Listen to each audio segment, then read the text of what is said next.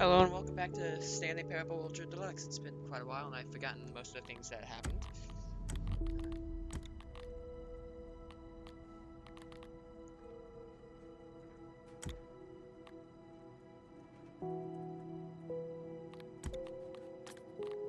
So yeah, let's just begin the game.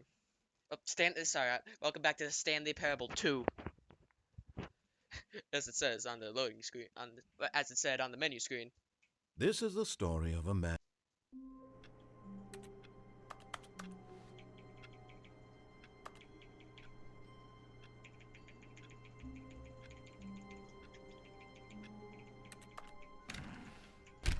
But Stanley simply couldn't handle the pressure. What if he had to make a decision? What if a crucial outcome fell under his responsibility? He had never been trained for that. Let me out! This couldn't go any way except badly. The thing to do now, Stanley thought to himself, is to wait. Nothing will hurt me. Nothing will break me. In here I can be happy forever. I will be happy. Stanley waited. Hours passed, then days. Had years gone by? He no longer had the ability to tell. But the one thing he knew for sure, beyond any doubt, was that if he waited long enough, the answers would come. Eventually, someday, they would arrive. Soon, very soon now, this will end. He will be spoken to. He will be told what to do. Now it's just a little bit closer. Now it's even closer. Here it comes. What? Oh.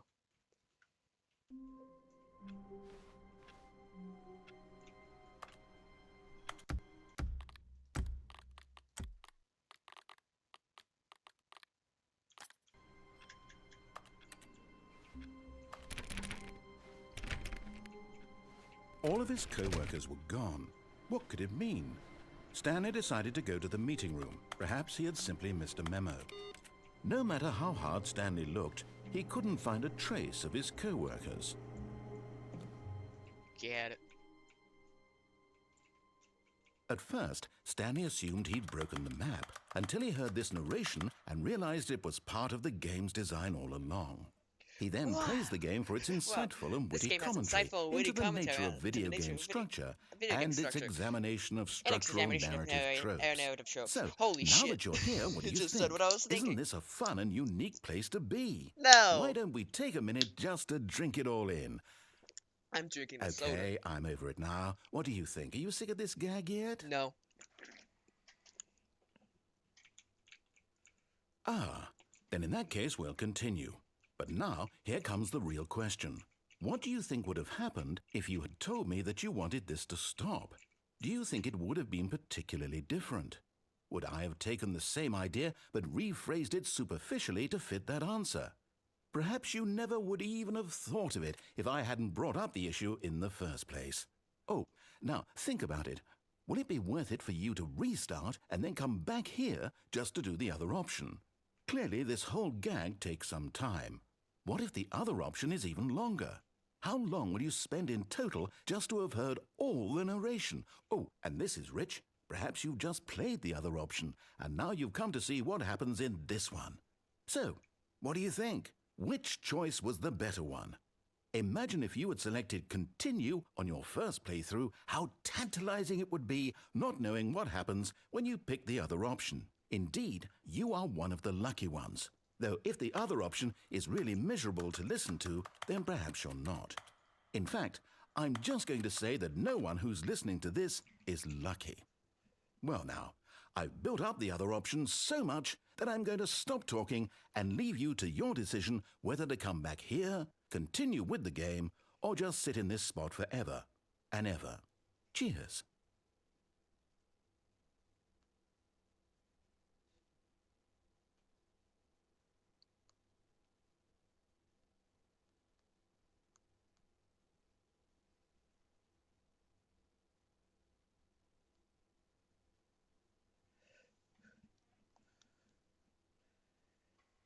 Hold on, I gotta. Alright, I'm back. Let's try the other option. They never would have guessed. All of his co-workers were gone. What could it mean? Stanley decided to go to the meeting room. Perhaps he had simply missed a memo. At first, Stanley assumed he'd broken the map, until he heard this narration and realized it was part This of the game game's has really design all cool along. narrative He and then praised the game for its insightful and witty commentary into the nature of video game structure and its examination of structural narrative the way they examine them tropes. is pretty cool. So, now that you're here, what do you think? Isn't this a fun and unique place to be? Why don't we take a minute just to drink it all in? Okay, I'm over it now. What do you think? Are you sick of this gag yet? Well, I don't know how to say this politely, but you could literally just hit escape and restart the game any old time you want, like right now. You could have done it just then. Now would also be an appropriate time to quit. Any of these points and so many, many more, all of them are appropriate. I'm enjoying what seems to be an internal conflict going on where you are literally unable to act on your own desires to restart the game. So, just to push the envelope, I'm going to try and make this as miserable as possible and see how long you can maintain. Look at that fucking window! There once was a man named Stanley, who people considered so manly. But the truth must be told, he was not very old and was quite particularly gangly. What Stanley liked most was buttons. He pushed them like some kind of glutton. He did it all day in a meaningful way, but his brain had long ceased to function. Which is why he is in this parable and lives an existence quite terrible. And if you are not strong and keep playing along, you too will become quite unbearable. Yes. You too will become quite unbearable.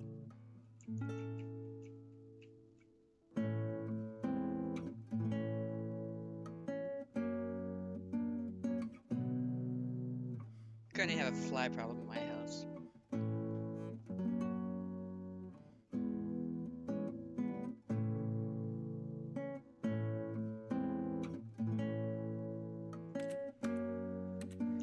Alright, I'm bored. Let's play the game the way the game play game. All of his co-workers were gone. What could it mean? Stanley decided to go to the meeting room. Perhaps he had simply missed a memo. No matter how hard Stanley looked, he couldn't find a trait. Oh, please. Are you really just doing this for the achievement? Click a door 5 times. Is that all that you think an achievement is worth? No. I can't just give these merits away for such little effort. A measly 5 clicks. Now suppose you were to click the door 20 times. I would say that's the kind of effort that warrants recognition.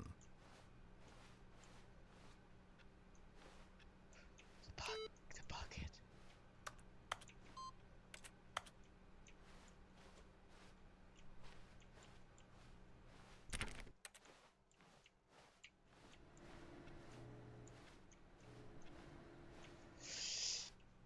Hold on, I'm gonna go without the bucket today for a sec.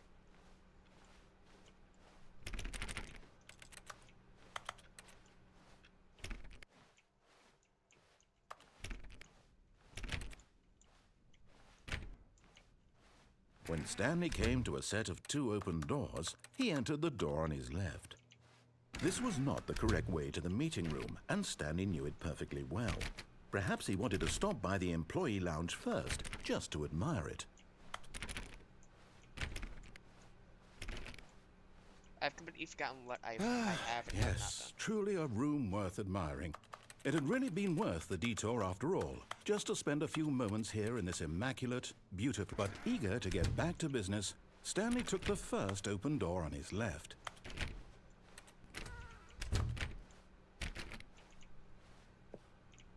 Stanley was so bad at following directions, it's incredible he wasn't fired years ago. What's this?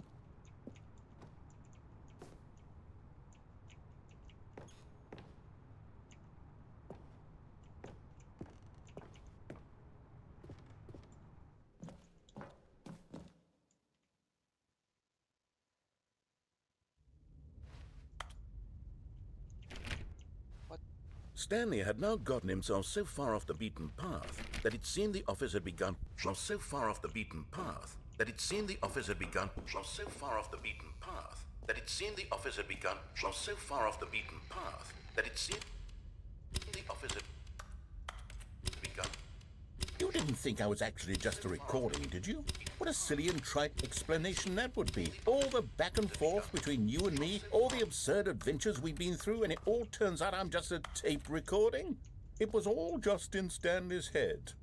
I bet that's the kind of twist you think is revelatory. I bet each and every time you watch a movie where it turns out all to be in the main character's imagination, you must absolutely bolt off the couch in pure shock at the phenomenal and intricate storytelling. It must be so simple to be you. Life being an unending waterfall of surprises and delights. How much more exciting you must find the world than the rest of us do. Now I've become sad. Look what you've done to me. This is all your fault. My bad.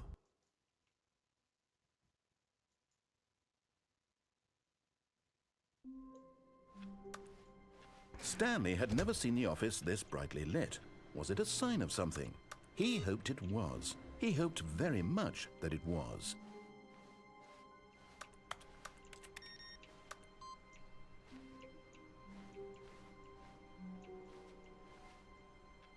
A good bucket, a strong bucket, a humble bucket, a committed bucket, a bucket of culture and distinction.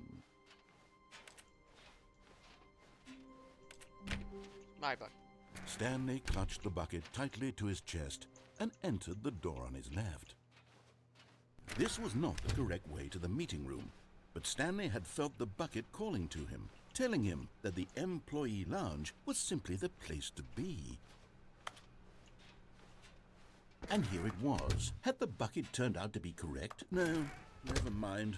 The bucket was wrong. Stanley took the door on his left to go back to the meeting room. No, Said the bucket. don't go to the meeting room. Go somewhere else. The cargo lift, yes. Go there.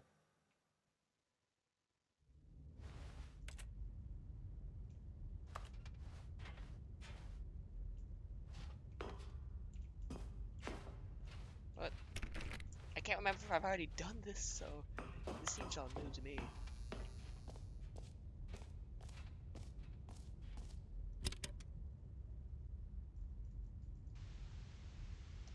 Okay, this is day number 295, tape number... I don't even know. I've lost track. Nothing feels real anymore. The longer I study this bucket, the less sense anything makes. The sheer euphoria I feel every time I pick it up.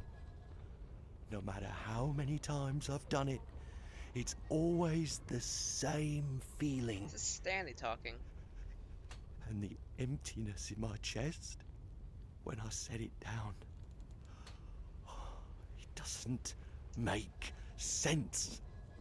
There's no explanation for it. I still haven't figured out why I see the world so differently when this bucket is in my arms. Why everything feels so... What do I do with this treasure? I can monetize it. Yes.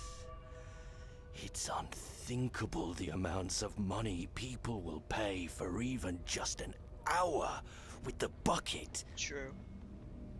This is my golden ticket.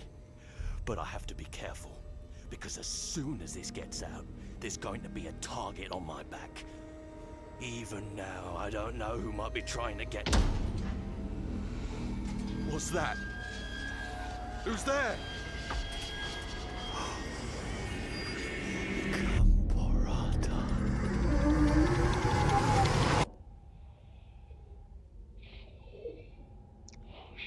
What?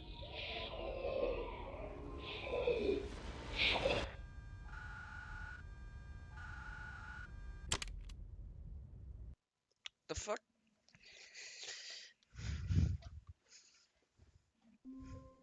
Okay. Stanley had never seen the office this brightly lit.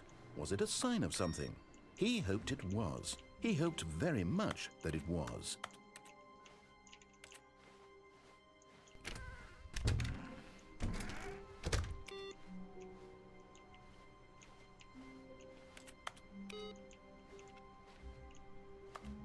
Ah, the embrace of an old friend, a weathered companionship that stands the test of time. Stanley clutched the bucket tightly to his chest. This was not the correct way to the meeting room, but Stanley had felt the bucket calling to him, telling him that the employee lounge was simply the place to be. And here it was. Had the bucket turned out to be correct? No, never mind. The bucket was wrong. Stanley took the door on his left to go back to the meeting room. No, Said the bucket. don't go to the meeting room. Go somewhere else. The cargo lift. Good, Said the bucket. now ride the lift all the way to the top. There's something up there I need you to do. Stanley did not question why or how this bucket was speaking to him. It should have alarmed him, of course, because buckets can't talk. They can't? But Stanley chose not to think about this obvious fact. He was firmly convinced that the bucket had spoken to him, and he unthinkingly did whatever the bucket asked. Okay. In here. Said the bucket. Go into this dark room over here. Stanley once again obeyed But this blindly. ain't a dark room. Oh, that is.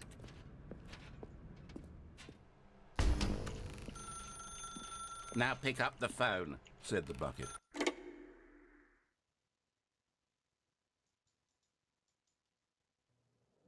This is the sad story of a man named Stanley and his bucket. Once upon a time, I gave Stanley a bucket because I thought he was lonely and could use a friend. And then, very distressingly, he began to believe the bucket could speak to him.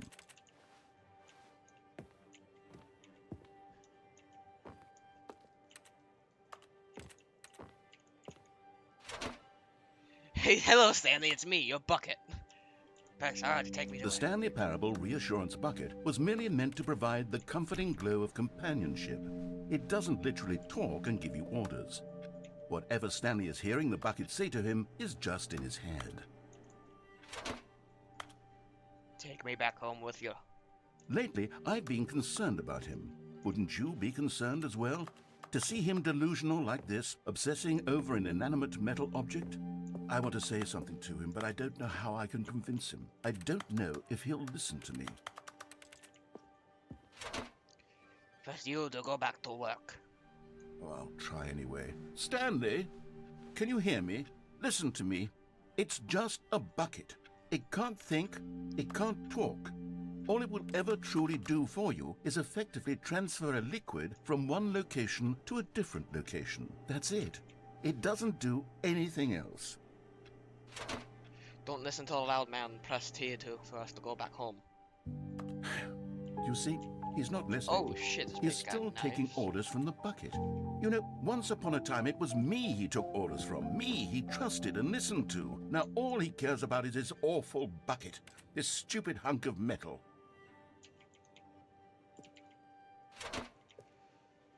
Ignore anyone in your life except me. It's sad, but I suppose he doesn't need me anymore. From now on, he's just going to cling to this bucket, this cold, empty bucket, this sort of shiny bucket. Well, I'll give it this. The bucket does have a nice shine to it. Do you believe I'm real, don't you, Stanley? Press Q to go back home. Yes, I suppose on closer inspection that it doesn't quite look like your average hardware store bucket. It's just a little more, what am I trying to say? Sturdier, more capable of transporting liquid. Like it would be better at moving an amount of water from one room to another. I want to see something real quick.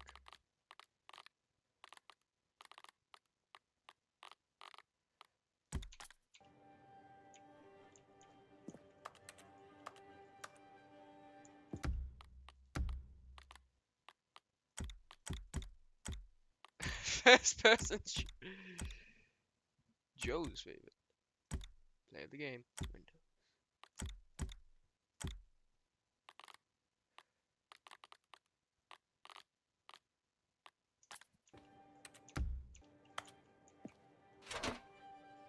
the same day with me over and over and over. Oh my God, what am I saying?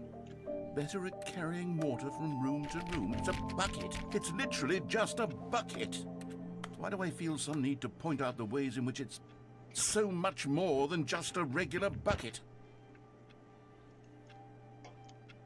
It's not just a bucket. It's the bucket. Go to work. Go home to work, to home, to work, to home. Oh no. I'm having feelings for the bucket. Oh, no. What's going on? Why do I want to be with the bucket? Hear what the bucket has to say. Do anything it asks. What's wrong with me? I don't understand. Perhaps if I had the bucket, this would be less confusing. Yes. Stanley, The no. bucket could tell me what to do in this troublesome situation. Stanley, give me the bucket. Give it to me. Give me the bucket, Stanley. No. I need it. Give it to me now. Give it, or I'll... My bucket. Go back to work, Stanley.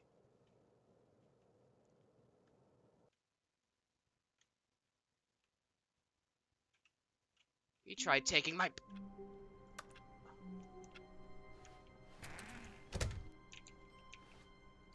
The bucket made Stanley want to be a better man and a better co-worker. In time, perhaps, he would become both of those things. Stanley clutched the bucket tightly to his chest and entered the door on his left. This was not the correct way to the meeting room, I want to see if we can get but the Stanley had felt the adventure bucket line calling to and him, things telling to the him that bucket. the employee lounge was simply the place to be. And here it was. Had the No. bucket turned out to be correct? Was it? No, never mind. The bucket was wrong. Stanley took the door on his left to go back to the meeting room. No, Said the bucket. don't go to the meeting room. Go somewhere else. The cargo lift, yes. Go there. Go to the cargo lift. Good, Said the bucket. now ride the lift all the way to the top. There's something up there I need you to do. Stanley did not question why or how this bucket was speaking to him. It should have alarmed him, of course, because buckets can't talk. But Stanley chose not to think about this obvious fact. He was firmly convinced that the bucket had spoken to him, and he unthinkingly did whatever the bucket asked. No, stop. Look there on the wall. You see, there's a sign right there. It says, "No buckets past this point." Stanley, how could you think it was okay to bring the bucket here? Unless... What if the problem is that you actually don't know what is a bucket and what isn't a bucket? I suppose that would explain a lot about your behavior up to this point. Which, if that's true, well, my goodness, I think we have to do something about it. This misunderstanding could have dire consequences on the entire rest of the game if not addressed quickly and properly. So much of the impact of the story is dependent on your understanding of what is and isn't a bucket. Please, So this game is highly important for a bucket. This bucket is highly important to the game, huh? Is this a bucket? now then, I'm going to run you through some test scenarios, and you'll tell me whether or not the thing I'm showing you is a bucket. Simple enough, right? This should tell us everything we'll ever need to know about what is or is not a bucket. Okay, let's begin. Item 1. Is this a bucket? Incorrect. It is a hologram of a bucket, not an actual bucket.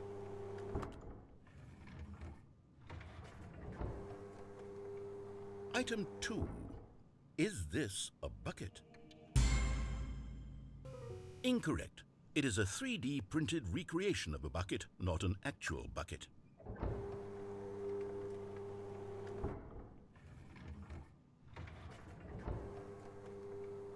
Item 3. Is this a bucket? No. Incorrect. This is a bucket. This is fucking rigged. Item 4. Is this a bucket? Correct. This is a tractor and not a bucket. To be honest, I just sort of put this one in here as a gimme, but I was starting to get concerned that even this might be too much for you. Thank you for not making me look like an idiot. Okay, next one.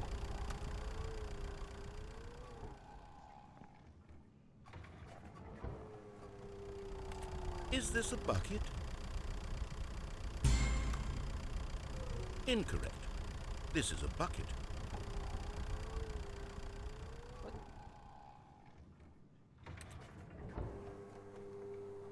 Item 6. Is this a bucket?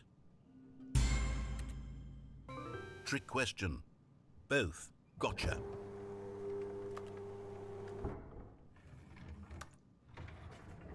Item...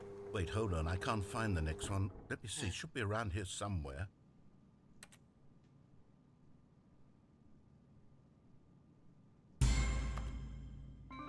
Yes. Thank you. There's nothing here. Of course it isn't a bucket. We both know full well that nothing isn't a bucket. Wait, when I say nothing isn't a bucket, that makes it Wait. sound like I'm saying everything is a bucket, which of course is not true. Unless... Is that what you think? Answer me straight, Stanley. Are you trying to tell me that you believe everything is a bucket? You know what? I'm too confused to even sort it out.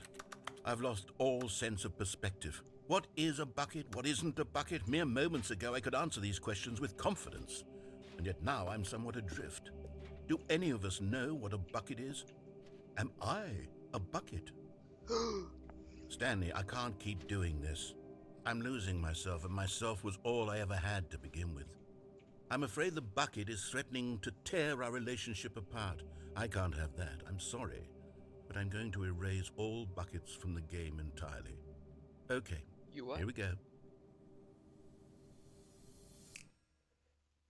Wait, what? What happened? Is everything gone? Why did everything disappear? Wait, It was all was everything bucket. a bucket? Every single thing in the game was a bucket. Oh my God, I had no idea. How could... Except me.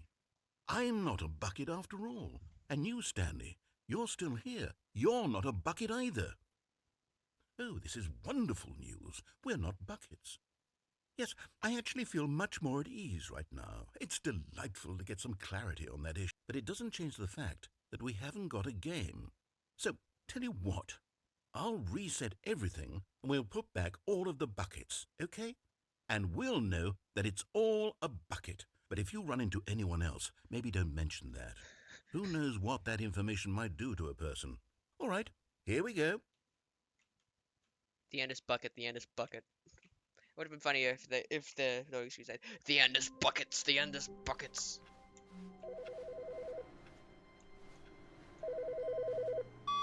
Hi, Stanley. Just wanted to leave you a message to let you know there's a few things I need you to pick up on your way home from work today. We need milk, cereal, dish soap, spaghetti, get a thing of sugar, some bread, and coffee beans, whichever ones you like. I'll give you a call if there's anything I forgot. Thanks, sweetie. See you tonight. Alright.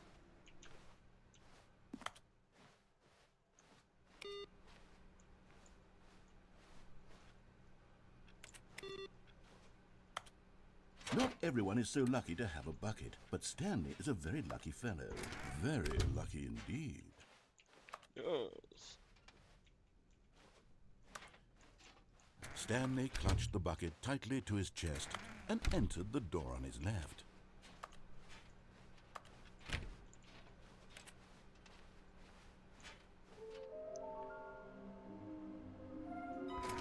There will be a reward for signing off. Stairs. Something to do with stairs. Nearby a fireplace. Somewhere both red and blue.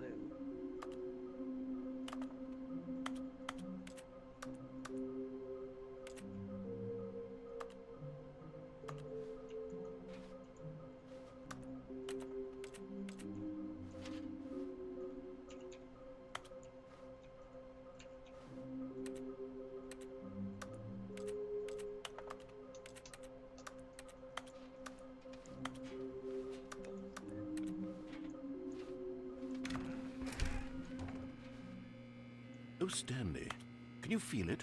The broom closet. It wants the bucket. You can feel that, can't you? The aura of jealousy. It's as clear as... Coming to a staircase, Stanley and the bucket walked upstairs to the boss's office. Okay, I'm going back to the name of these little Stanley figurines. and now I'm torn between Stanlerines and Figlers. What do you think, Stanley? What name better encapsulates the intrinsic sense of happiness that you get from seeing a small number in the corner of your screen go up by 1? Let me sit on it. I'm sure it will come to me.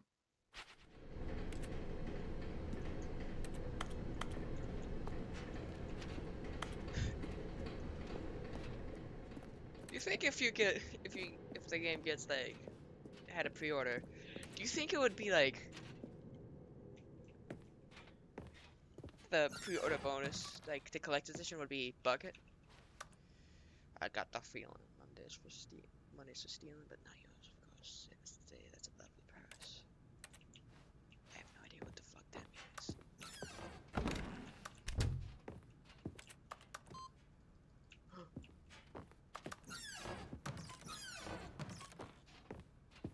Whoa.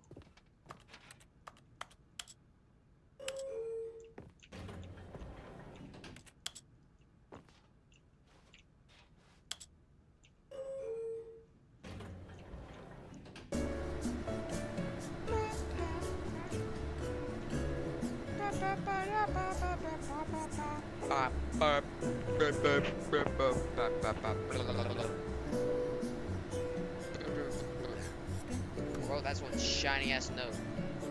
So, how long is this elevator ride gonna take? You know, I should have thought about that before I the elevator. Eh, fuck it, I got a bucket.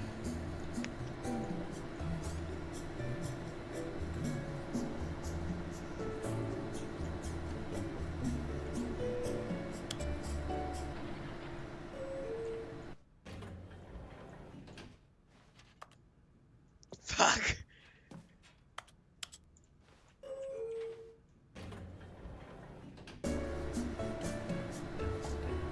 Okay, wait a second. This goes nowhere.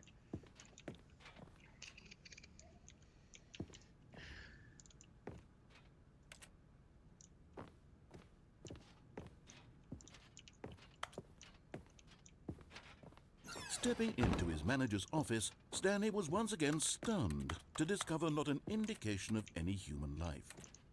Crushed by the weight of this revelation, Stanley may have broken down into an emotional dumpster fire if not for the soothing presence of the bucket.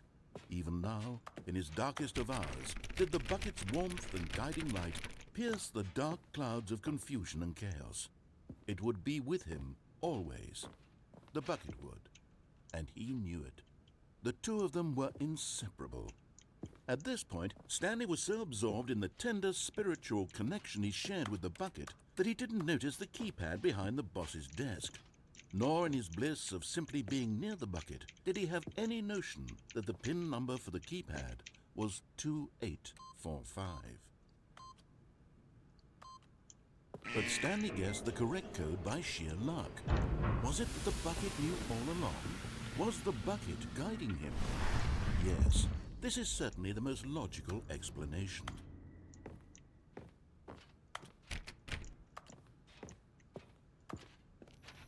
Now it says something about a fireplace. You're getting close now, Stanley. You've nearly gotten all of the Figler and Marines. Very soon, you'll collect the last one, and then the first number will equal the second number, and that will be it. We'll be different people by then. Different in the sense that we used to have none of them, and now we have them all.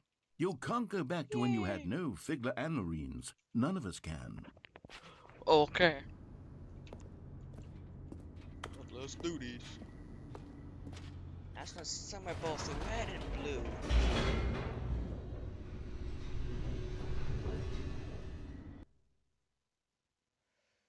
Both red and blue. The elevator raced downward, plummeting towards an unknown fate. It would be all Stanley could do to keep himself together, if not for the bucket. Soothing him, comforting him, reassuring that in this darkest moment of uncertainty, he would be all right. The bucket is here for you, Stanley. Everything will be fine.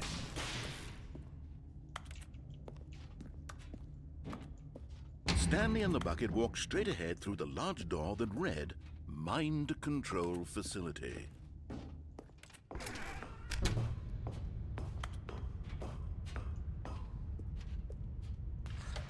The lights rose on an enormous room packed with television screens. What horrible secret did this place hold? Stanley and the bucket both wondered to themselves. Hold on.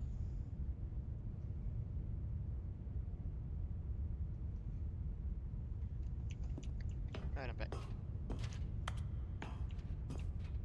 Oh, hey, I know that one cow. The monitors jumped to life, and Stanley nearly dropped the bucket in shock. Everyone in the office was being videotaped, monitored like guinea pigs. The bucket had never seen anything like this, and it very nearly burst into tears as Stanley cradled it gently, reassuring it that everything would be fine.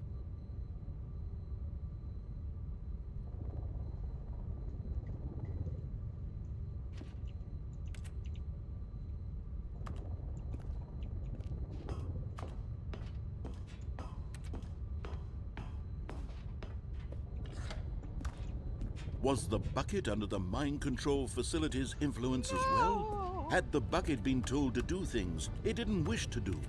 What kinds of things does a bucket want to do or not want to do in the first place? These questions raced furiously in Stanley's feeble mind.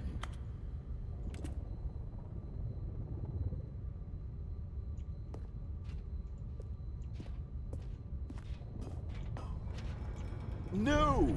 He screamed into the bucket. He couldn't accept it. His own life in someone else's control, never! He squeezed the bucket tighter, his one friend in the entire world. At this point, he could trust no one except for the bucket. But here was the proof. The heart of the operation. Controls labeled with emotions, happy or sad or content. Walking, eating, working, all of it monitored and commanded from this very place. And as the cold reality of his past began to sink in, Stanley decided that this machinery would never again exert its terrible power over another human life. For he and the bucket would dismantle the controls for good. Two best friends, Stanley and the bucket, up against the world. They high-fived in a really cool way. Nice. And the bucket made a sassy comment about taking down the system.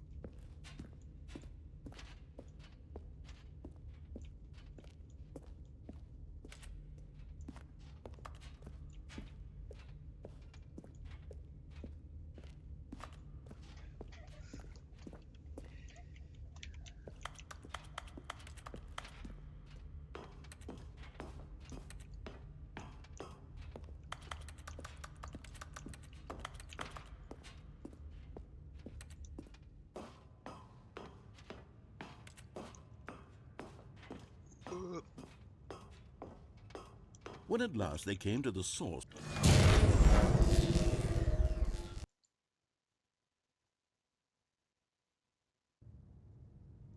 Stanley and the bucket waited in blackness. Was it over? Yes, they had done it. Stanley and the bucket had defeated their greatest and darkest enemy. Stanley and the freed bucket. themselves from the tyrannical grip of the evil mind control machine. Freedom was now mere moments away. Excitedly, the two of them began to discuss the kind of life they wanted to live once they stepped through this massive door. The bucket wanted to learn to roller skate. Stanley wanted to sneeze in every country on Earth. Both of them wanted to begin watching a movie, any movie, but then stop it halfway through and begin watching it in reverse from the end. True, it was a simple life they envisioned, but it was one they that actually lived sounds together, fucking awesome. with The one whole another to lean on, to trust, watch a to movie halfway support, through. and And What? Wait. What was happening? Why had the door stopped? Was Stanley and the bucket not about to be freed? An unbearable silence filled the room, lingering in uncertainty, until finally the truth hit Stanley square in the face. This building did not want the bucket to leave. Throw the bucket over. No! Even the facility itself recognized the incredible calming presence of the bucket, needed the soothing warmth of the bucket, would go to any lengths not to part with the bucket. No, no, no. Stanley can't leave this place. Not while he has such a precious bucket in his arms. Not while this building has anything to say about it. Stanley realized he would never again leave this very room. But at least he has the bucket. To be trapped eternally in darkness isn't really so bad, Stanley thought to himself. As long as I have my bucket with me, right? I'll be okay, won't I? Stanley gulped. Very soon now, he was about to find out.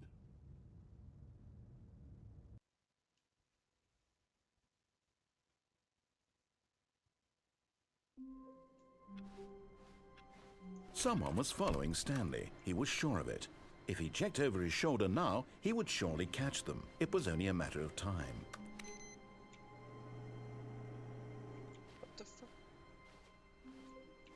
You can't just say that.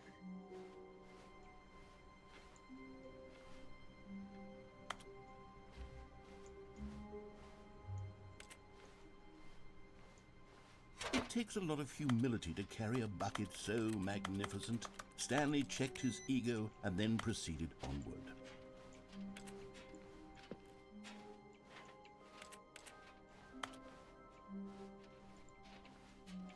Stanley clutched the bucket tightly to his chest and entered the door on his left.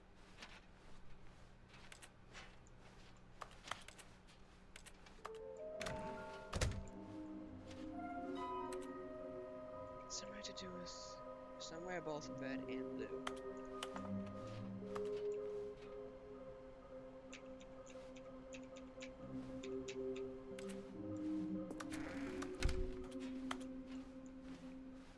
Coming to a staircase, Stanley and the bucket walked upstairs to the boss's office.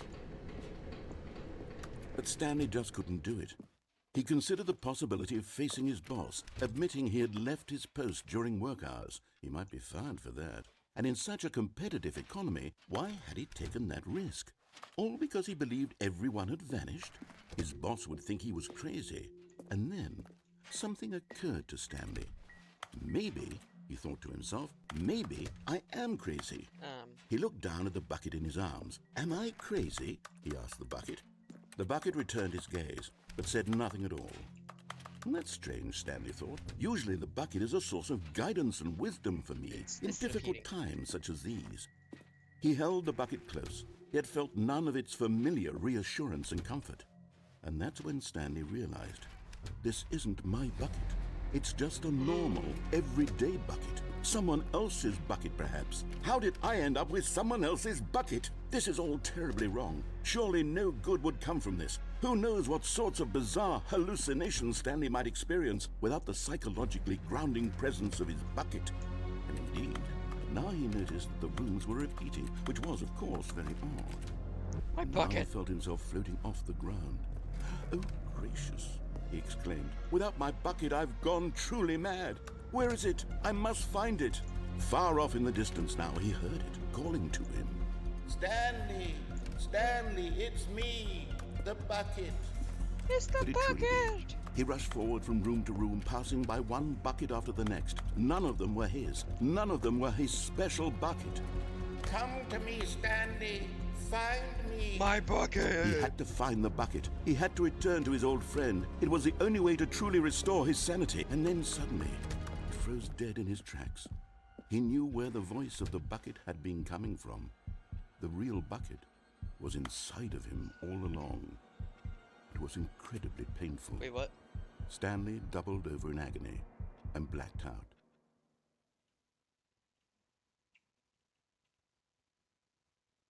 This is the story of a woman named Mariella. Mariella woke up on a day like any other. She arose, got dressed, picked up her bucket of comfort and security, and walked to her place of work.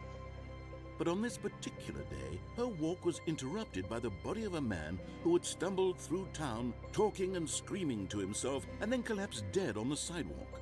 Right away, she knew what the problem was. This man had no bucket. Of course, he'd gone mad, ranting and raving about a narrator describing all of his actions and how everything is predetermined and free will is an illusion and it's all just a video game. It could all have been prevented if only he'd taken his bucket with him. Perhaps he didn't even realize he'd forgotten his bucket at home in the first place. How cruel the world can be, Mariella thought, and she hugged her own bucket even tighter. But of course, she had no time for this. There were a myriad of confusing problems she would soon have to confront at work, for which her bucket would provide absolute guidance and total clarity on everything. Heck yes, she thought to herself, my life kicks ass. And she backflipped all the way to work.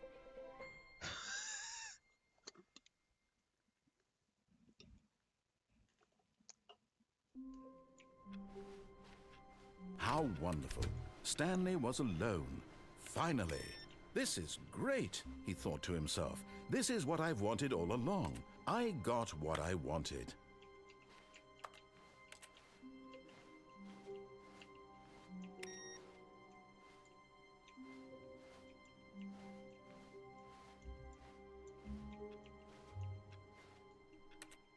Stanley cradled the bucket in a gentle embrace, protective yet delicate, assertive yet compassionate.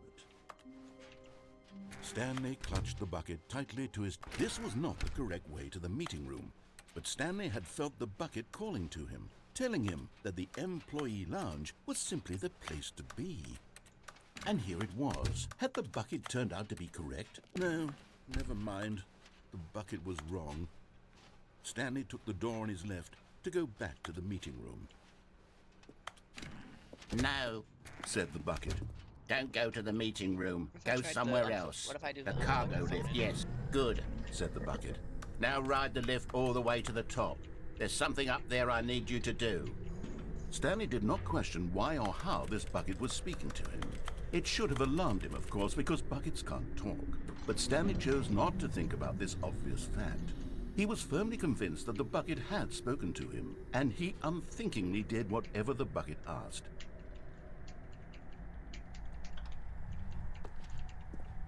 In here. Said the bucket. Go into this dark room over here. Stanley once again obeyed blindly.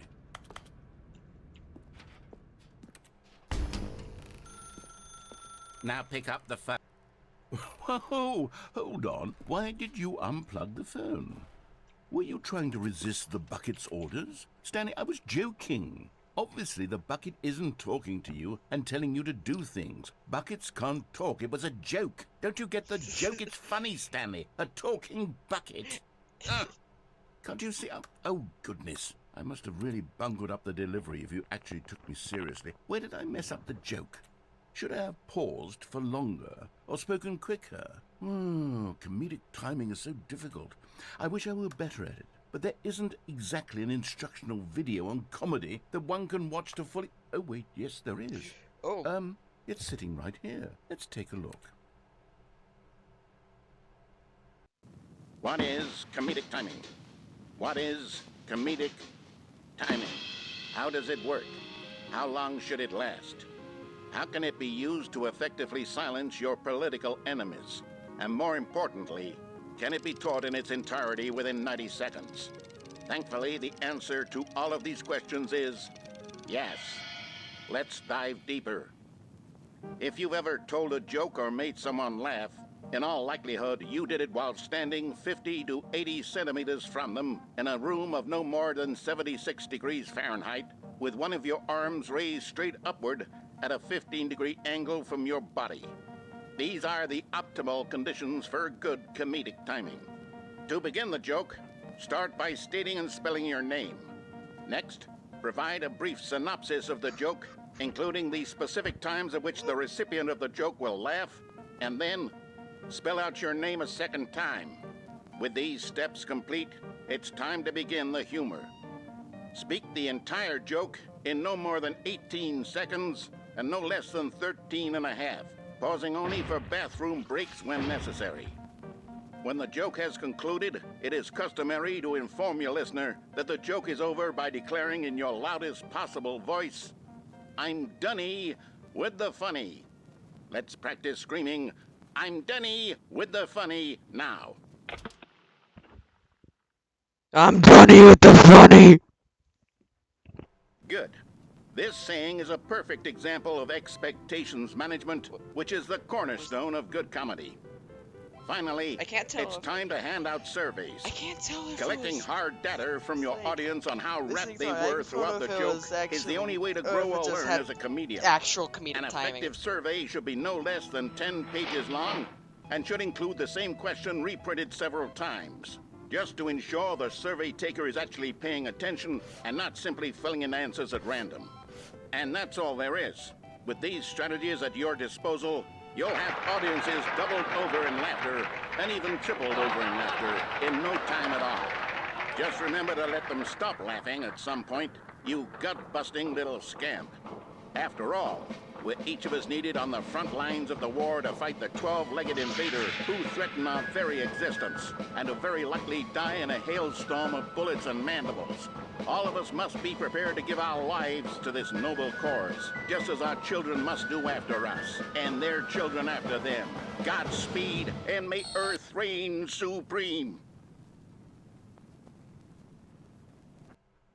Hey, goodness, this video is a little outdated, isn't it? Well, no matter. I think the fundamentals of proper comedic timing are still as relevant today as they were back then. So with that in mind, I believe the only way forward is for us to return to the two doors and walk through all of this again, so I can try telling my story with more appropriate comedic delivery. Come along, let's head back.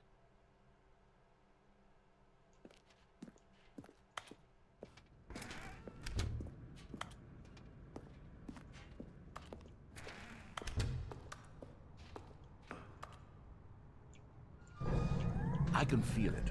This time, I'm really going to nail the delivery. You'll be in stitches. A talking bucket, you'll say? How ridiculous. How absurd. What a hilarious concept. The king of comedy. That's what you'll call me. Thank goodness we had the instructional video. Otherwise, who knows where we'd be right now. Well, I wouldn't be the king of comedy, that's for sure. The bucket spoke to Stanley. The bucket spoke. The bucket spoke. Oh, I'll figure it out on the fly. No need to overthink things.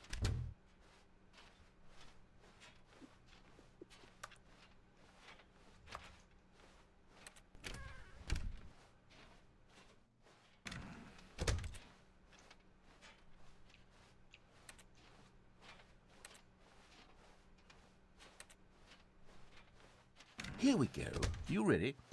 When Stanley and the bucket came to a set of two open doors, they entered the door on the left.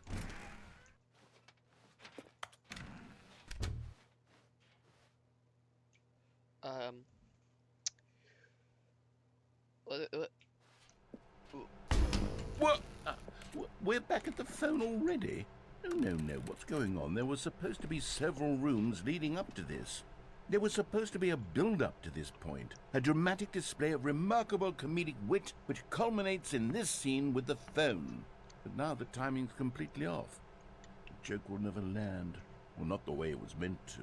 And it's all my fault. I must have forgotten that the phone room comes immediately after the two doors room. What an egregious mistake. I've made a fool of myself. I don't deserve the title of King of Comedy. I'm nothing. I'm not even the lowliest joke-telling whelp. I think I need to go back and rewatch that instructional video again. Yes, surely that will help me improve my... Here we go. You ready? When Stanley and the bucket came to a set of two open doors, they entered the door on the left.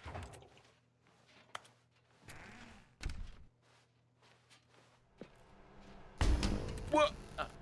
We're back at the phone already? No. Here we go. You ready? When Stanley and the bucket came to a set of two open doors, they entered the door on the left.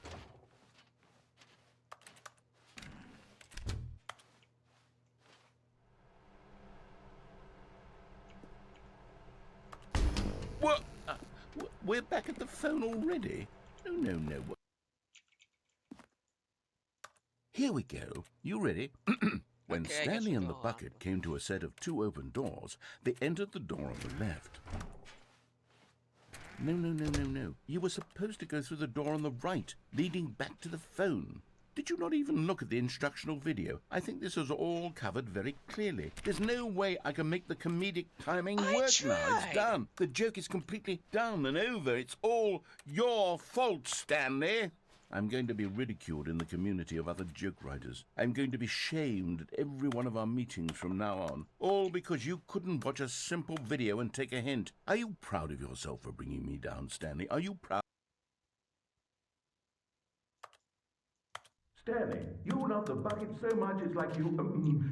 it's as though all of your other most prized possessions pale in comparison. Yes. Let me try that again, Stanley. I heard that you are pale with shame over how unabashedly in love with a bucket you are. No? Still not? Is it the delivery? Pale with shame. Pale with shame? Pale... What's another word to describe a bucket? Stanley, this bucket is so metal. I think I saw it playing guitar. No. We're getting away from making fun of Stanley's obsession with the bucket, which was the whole point of this. I'm no good at these jokes. I need more instructional videos. That's exactly what it is. That's what will make me... I can give you a buck to stop it. More instructional videos. Let's see.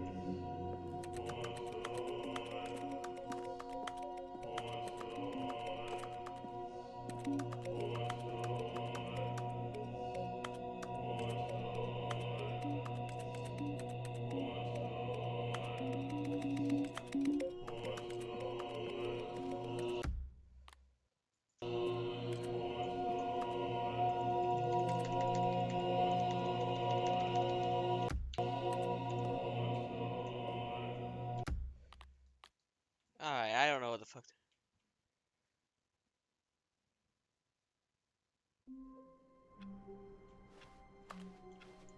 Just a step through this door, Stanley thought to himself. That's all I need. If I can make it through this door, I can make it through them all.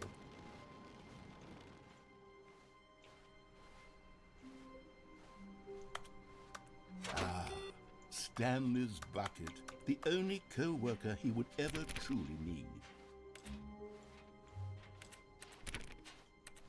Stanley clutched the bucket tightly to his chest and entered the door on his left.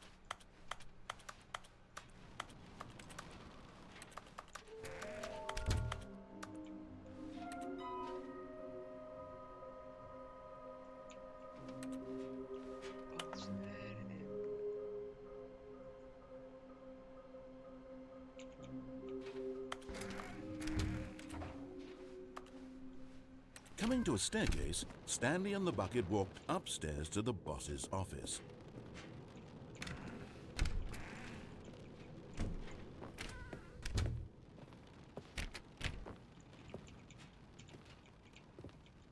Stepping into his manager's office, Stanley was once again stunned to discover not an indication of any human life.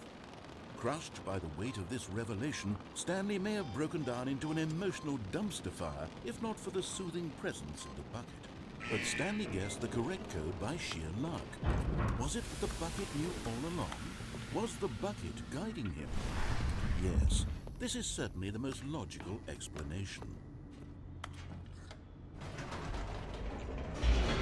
Okay, what if I do the yes to the mind control with the bucket?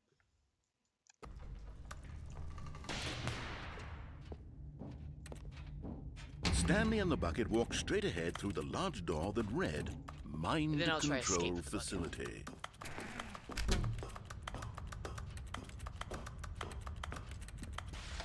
The lights rose on an enormous room packed with television screens. What horrible secret did this place hold? Stanley and the bucket both wondered to themselves. Like Zoink Scoob, mind control.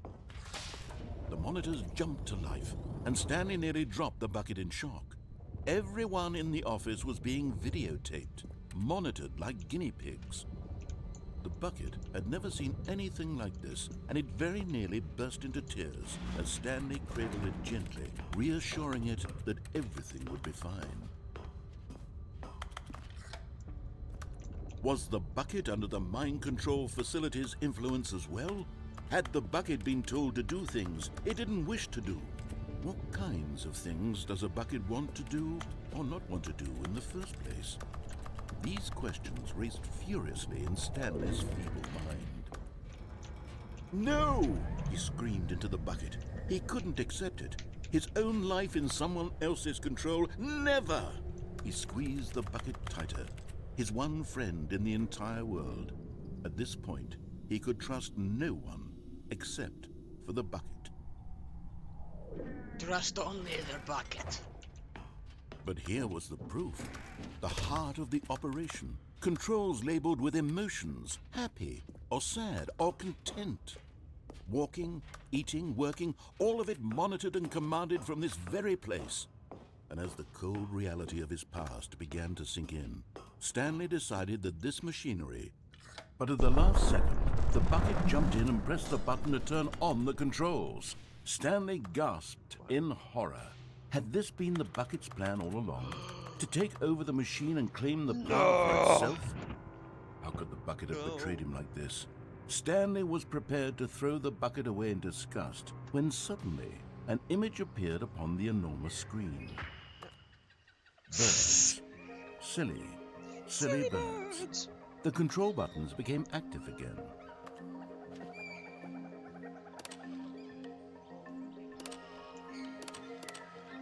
Stanley flipped through one video of silly birds after another, and then it dawned on him. This wasn't a mind control facility at all. It was a facility for monitoring and surveilling silly birds all over the world. The mind controls were only a facade to disguise its true intentions. Had the bucket known this all along? Stanley marveled at the metal genius in his hands, the one who had pointed him towards this incredible discovery. Stanley and the bucket never found freedom because they spent the rest of their lives here in this place, flipping through live streams of the silliest birds imaginable. Of all the possible paths his life could have taken, this one was surely the best. And Stanley was happy.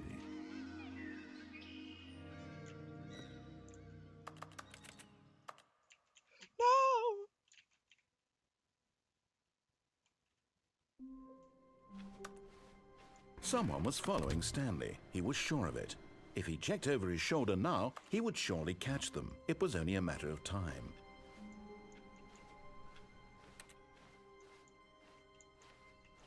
I'm not gonna take the bucket this time.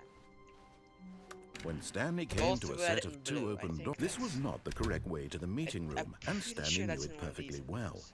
Perhaps he wanted to stop by the employee lounge first, just to admire it. The lounge was grand, majestic, perhaps, but eager to get back to business, Stanley took the first open door on his left. Stanley was so bad at following directions, it's incredible he wasn't fired years ago. Look, Stanley, I think perhaps we've gotten off on the wrong foot here. I'm not your enemy, really, I'm not. I realize that investing your trust in someone else can be difficult, but the fact is that the story has been about nothing but you all this time. What? Really? I was in the middle of something. Do you have zero consideration for others? Are you that convinced that I want something bad to happen to you? Why, I don't know how to convince you of this, but I really do want to help you, to show you something beautiful. Look, let me prove it. Let me prove that I'm on your side. Give me a chance. And there it is, the last Stiggly Wiggly. Savor this moment, Stanley. This is a real accomplishment. This is doing something just for the sake of doing it. I fucking knew it. Where so many people expect to be rewarded for the most trivial achievements, you've insisted that a job well done is its own reward. I did? I would tell you that I'm proud of you for collecting them all, but that would be like a reward, and we can't have that. So, instead I'll just say, it's done. We're all done here. And now we can go to whatever the hell you were doing before you hunted for figurines. Wait, that... Now listen carefully, this is important. Stanley walked through the red door. Aha, perhaps you misunderstood. Stanley walked through the red door. I still don't think we're communicating properly. All right, fine, go ahead, Stanley. You want to know so badly what's out there? You want to find out what lies at the end of this road you've chosen? Well, don't let me stop you. You see? There's nothing here. I haven't even finished building this section of the map, because you were never supposed to be here in the first place. The reason I'm still doing this, I Broken forgot rooms, what... exposed developer textures. Is this what you had wanted? Was it worth ruining the entire story I forgot I'd which written game out it specifically for references. you? Do you not think I put a lot of time into that? Because I did. And in the end, it was all for nothing. Because this is what you wanted to see. Help me here, Stanley. Help elucidate these strange and unknowable desires of yours. What would have made this game better? What did you want to see? Vehicles? Skill trees? Work with me. You've given me absolutely nothing so far. Tell you what. Let me take a stab in the dark at a new design, and you can give me some feedback. There we go. A third option. This already feels leaps ahead of where we were before. Go ahead, Stanley. Take it for a spin.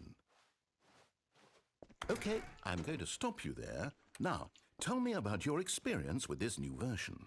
Would you say that the game benefited from allowing you more choices? Feel free to be honest. I'm looking for some real critical feedback here. Aha!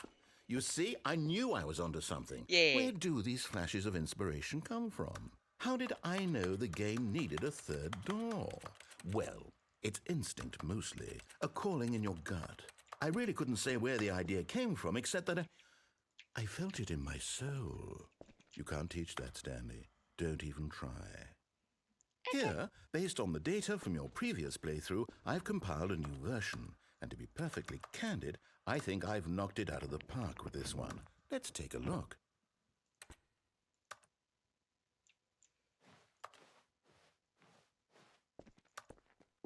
Now, would you say that competitive leaderboard helped you feel motivated to keep walking through doors? Again, honest answers, please.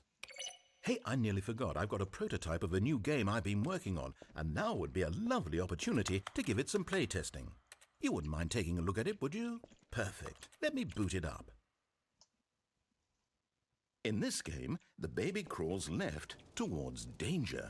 You click the button to move him back to the right, and if he reaches the fire, you fail. It's a very meaningful game, all about the desperation and tedium of endlessly confronting the demands of family life. Okay. I think the art world will really take notice. But of course, the message of the game only becomes clear once you've been playing it for about 4 hours. So why don't you give it 4 hours of play to make sure it's effective? Be sure to keep notes on your experience. It actually does something after 4 hours.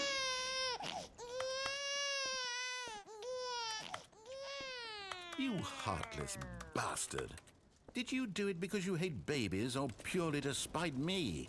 Because if it's the latter, well, I don't know what to do. I'm completely out of ideas. I can't think of a single thing that might improve the experience for me. I'm not even going to try. I'm out. I'm done. It's over.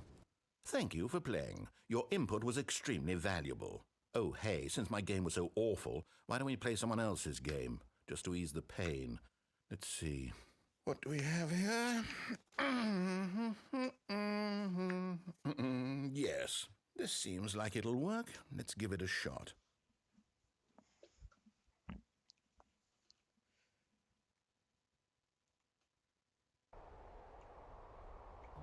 Oh yeah, Firewatch! Ah, fascinating. What do you think this game is about, Stanley? What's our backstory? What is our motivation? Well, it seems obvious to me that you are meant to play as a creepy man spying on I've played innocent this game. civilians below you from up high in your creep tower, perhaps for some sort of twisted erotic It's actually a really purpose. good game. Yes, that must be it. What a fascinating venture into the experience of total mental depravity. So far, I love everything about this game, Stanley. And it seems there's even more. Come, let's venture outward and see what else is out there. Fucking Minecraft is awesome.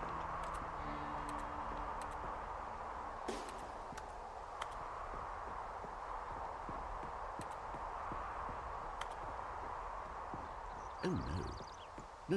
No, it can't be. It is. It's an open world game. Good God, quickly block it off. Oh, thank goodness, Stanley. What a close call. You nearly wandered off into that thing. That big, open, just wandering around. No right or wrong directions. No path to follow. You can just go in any... Oh, thank heavens we avoided it. We're out of the woods now, Stanley. Okay, I'm going to get us out of here. Let's find another game. Preferably something with walls. Something with nice, big, insurmountable walls. Okay, I think this will be just the thing. Okay. Wonderful. See, this is exactly what I had in mind. Just a nice big box for you to run around in. There isn't Just any me, or am I possibility kinda that you could get lost here. skewed? Now this is game design. Stanley, if you manage to get lost in this game, I will be phenomenally impressed. Okay, so what exactly do we do here? Let's see.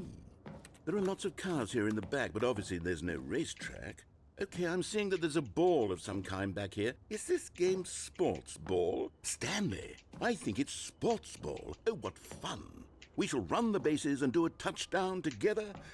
Yes, I think surely we must. Okay, Stanley, here's the ball. Have fun.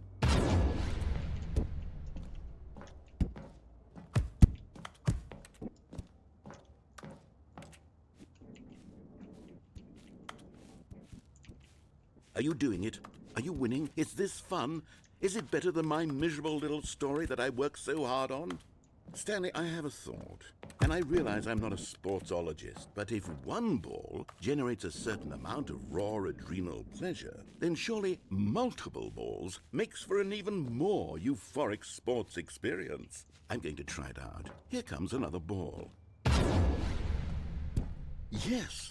Oh goodness, that really does feel amazing, doesn't it? Stanley, I'm like a child in a confectionery shop. I simply have to have more. I'm insatiable. Yeah, this narrator More loves his balls!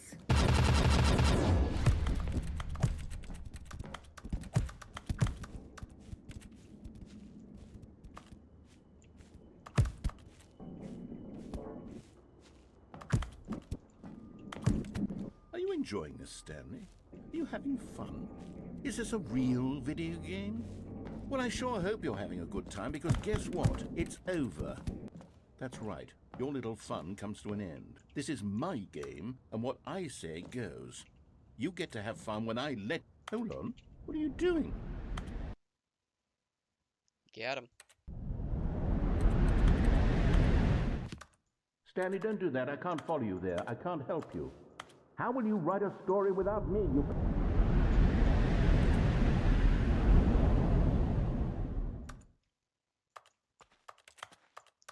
Half-Life 2 textures.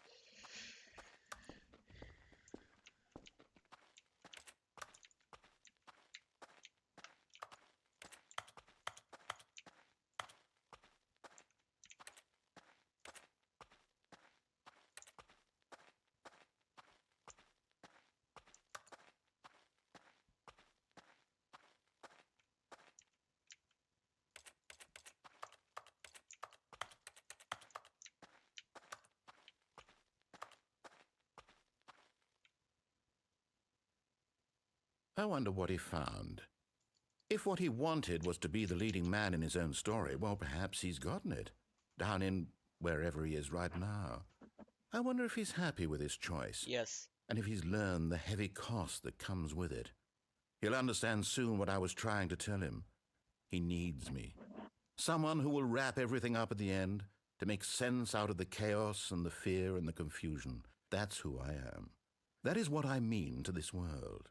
Oh, yes. Yes, I'll be back. There's no other way. Once this ends, after it all comes to a close, then I'll be back. The end will be here soon. Very soon. I can wait.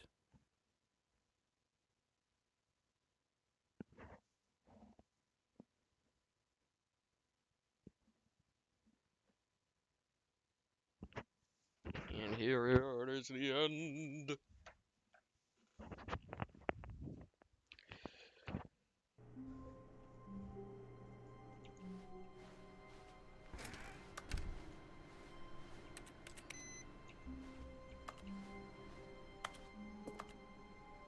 Stanley, I'm sorry, but I have to put a pause on things. It's those figurines, those figglers. I haven't stopped thinking about them since you nabbed every last one. Wasn't it just the most intrinsically fulfilling moment of your entire life? Didn't it fill you to the brim with inner richness? Yes, I know we're supposed to be telling a story, but won't you please indulge me with one more trip back to the memory zone?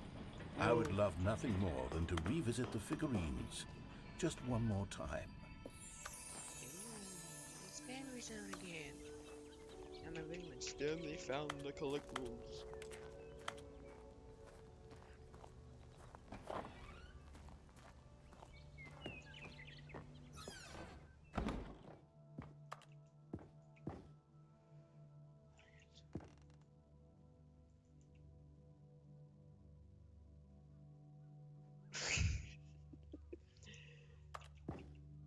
Yep, that's true. It did win that. Zone, sweet zone.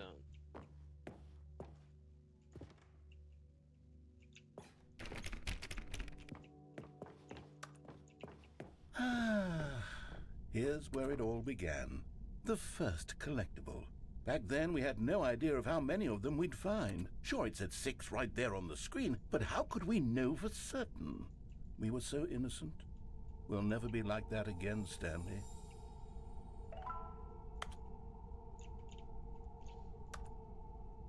I just got another one.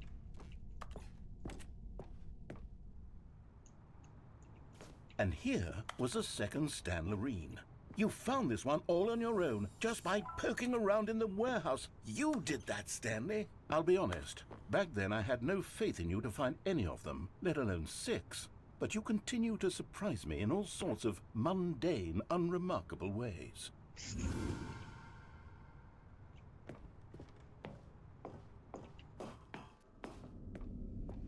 Okay, let's do a little quiz.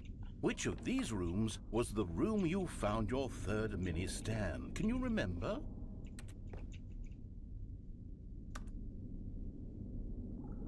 Third mini stand I had, so it had to be Boss's bathroom. Wait, no, under stairs.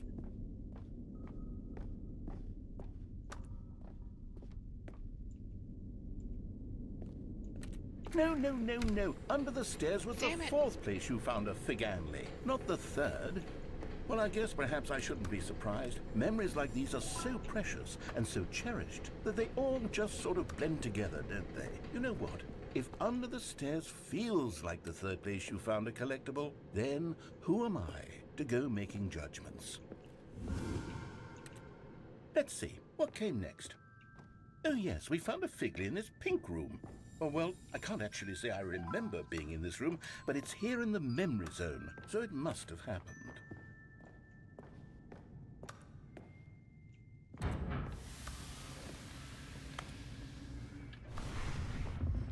This was the 5th mini-stand, and this one was really something special. It was behind the boss's office. I remember it so clearly. Oh, it's the one in the pink In room? fact, because this one is particularly the one you special to me, missed. I made a little video to commemorate the occasion.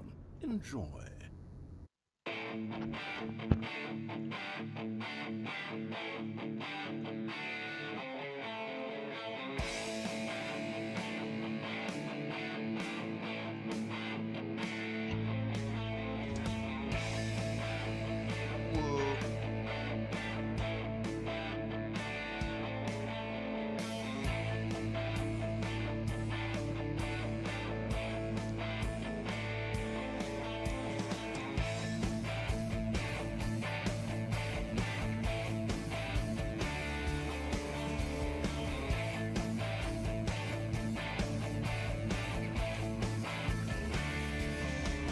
When I put my answer Takes you back, for doesn't third it? one, I spent a lot of time making that video, but it was 8 minutes I wouldn't have spent on anything else. Hold on once. Okay, I'm back. Anyways, whenever when I put like the whole like when I set my answer as the third mini stand I found being the one on the stairs, I thought like I was about to go like it has to be the boss's office, but then I was wondering if it had to do if it was going by list order. I didn't know it was actually tracking my actual progress to the game. So now howdy. And then, Stanley, then we came to the last collectible, the final figurine, right here by the red and blue doors. This memory is the most distinct and clear in my mind, perhaps because it was the one that happened more recently than all the others. Who can truly say how the mind works? All I know is that this is the moment where you picked up a Figley and I thought to myself, yes, that's all of them. They're all collected. It was a moment unlike any other. Except for the other moments picking up figurines, which it was exactly like.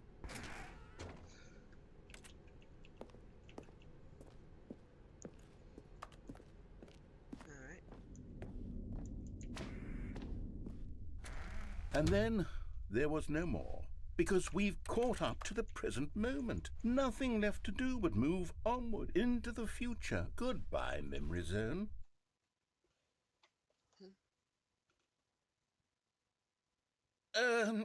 No, I'm not done. I'm not ready to move on. Stop the loading screen. Isn't there some way we can stay here, keep enjoying these figurines? Let's just go backwards. We'll do the memory zone again from the opposite direction. See how that feels. Okay. Does that mean we're getting more collectibles? Okay, yes, the room with the red and blue doors. I remember this. I must say, of all the figurines we looked at in our initial tour of the memory zone, this one is the most distinct and clear in my mind. Let's keep going. I want more.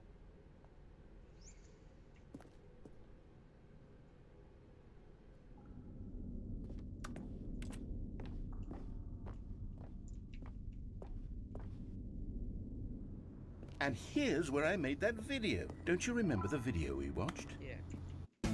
God damn.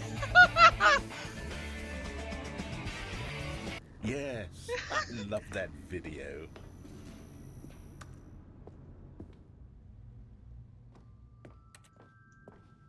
Still don't remember the pink room, Stanley. Still no memory of this one. Good room, though. A solid room. Yeah. These really were a treat to hunt down. You know, if there had been any kind of reward for finding all of these, it really would have muted the intrinsic joy of collecting them. I'm very glad we resisted the temptation. Next one.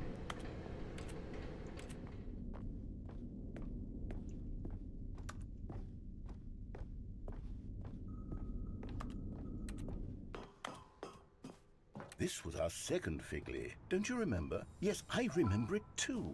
The past is truly a wonderful thing. Why does anyone ever choose to leave it? Keep going. Okay.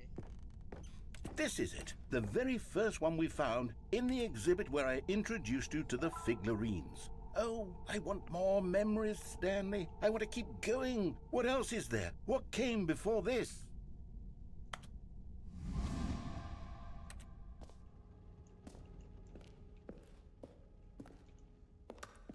The museum.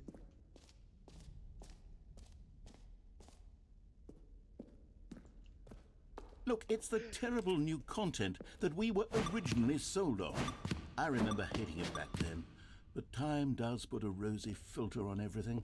In fact, I dare say I'm actually quite fond of it now. Look how much fun the past is. I want more. More memories. Oh, yes, the two doors. Who could have forgotten that? A classic memory, this one.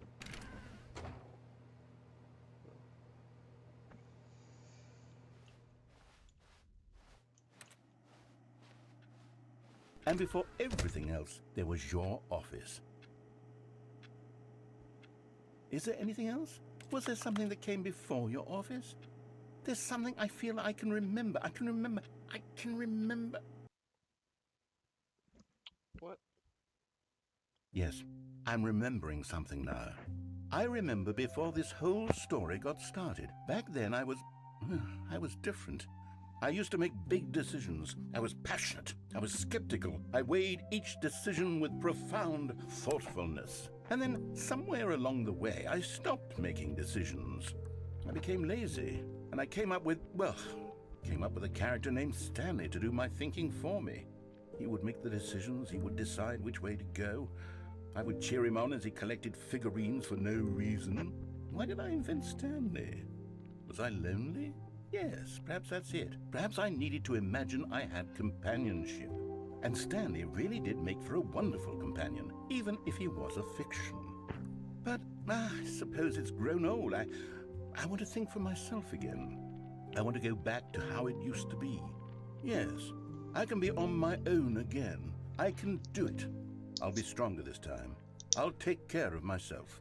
I don't need Stanley anymore. Oh, but he truly was so much fun to play with. You know what? Since we're in the memory zone, how about one more good memory? Let's go back just once and give Stanley one more run of the office, and then I'll retire him for good. I did enjoy telling his story so very much. Okay, here we go. This is the story of a man named Stanley. Ooh. Oh, that is goddamn clever. A soft wind blew outside and perhaps rain started, and if it did, it stopped shortly after. Stanley hoped that he would one day see weather. That was clever, the way he fucking did that.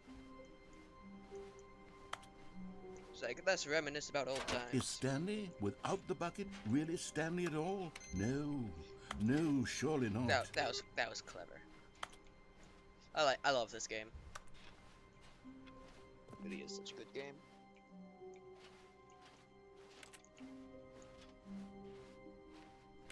Stanley clutched the bucket tightly to his chest. This was not I the have direct not way tried to the meeting something room, yet.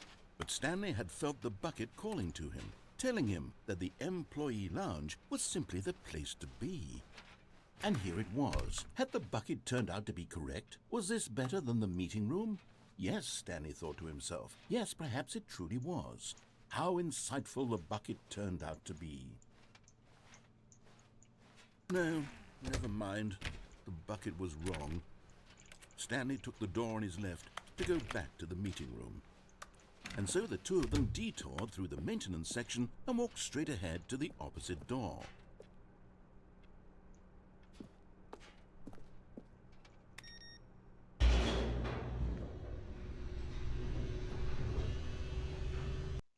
Got him.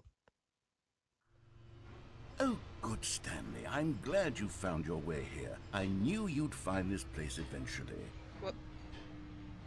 We care about you. The Adventure Line! You see, your friends and I are concerned for you. Broom Stanley. closet! We've come together here because we care about you very much. It's this bucket you're carrying Is around that the room of everywhere. seriousness? The bucket isn't even from the original Stanley Parable. It's just sequel content. We're the ones that matter, Stanley. Classic characters from the first game, like the Adventure Line and the Broom Closet. Because that's what fans want from a sequel. They want more of their favorite jokes, not this bucket that they've I never like seen what I just before. Yes, I know I'm the one who gave you the May I bucket, get- but you're spending too much time with it. Don't you want another story involving the Adventure Line? We could make the Adventure Line go somewhere new. Yes, yes, that's what the fans want. Let's do it.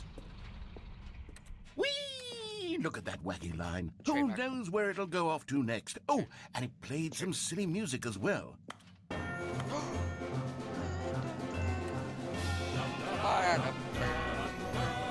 Now this is what the Stanley Parable is all about. turn me back Don't up. you remember all those great jokes from the original dialogue? Also, Stanley is addicted to drugs and hookers. I remember that. It's as classic now as it was back then. Let's do it for the fans, Stanley. Let's give them more content exactly like this. But if we want to do that, you're going to have to give something up. What? What do you mean? What do you mean, give something up? Don't you get it, Stanley? We need to get rid of the bucket. What? That's why I'm very proud to introduce a brand new character. This is the Bucket Destroyer.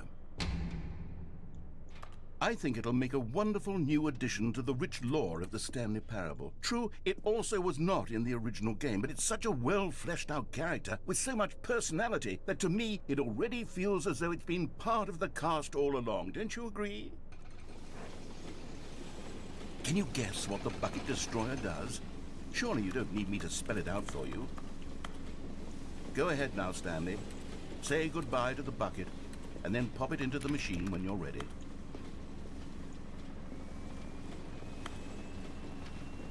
Now listen to me. It's crucial that you give it the bucket. I don't know what the Bucket Destroyer will do if it can't destroy your bucket. Destroying buckets is all it won't knows. let me do. That is its singular personality trait. Sure, I can hear you saying, how does a character with only one personality trait deserve to join the pantheon of beloved Stanley Parable characters? Well, you see, if you were to really explore the Bucket Destroyer, you would see that its desire to crush buckets is so densely loaded with complexity and nuance that it's really like 10 personality traits. What other object in this game can you even say that about? The Broom Closet? Certainly not. I wonder what sort of Bucket Destroyer merchandise the fans will be clamoring for after this.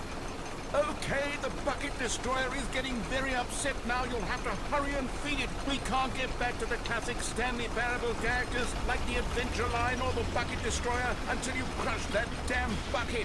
Quickly now, the fans are waiting. Do it for the fans, Stanley. Give the fans what they want. Hurry and... Oh my god.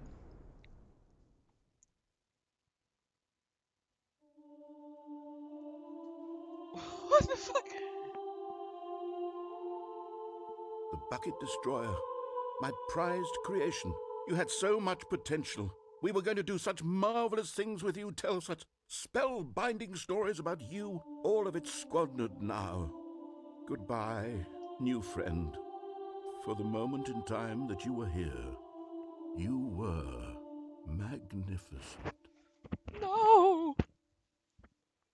The Bucket Destroyer. I tried to take my bucket. I don't care about it. I tried to take my goddamn bucket.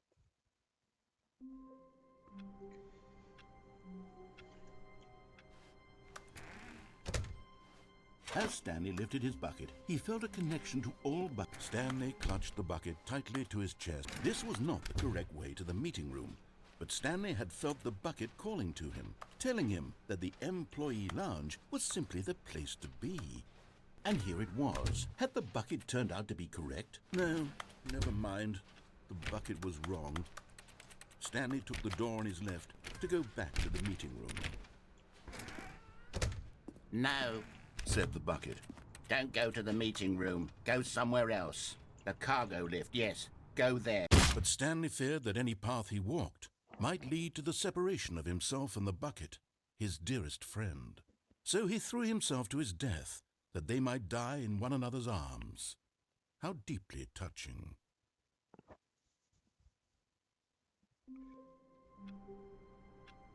I meant to go for one of the bucket list endings, that's why I jumped off. All of his co-workers were gone. What could it mean? Stanley decided to go to the meeting room. Perhaps he had simply missed a memo.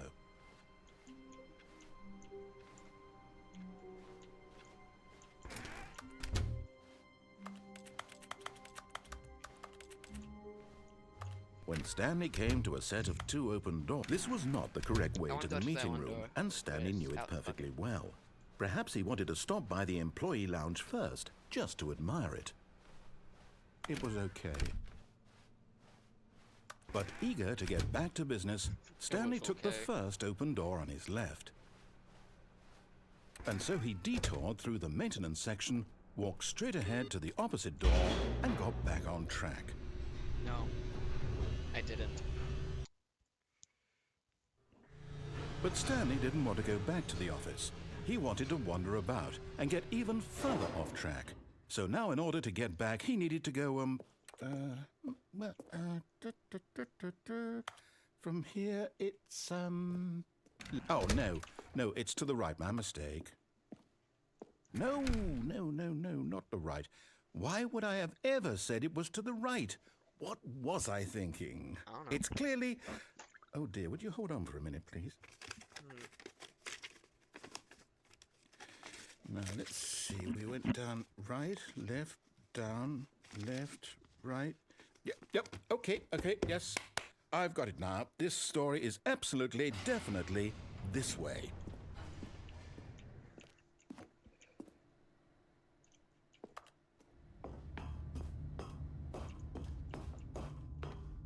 No.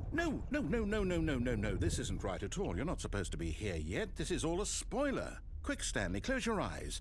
Okay. We just have to get back to, oh, who am I kidding? It's all rubbish now.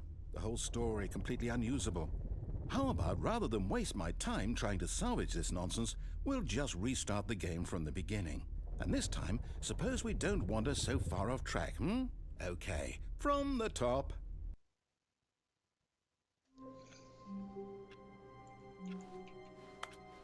All of his co-workers were gone. What could it mean? Stanley decided to go to the meeting room. Perhaps he had simply missed a memo.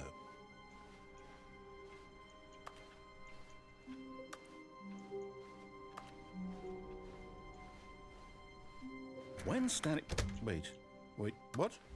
No, I restarted. I swear I definitely restarted the game over, completely fresh. Everything should be... Oh, did something change? Stanley, did you change anything when we were back in that room with all the monitors? Did you move the story I changed my somewhere? position on the x-axis. Hold on. Why am I asking you? I'm the one who wrote the story. It was right here just a minute ago. I know for sure that it's here somewhere. Okay, then. It's an adventure. Come, Stanley. Let's find the story.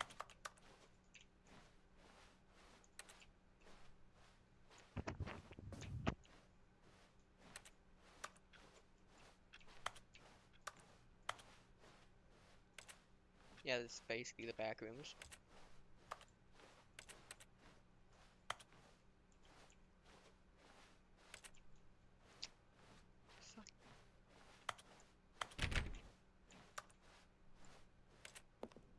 I hear something new. I'll say it. This is the worst adventure I've ever been on. I can promise you there definitely was a story here before. Do we need to restart the game again? Well, I find it unlikely that we'll ever progress by starting over and over again, but it's got to be better than this. Okay, let's give it a shot. Why not?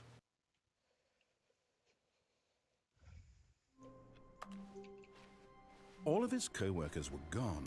What could it mean? Stanley decided to go to the meeting room. Perhaps he had simply missed a memo.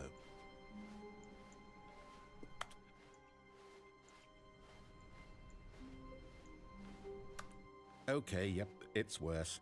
I might be remembering this wrong. It's possible the story is back where we just came from.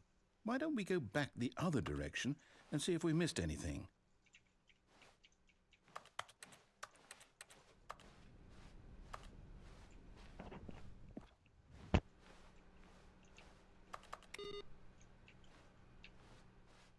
Aha! I knew we'd miss something. The story. Here it comes. No, wait, never mind. Not the story.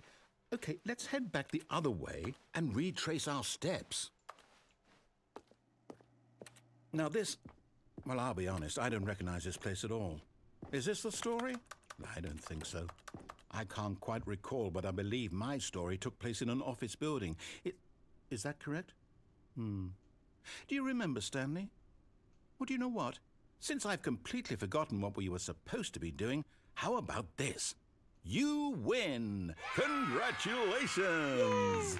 I know you put in a lot of hard work, and it really paid off, so good job.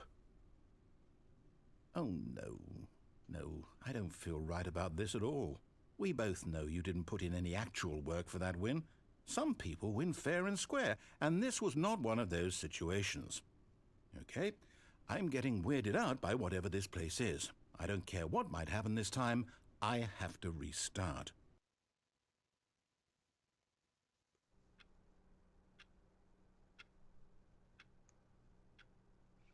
Hold on.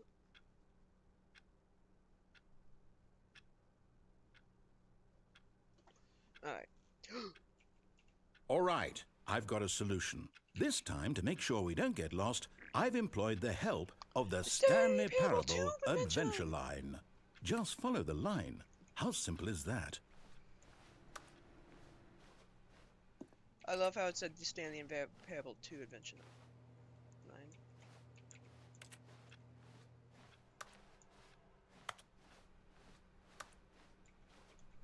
No, I'm down. We're leaving it up to the line from now on.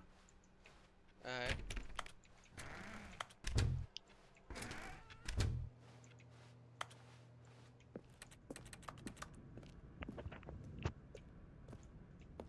You see? The line knows where the story is. It's over in this direction. Onward, Stanley, to destiny. To destiny! Nope. Here's a thought. Wouldn't wherever we end up be our destination, even if there's no story there?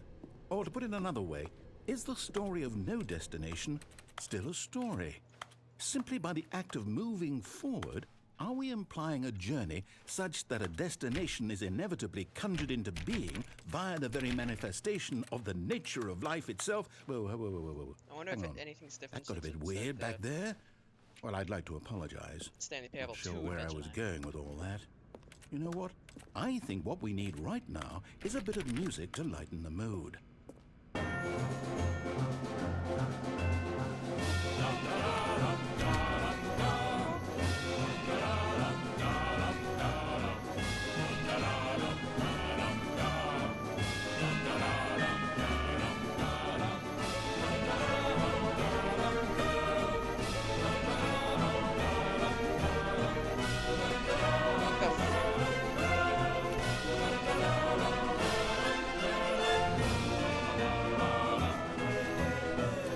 What?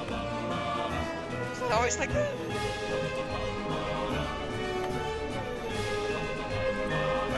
Wait, cut the music. Go back and look at that fern. Holy Stanley, this shit. fern will be very Guys, do you see all important these? later in the Do story. you see this graphic? Make sure you study it closely and remember it carefully. You won't want to miss anything. Wait, what? We're back at the office? No. Line, you do know we're looking for the Stanley Parable, right? The story? Is any of this ringing a bell? Oh, no, not again. Line, how could you have done this to us? And after we trusted you, after everything we've been through, you... Oh, I can't take this anymore. To hell with it. Restart. The line. It's back.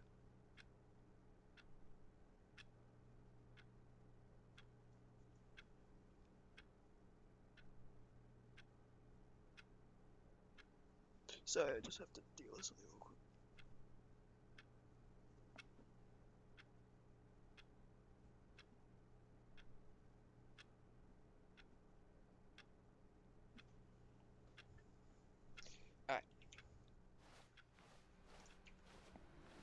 You know what, Stanley? I say forget the adventure line. What's it ever done for us? We're intelligent people, right? Why can't we make up our own story? Something exciting, daring, mysterious.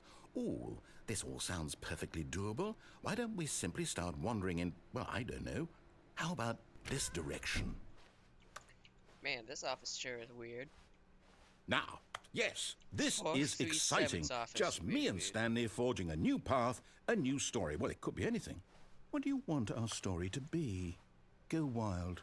Use your imagination. Whatever it might be, Stanley, I'm ready for it. Oh, no, not you again. Stanley, I'd also like to veto the line from having any role in our awesome new story. No lines or monitor rooms. Just don't acknowledge it, and we should be fine.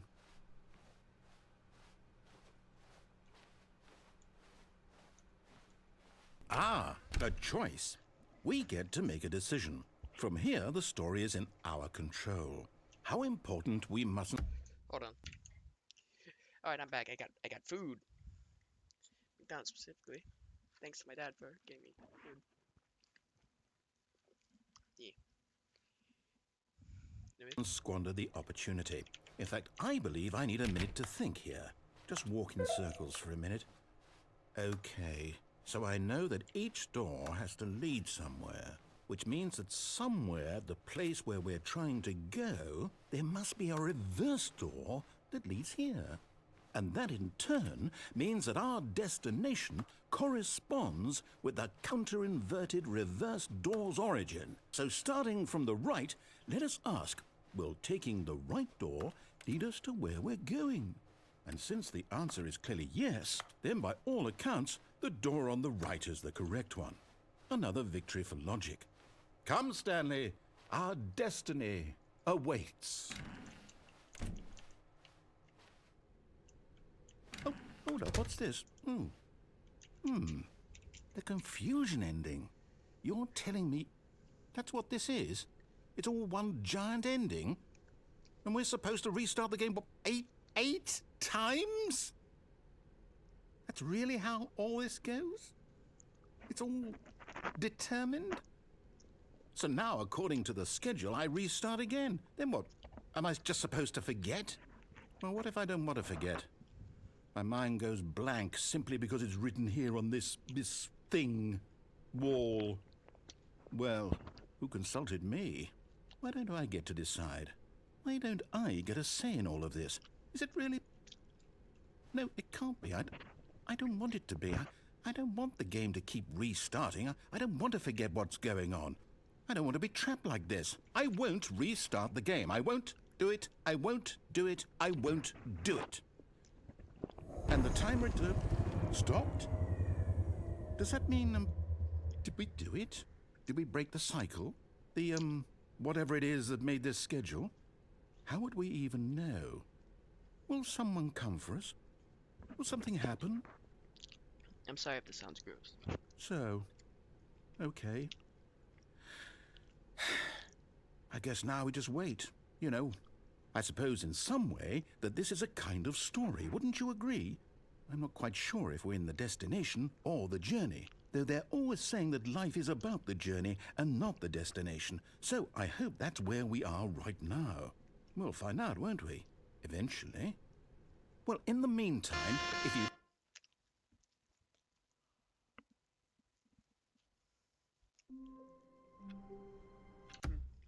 Hold on. I'm almost done with my burger.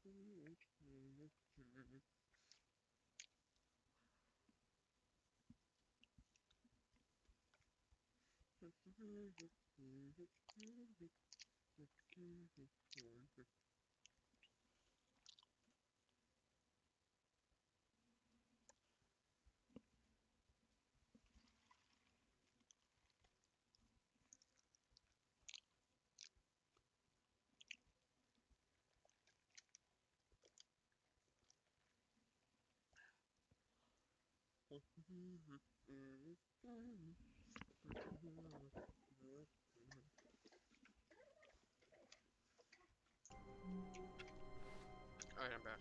Still got better. Stanley knew the office layout like the back of his hand. It was only a matter of time before he found the others, wherever they were. Just a matter of time.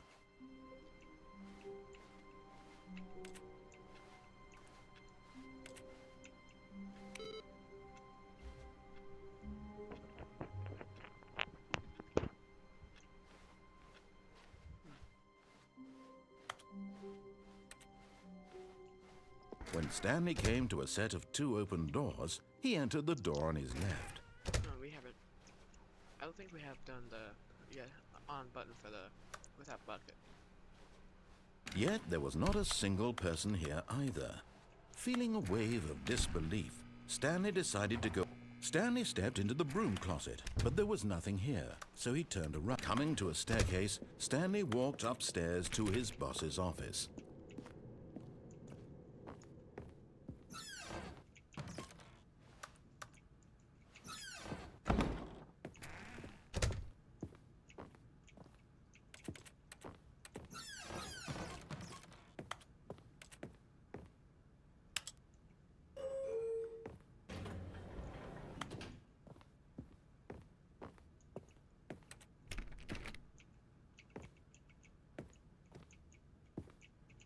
Stepping into his manager's office, Stanley was once again stunned to discover not an indication of any human life. Shocked, unraveled, Stanley wondered in disbelief who orchestrated. Stanley was in such a rush to get through the story as quickly as possible, he didn't even have a single minute to just let the narrator talk. That kind of anxiety isn't healthy, so he relaxed for a few moments with some calming New Age music. Oh wow, this is calming New Age music.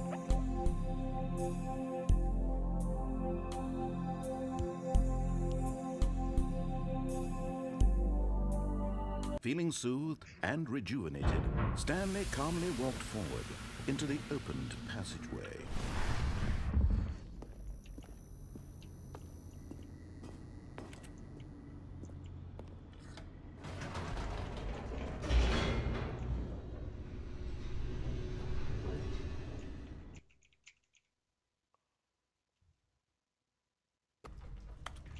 Oh, I have an escape ending with the bucket. Stanley walked straight ahead through the large door that read Mind Control Facility.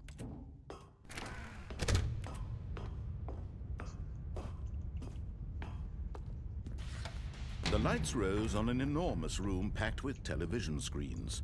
What horrible secret did this place hold? Stanley thought to himself. Did he have the strength to find out?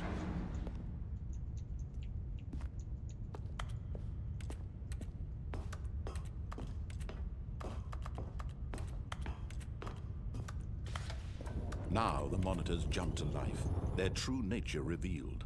Each bore the number of an employee in the building, Stanley's co-workers. The lives of so many individuals reduced to images on a screen, and Stanley, one of them, eternally monitored in this place where freedom meant nothing.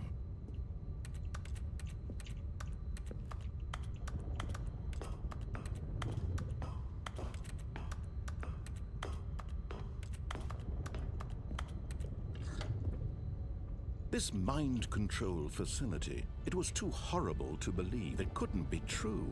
Had Stanley really been under someone's control all this time? Was this the only reason he was happy with his boring job? That his emotions had been manipulated to accept it blindly?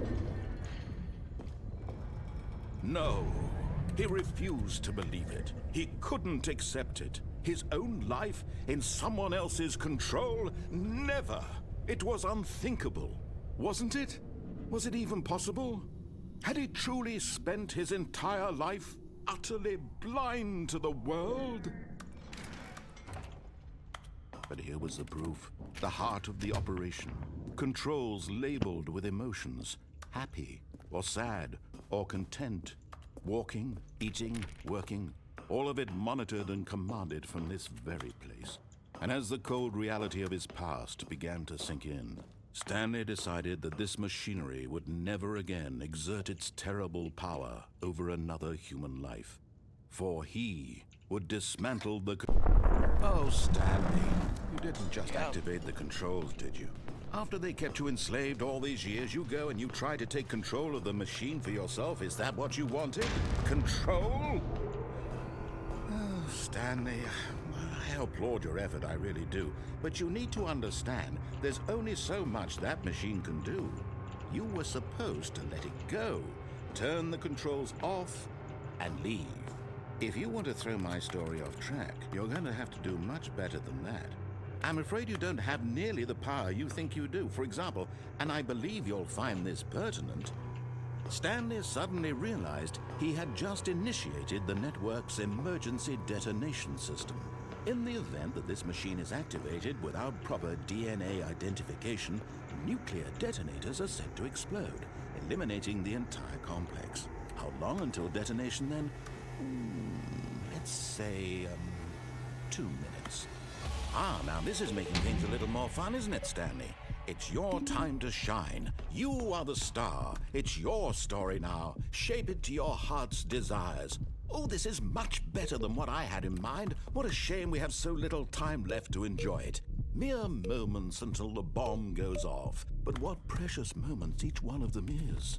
More time to talk about you, about me, where we're going, what all this means. I barely know where to start. What's that? You'd like to know where your co-workers are? A moment of solace before you're obliterated? All right, I'm in a good mood. You're gonna die anyway. I'll tell you exactly what happened to them. I erased them. I turned off the machine. I set you free. Of course, that was merely in this instance of the story. Sometimes when I tell it, I simply let you sit there in your office forever, pushing buttons endlessly and then dying alone. Other times, I let the office sink into the ground, swallowing everyone inside, or I let it burn to a crisp. I have to say this, though, this version of events has been rather amusing. Watching you try to make sense of everything and take back the control wrested away from you, it's quite rich. I almost hate to see it go. But I'm sure whatever I come up with on the next go-around will be even better. My goodness, only 34 seconds left. But I'm enjoying this so much. You know what? To hell with it. I'm going to put some extra time on the clock, why not? These are precious additional seconds, Stanley. Time doesn't grow on trees. Oh dear me, what's the matter, Stanley? Is it that you have no idea where you're going or what you're supposed to be doing right now? Or did you just assume when you saw that timer that something in this room was capable of turning it off? I mean, look at you. Running from button to button, screen to screen, clicking on every little thing in this room. These numbered buttons, no, these colored ones. Or maybe this big red button, or this door. Everything, anything, something here will save me. Why would you think that, Stanley? That this video game can be beaten? Won? Solved? Do you have any idea what your purpose in this place is? Stanley, you're in for quite a disappointment. But here's a spoiler for you. That timer isn't a catalyst to keep the action moving along. It's just seconds ticking away to your death. You're only still playing instead of watching a cutscene because I want to watch you for every moment that you're powerless. To see you made humble. This is not a challenge. It's a tragedy.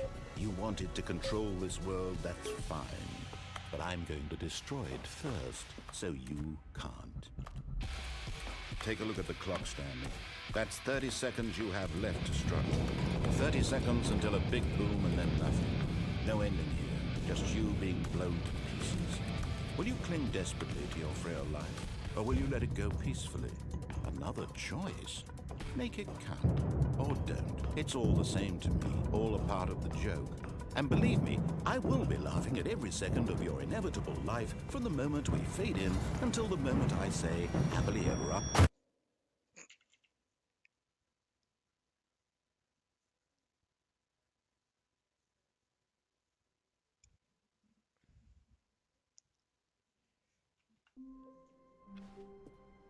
A soft wind blew outside and perhaps rain started, and if it did, it stopped shortly after. Stanley hoped that he would one day see weather. I can't remember. Have we done escape ending before?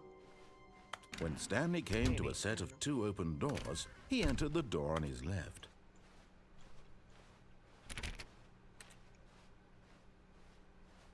Yet there was not a single person here either.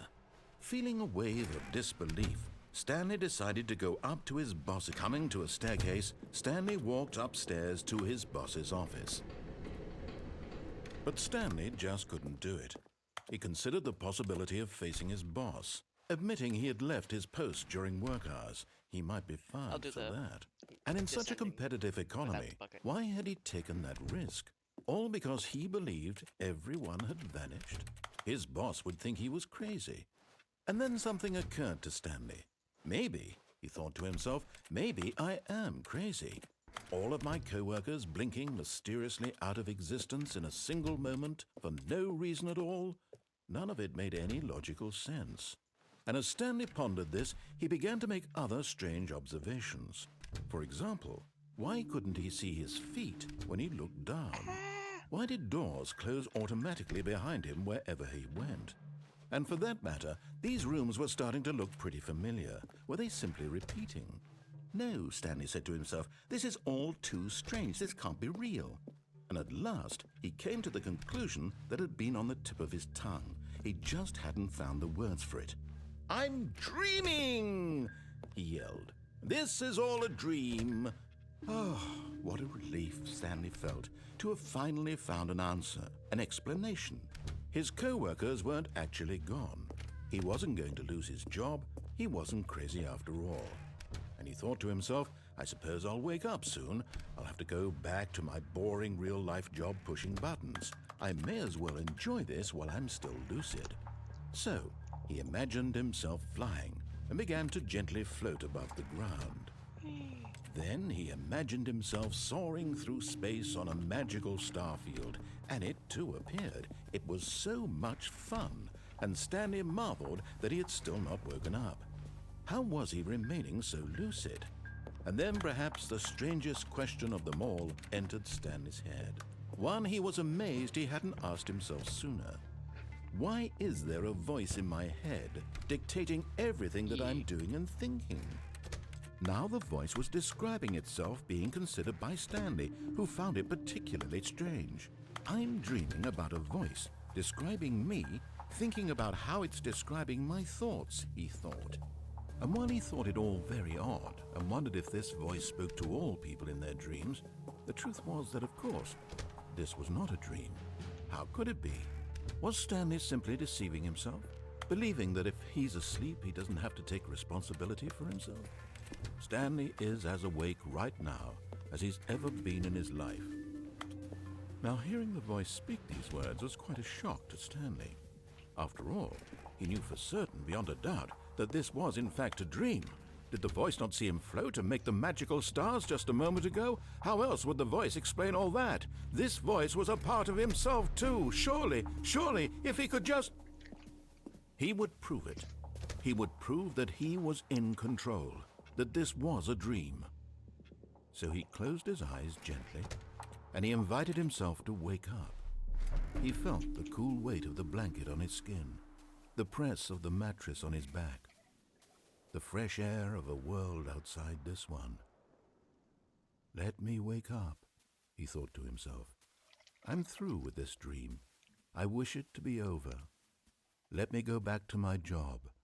Let me continue pushing the buttons. Please, it's all I want. I want my apartment and my wife and my job. All I want is my life exactly the way it's always been. My life is normal. I am normal.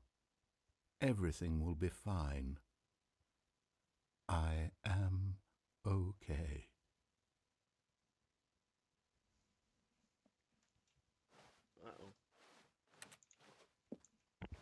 Stanley began screaming. Please, someone, wake me up. My name is Stanley.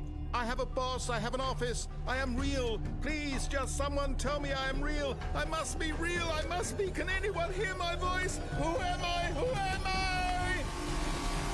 and everything went black.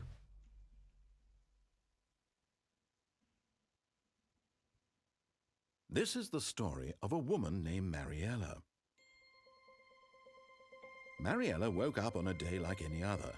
She arose, got dressed, gathered her belongings, and walked to her place of work.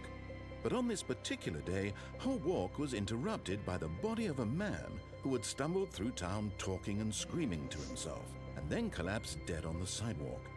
And although she would soon turn to go call for an ambulance, for just a few brief moments she considered the strange man.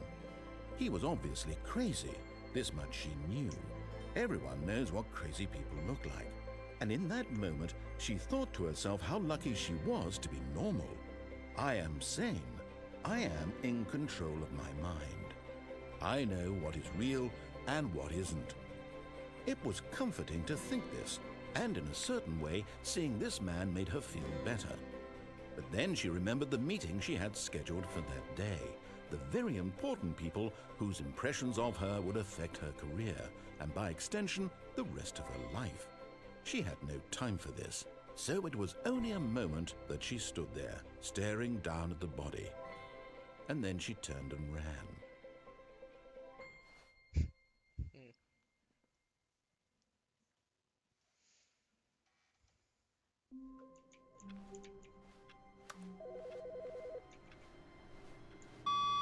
Hello. This is a recorded message scheduled either by you or a person in your place of work. The purpose of this message is to warn you about the dangers of recorded messages. If at any time you believe you are listening to a recorded message, please terminate it immediately and cease all flow of information from the recorded message into your perceptual sphere. Thank you, and have a pleasant day.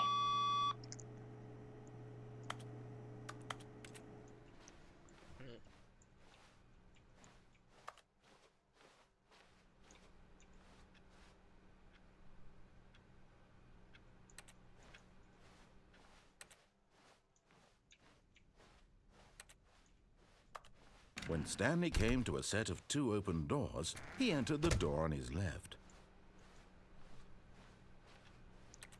Alright, there's Yet there was not a single person here either. Feeling a wave of disbelief, Stanley decided to go up to his boss's office. Coming to a staircase, Stanley walked upstairs to his boss's office.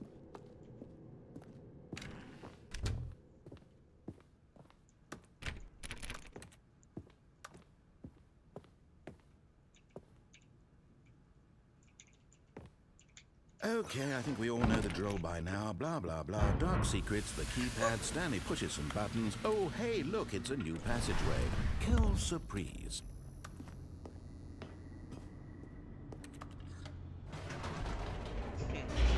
that was actually funny.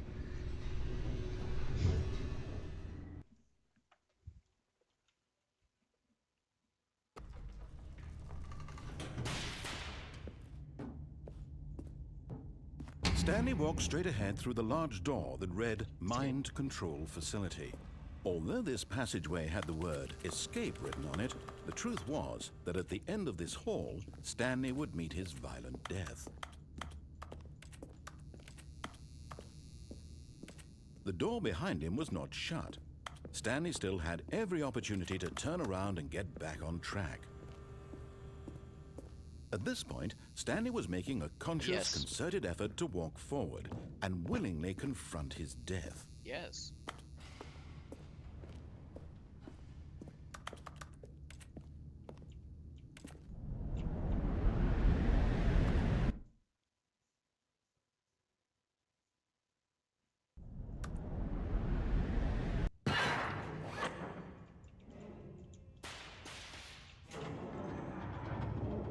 As the machine whirred into motion and Stanley was inched closer and closer to his demise, he reflected that his life had been of no consequence whatsoever.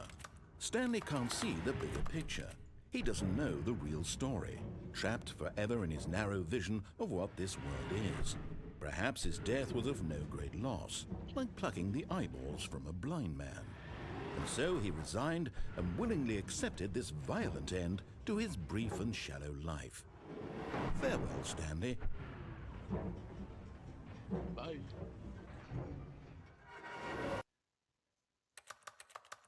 "Farewell, Stanley," cried the narrator, as Stanley was led helplessly into the enormous metal jaws. In a single visceral instant, Stanley was obliterated as the machine crushed every bone in his body, killing him instantly.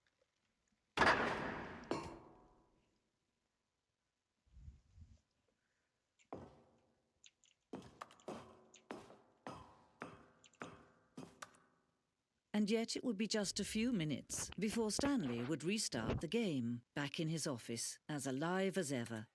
What exactly did the narrator think he was going to accomplish? Okay.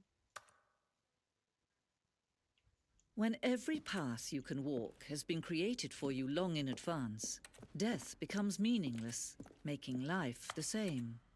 Do you see now? Do you see that Stanley was already dead from the moment he hit start?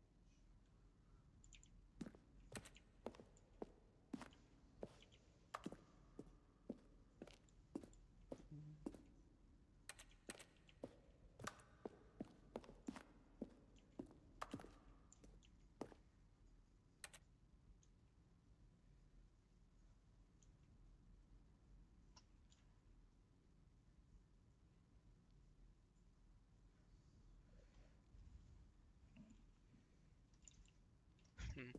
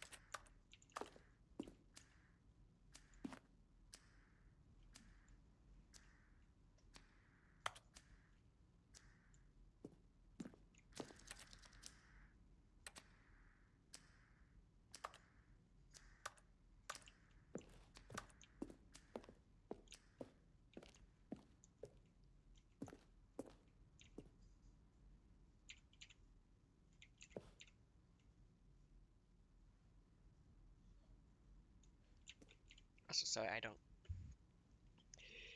don't really talk about reading. So yeah.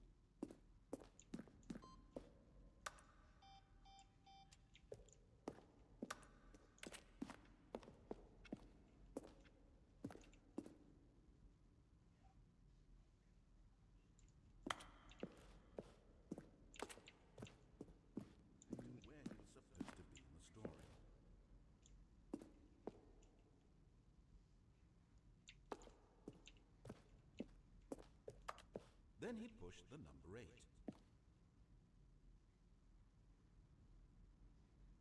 Now then, this elevator for sure would get him right back on track to where he was supposed to be in the story. Stanley pushed the big red button. Cool.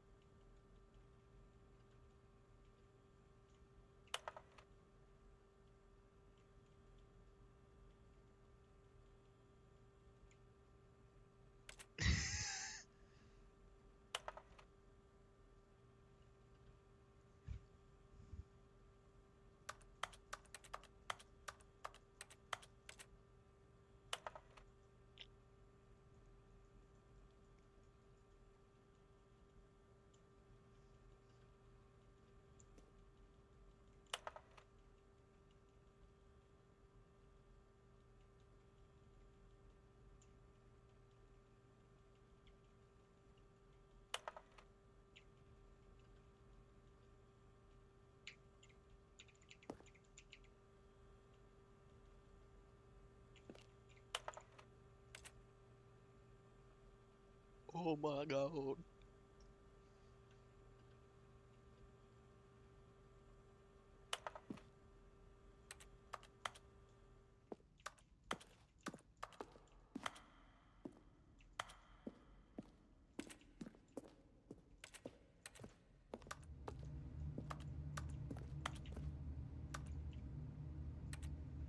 Alright.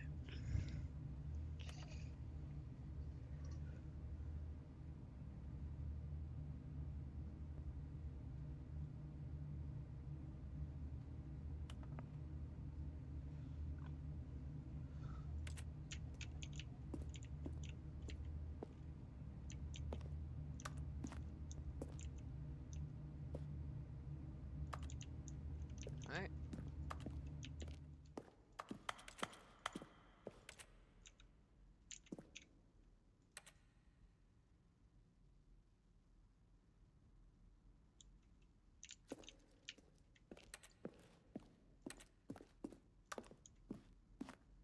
Okay, I guess we could turn the game off. Oh, look at these two. How they wish to destroy one another. How they wish to control one another. How they both wish to be free. Can you see? Can you see how much they need one another? No, perhaps not. Sometimes these things cannot be seen.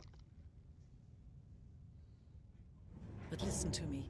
You can still save those two. You can stop the program before they both fail. Push escape and press quit. There's no other way to beat this game. As long as you move forward, you'll be walking someone else's path. Stop now and it'll be your only true choice. Whatever you do, choose it. Don't let time choose for you. Don't let... Heh.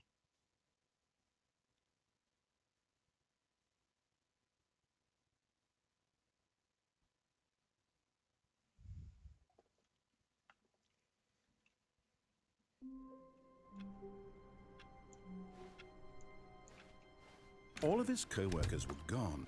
What could it I mean? just realized I have Stanley decided to Parable go to the still meeting room. around. Perhaps he had simply that's missed a not memo. Mexico's. Never mind.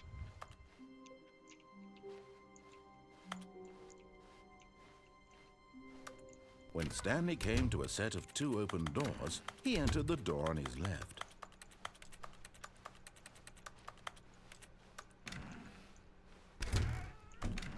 Yet there was not a single person here either. Feeling a wave of disbelief, Stanley decided to go up to his boss's office. Hoping he might coming to a staircase, Stanley walked upstairs to his boss's office.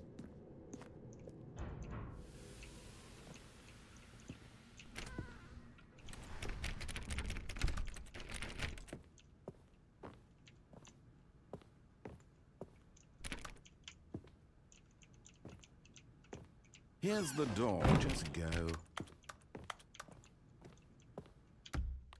Hold on. Alright, I'm back. I am trying to get the achievement for the whole menu sliders thing.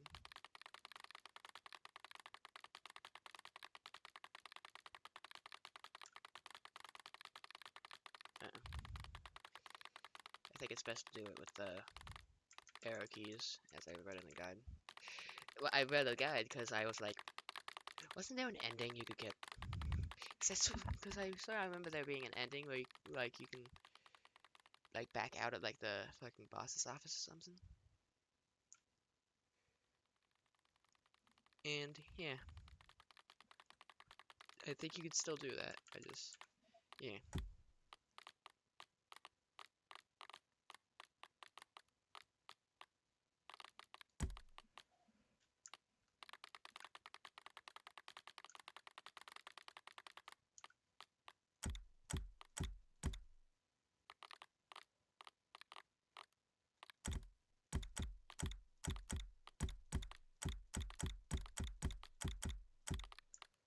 Oh.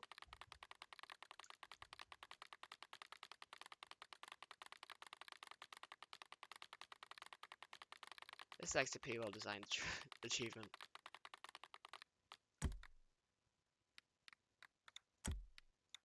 I got the achievement. Yeah, because you wouldn't really expect it. Because no one really tries it. No. I don't think many people will try to do like the whole. Yeah. To go. I don't think a lot of people think to go to the options for an achievement. That's actually a pretty well designed achievement, actually.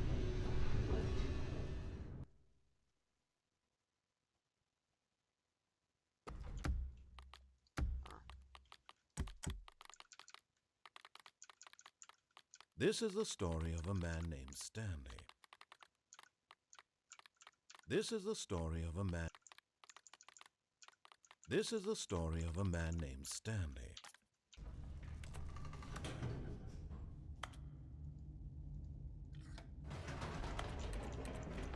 Alright. Whoops. Nope. Never mind. Stanley actually got back into the elevator and went back up. Silly me. Why did Stanley do that when he knew that it would just lead back to his boss's office? Well, that's a great question. I just can't wait to find out.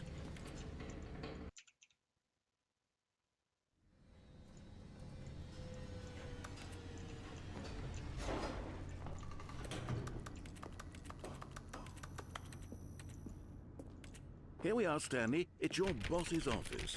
Exactly the way it was before you got onto the elevator. It's still just exactly what it is. What a decision you've made to come up here and look at the office again.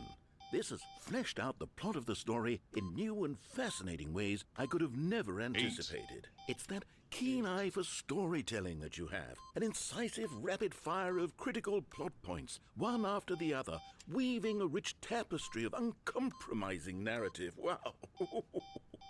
I'm bolted to the edge of my seat.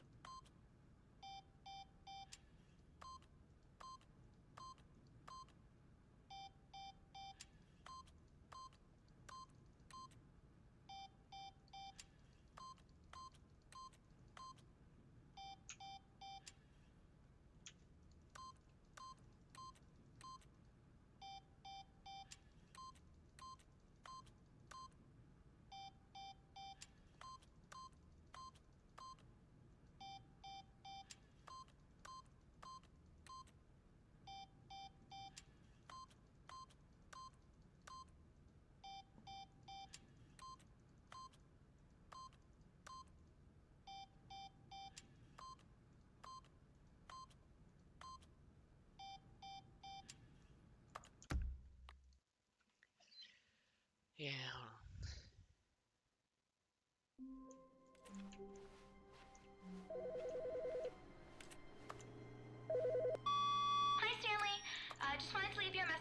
you know there's a few things I need you to pick up on your way home from work today.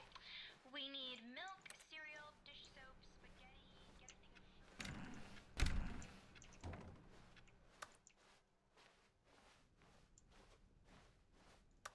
of When Stanley came to a set of two open doors, this was not the correct way to the meeting room, and Stanley knew it perfectly well.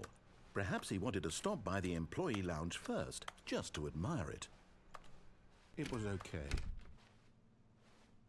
But eager to get back to business, Stanley took the first open door on his left. Stanley was so bad at following directions, it's incredible he wasn't fired years ago. Look, Stanley, I think perhaps we've gotten off on the wrong foot here. I'm not your enemy, really, I'm not. I realize that investing your trust in someone else can be difficult, but the fact is that the story has been about nothing but you all this time. There's someone you've been neglecting, Stanley. Someone you've forgotten about. Please, stop trying to make every decision by yourself. Now, I'm not asking for me. This is it, Stanley. Your chance to redeem yourself. To put your work aside. To let her back into your life. She's been waiting. That's her, Stanley. You need to... Oh, no, you can't... Did you just unplug the phone? Got him. Now, that wasn't supposed to be a choice. How did you do that? You actually chose incorrectly? I didn't even know that was possible. Let me double check. No, it's definitely here, clear as day. Stanley picks up the phone. He's taken to his apartment where he finds his wife, and the two pledge themselves to one another. Music comes in, fade to white, roll credits. Not picking up the phone is actually somehow an incorrect course of action. How is that even possible? None of these decisions were supposed to mean anything. I don't understand. How on earth are you making meaningful choices? What did you... Wait a second. Did I just see... No, that's not possible. I can't believe it. How had I not noticed it sooner? You're not Stanley. You're a real person. Whoa, he's figured it out. I can't believe I was so mistaken. This is why you've been able to make correct and incorrect choices. And to think I've been letting you run around in this game for so long. If you'd made any more wrong choices, you might have negated it entirely. It's as though you completely ignored even the most basic safety protocol for real-world decision-making. Or did you not grasp the severity of the situation? Well, I won't have that kind of risk on my watch. I'm going to stop the game for a moment so we can educate you properly on safe decision-making in the real world. Please observe this helpful instructional video. Choice. It's the best part of being a real person. But if used incorrectly, can also be the most dangerous. For example, in this scenario, a hypothetical real person named Rupert has a choice. He could invent a machine that eliminates food shortages across the world to make life better for all people. Or he could spend years of hard work forgetting how to read. Which choice would you make? Remember that unlike here, the real world makes sense, and at no time should you make a choice that does not conform to rational logic. If you find yourself speaking with a person who does not make sense, in all likelihood, that person is not real. Allow the person to finish their thought, then provide an excuse why you cannot continue talking. Turn to a partner and practice saying, "My goodness, is it 4:30? I'm supposed to be having a back, sack, and crack." What? Excellent. Making choices on a regular basis is the best part to a healthy decision-making process. Most medical professionals recommend making at least 8 choices per day. Do you make more than 8? Less? And finally, if you begin to wonder if your choices are actually meaningful and whether you'll ever make a significant contribution to the world, just remember that in the vast infiniteness of space, your thoughts and problems are materially insignificant, and the feeling should subside. At this time, your instructor will guide you in an exercise to test and reinforce the material covered in this video. Ah, welcome back. You may have noticed that this room has begun to deteriorate as a result of narrative contradiction. But not to worry. Now that you're properly informed on good decision-making, we're going to revisit a choice you made just a few minutes ago and see what the correct thing to do would have been. This way, please. Sorry, I was doing something.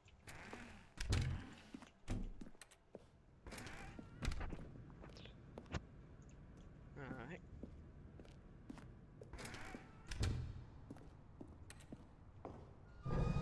Now that we know your choices are meaningful, we can't have you jumping off the platform and dying. Imagine the main character dying senselessly halfway through the story. That story would make no sense at all. We just need to get you home as soon as possible before the narrative contradiction gets any worse. Unfortunately, it seems this place is not well equipped to deal with reality.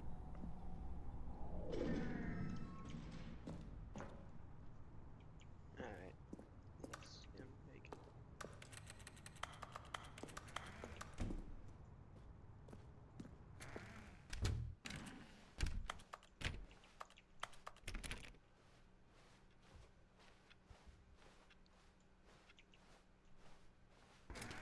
Almost there. You'll take the door on the left, back to the correct ending, the story will have resolution once again, and you'll be home free in the real world.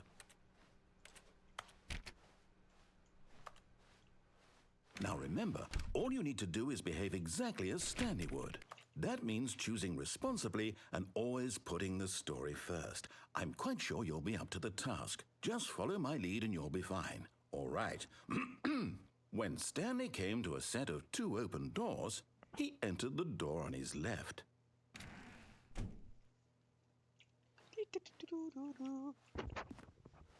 No! Why did you do that? Quickly, hurry back in the other direction. Perhaps we're not too late.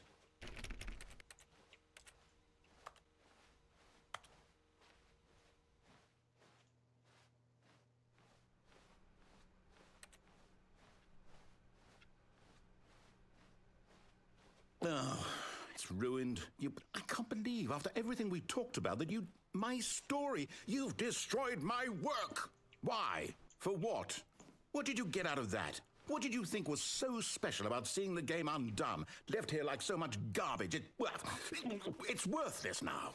And what am I supposed to do? Even if there were a way to continue, would it be worth it? To know that my story is now incorrect? How can I go back to that? I can't erase that knowledge. I'll have to live with it forever, reliving its impossibility forever. I couldn't live that way. Is it better to shut the game down entirely? To willingly destroy all of my work? I don't know. What's the answer? What do I do? What do I do? What do I... No, I have to. I have to shut the game down. I have to. I have to.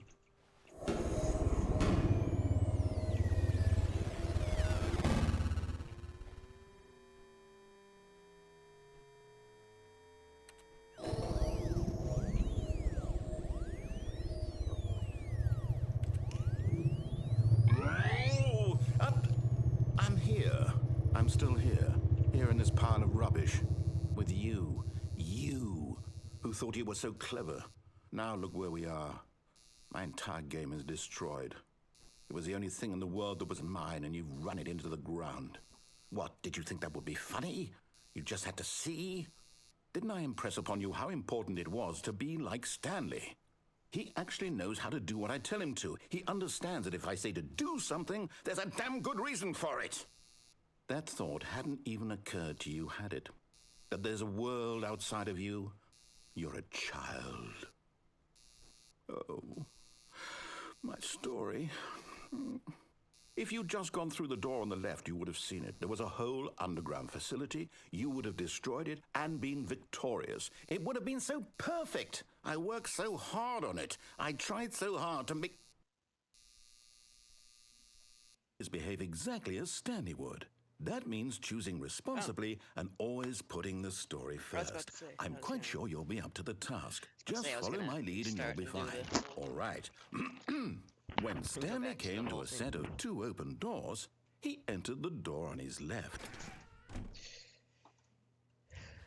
Sorry, I am kind of slipped there.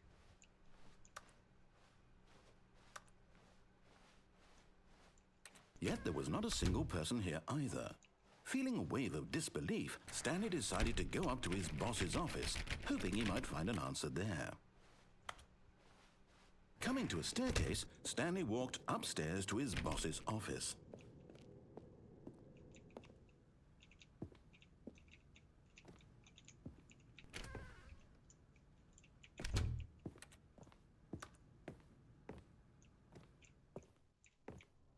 Stepping inside his manager's office, Stanley was once again stunned to discover not an indication of any human life. Shocked, unraveled, Stanley wondered in disbelief who orchestrated this, until he saw the door with a voice receiver next to it. Surely behind this door lay all the answers to his questions. And beyond all probability, he knew the passcode. He had seen it on his boss's computer just last week. Night Shark 115. Was this the code to open the door? Would it still work? There was only one way to find out. Stanley had been trained never to speak up, but now he would draw from within himself the courage to face the unknown. He drew a sharp breath and then spoke the code. Night Shark 115?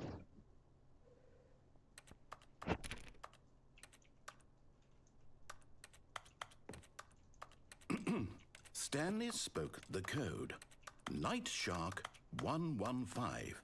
He spoke it into the receiver, right there on the wall.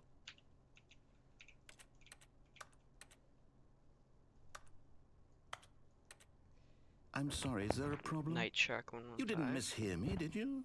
Please speak the code into the receiver.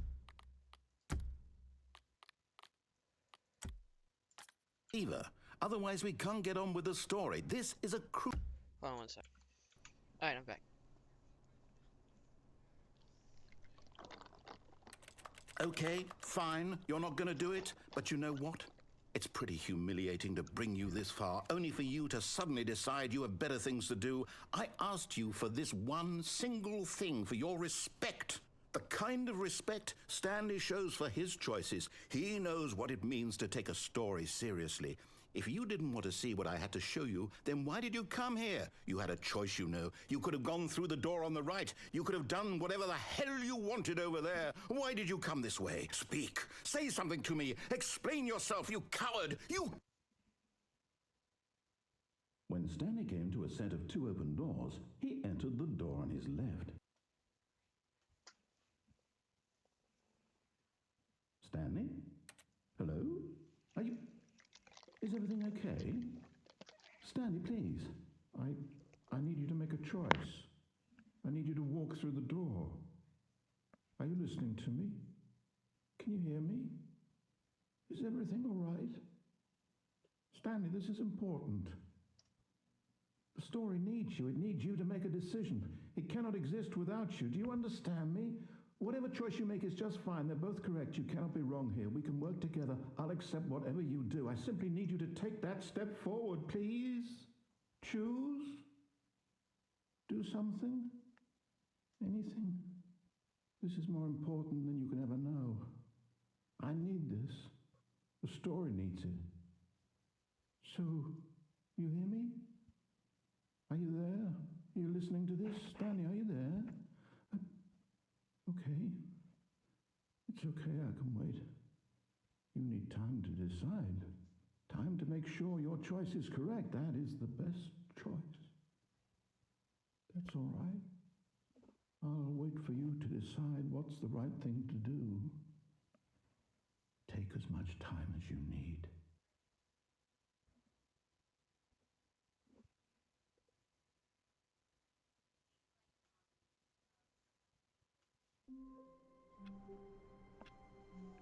Alright. Wait, Stanley thought to himself. Am I sure that the orders stopped coming in? How is that possible? They never stopped. Surely I was mistaken.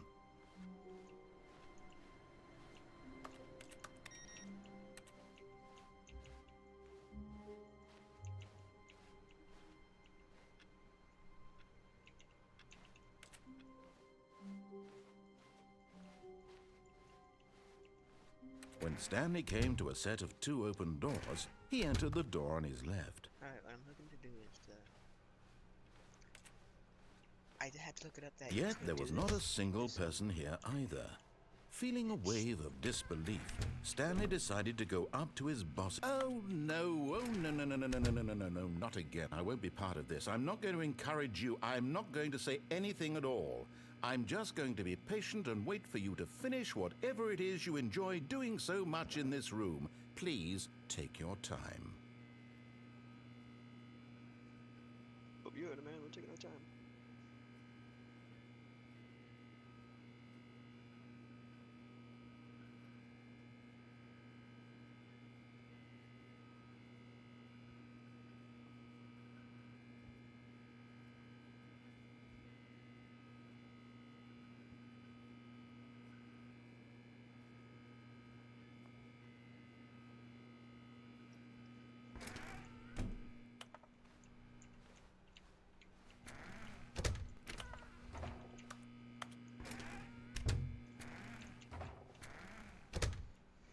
Yeah.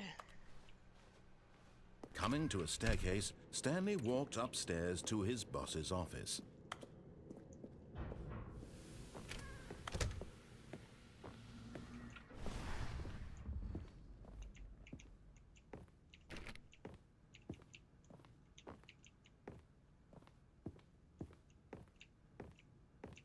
Here's the door. Got him.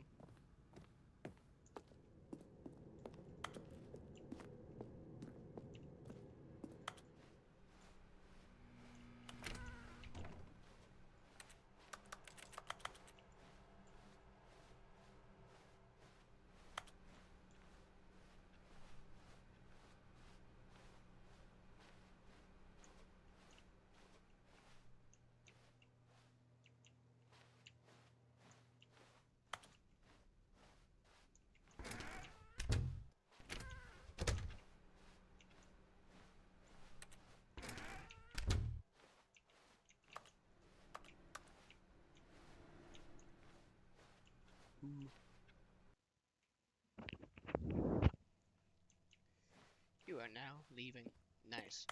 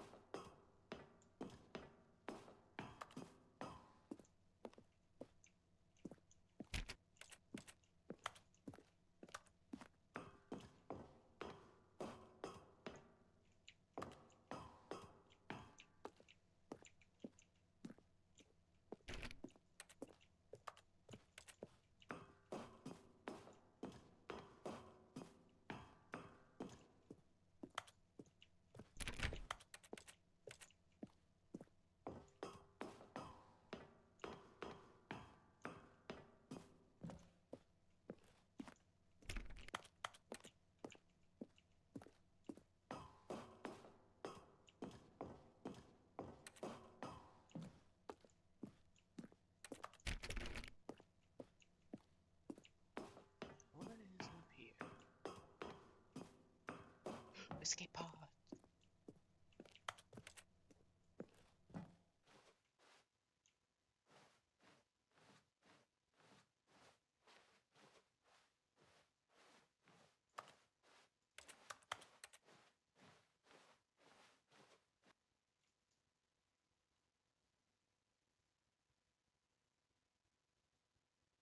Huh?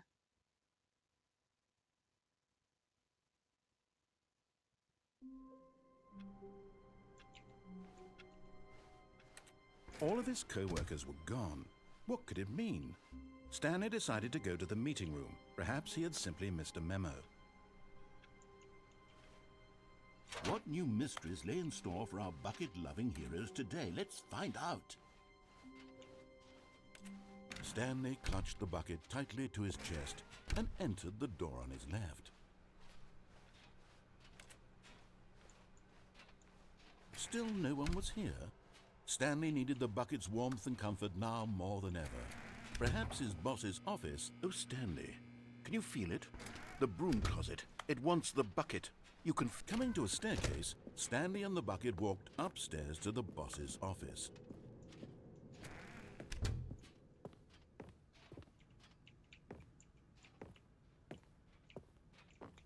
Stepping in... Got it.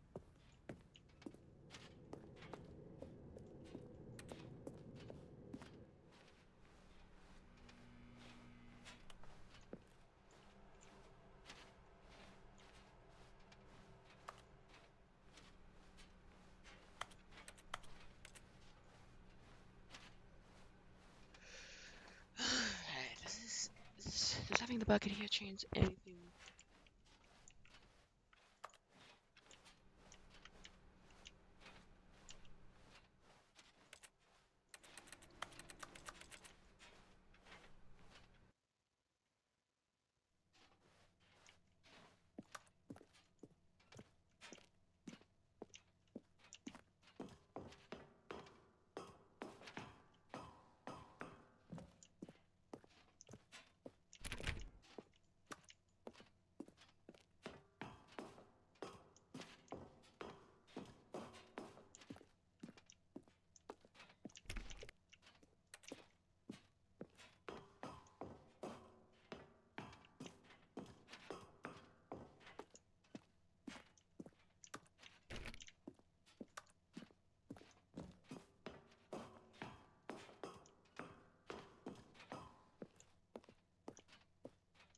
You gonna escape with the bucket, boys?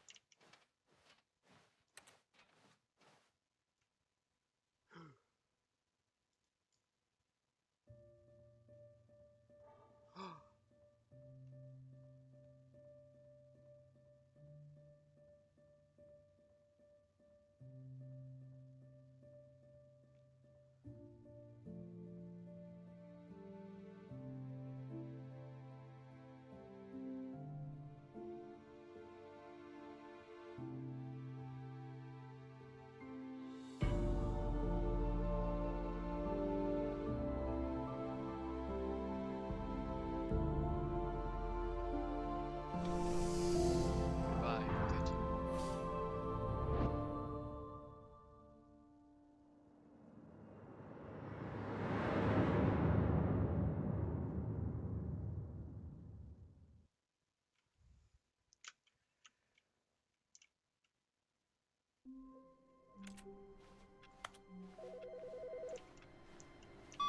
Hi, Stanley. Just wanted to leave you a message to let you know there's a few things I need you to pick up on your way home from work today. We need milk, cereal, dish soap, spaghetti, get a thing of sugar, some bread, and coffee.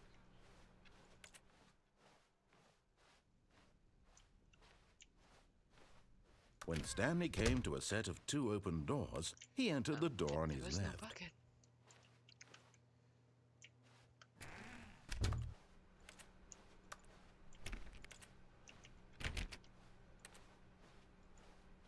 Yet there was not a single person here either. Feeling a wave of disbelief, Stanley decided to go up to his boss's office, hoping he might find an answer there.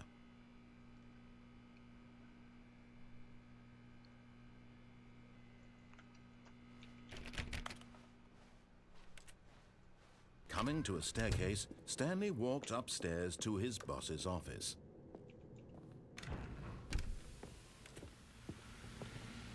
Here's the door, just go.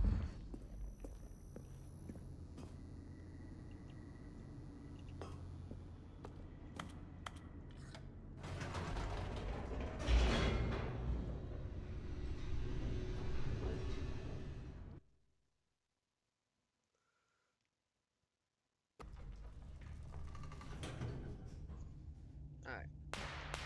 Apparently there's a new ending added. Indulge with Stanley walked straight ahead through the large door that read Mind Control Facility. that's his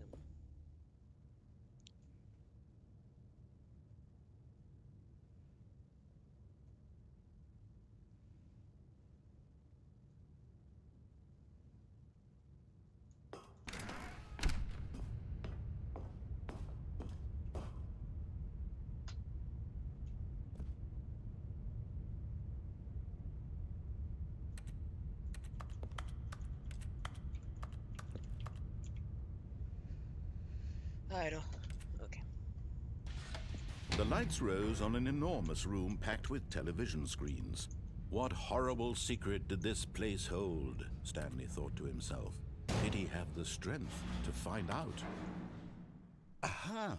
You've made it to the bottom of the mind control facility. Welcome! You see, back when the Stanley Parable first launched in 2013, getting to the bottom of the mind control facility was a bug that we simply didn't catch during development. And you all sent us lots of photos of it on Twitter and acted very superior about it. And you're all very, very clever. Good for you. Anyway, when it came time to update the game, we knew that we had to do something about this little goof of ours. So here you go. New content. You can call it the bottom of the mind control room ending, if that enhances your perception of the value of these updates. Isn't that what you crave? New content? Always more content, more content, more. And I'm here to give it to you. I'm here to make it seem like we really covered every nook and cranny of the game with secrets and Easter eggs. How about this? We wrote a new piece of music just for this section. You won't hear it anywhere else in the game. It's a secret that's just for you. That's how special you are. We call this track, Good Job You've Made It to the Bottom of the Mind Control Facility. Well done.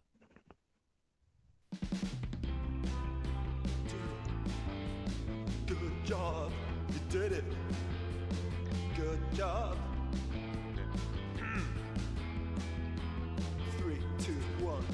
Good job, you made it to the bottom of the mind control facility. You jumped on the catwalk. You should have been careful. You should have been careful. It used to be a bug, but now it's an ending. Now it's an ending. I believe in you. I believe in your ability to cross this barrier and chase your dreams. But railings don't mean anything. Good job, you did it. Good job, you did it. Good job, you did it. Good job, you did it. Good job, you did it. Good job, you did it. Good job, you did it. Good job, you did it. Good job, you did it. Good job, you did it.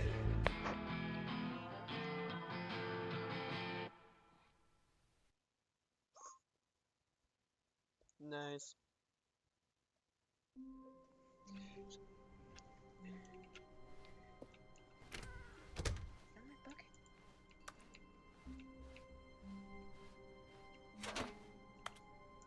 And try not to lose this one too, you dolt.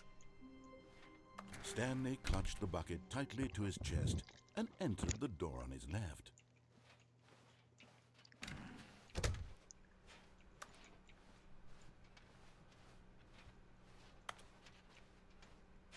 Still no one was here. Stanley needed the bucket's warmth and comfort now more than ever. Perhaps his boss... Oh, Stanley, can you feel it? The broom closet. It wants the bucket. You can feel that, can't you? The aura of jealousy? It's as clear as day. This broom closet believes it deserves the bucket. I can really feel it now.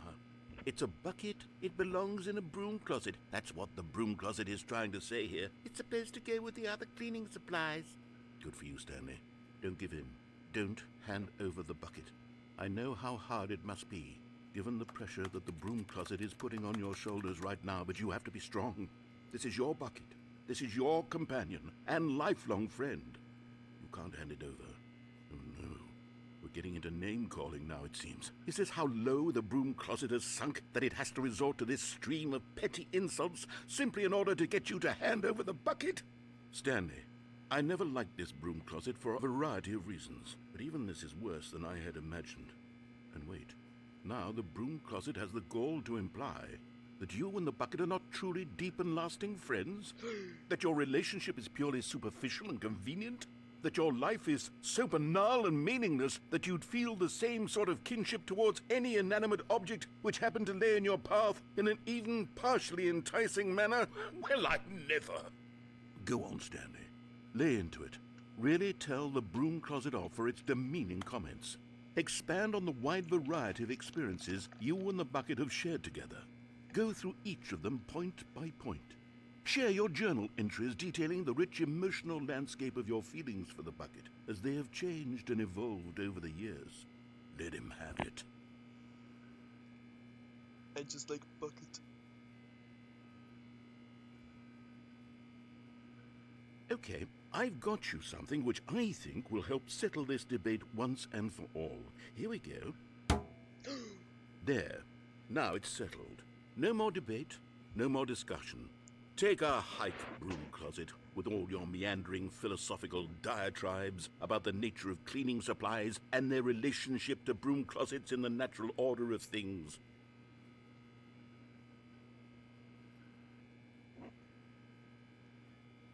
All right, I've got a second sticker back here, and I'm going to slap it on as well because I think it's appropriate. You see? I feel that it works because the sticker is also a bucket. That way, if you're ever unsure whether the thing you're holding is a bucket or not, But it's a sticker, you can look not the down at this bucket. sticker and say to yourself, ah, it's a bucket. There really is a wide variety of applications for this sticker.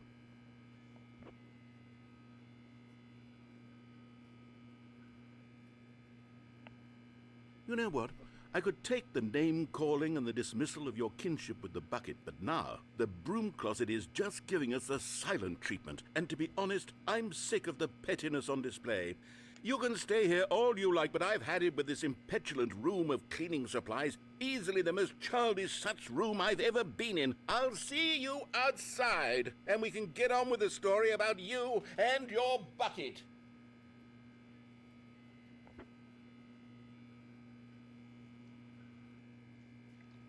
No.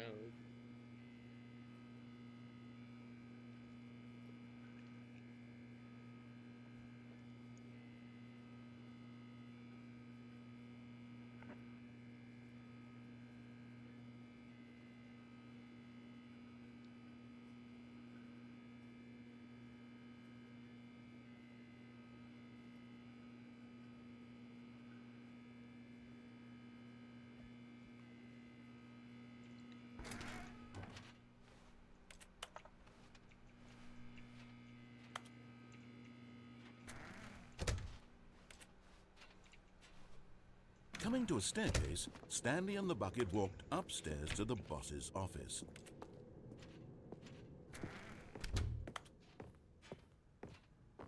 Stepping into his manager's office, Stanley was once again stunned to discover not an indication of any human life.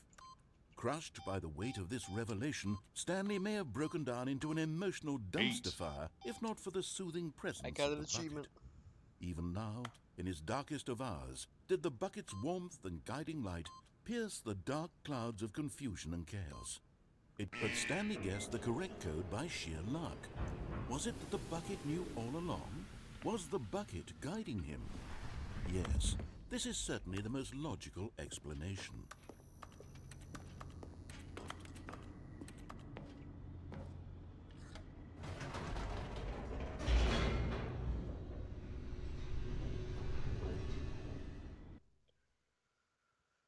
Now let's do the escape ending with the bucket.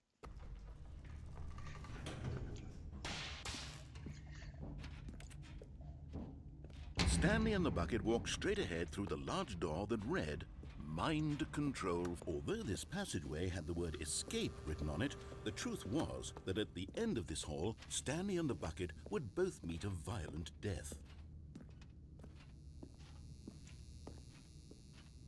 The door behind them was not shut. Stanley and the bucket still had every opportunity to turn around and get back on track.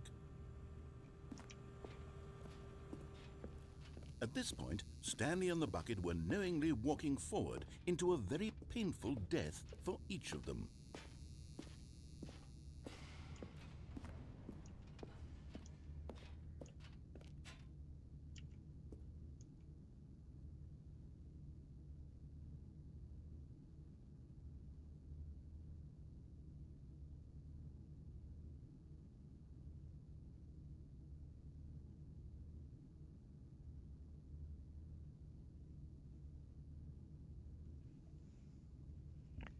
Alright, just checking if there's any more stickers.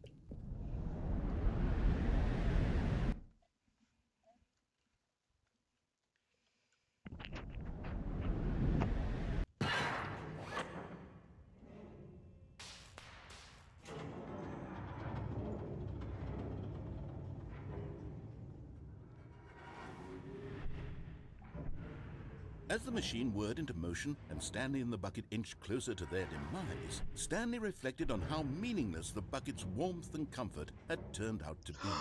To be sure, it puts the mind and the soul at ease to embrace the bucket, but what use is a sense of ease when you're about to be crushed to death? This is what Stanley thought to himself, and he sort of kicked himself for wasting so much time carrying a bucket everywhere. Farewell, Stanley.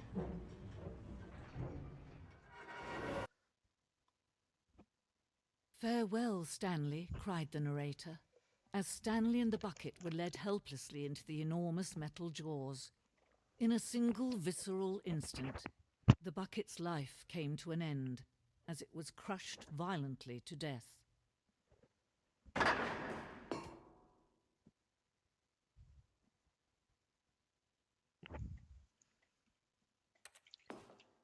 We're just going back to the museum. It was a shame, the death of such a magnificent bucket. It's true that all buckets are radiant in their own way, but this one stood above the rest. It was a glorious bucket to behold. Bucket. My bucket.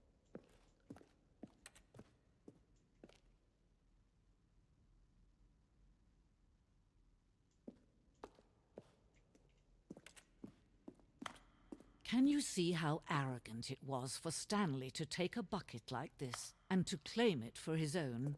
Can you see the hubris that blinded him? Can you see that the bucket is far more noble than Stanley will ever be in his short life?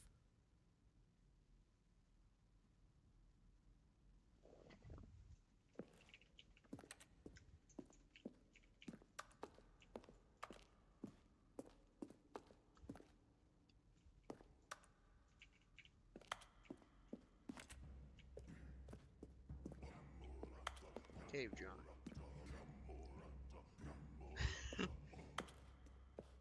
No man can own a bucket, and certainly not a bucket as dazzling to behold as this one.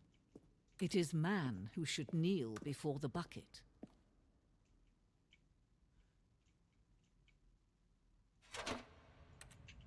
Yoink. But there is something we can do. Something we can do together, you and I, that will right this terrible wrong. Let Stanley die. Let him be crushed by the machine. Don't reset the game. Don't give him another opportunity to run off with another beautiful bucket. We can save the world's buckets from their treatment as tools and implements if only we let Stanley die together. The bucket shall take its place as ruler, as leader, as commander of a new world, a new vision.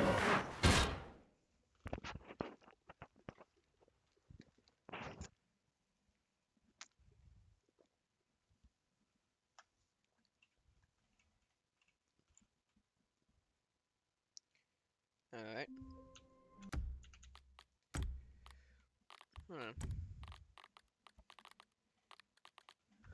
You know what would have been cool if the whiteboard. All of his co-workers were gone. What could it mean? Stanley decided to go to the meeting room. Perhaps he had simply missed a memo. Wait a second, I think there's something I didn't do yet. Now this, Stanley thought to himself, this is a bucket. And indeed it was. Stanley clung the bucket to his cheek. Could his co-workers really all be gone?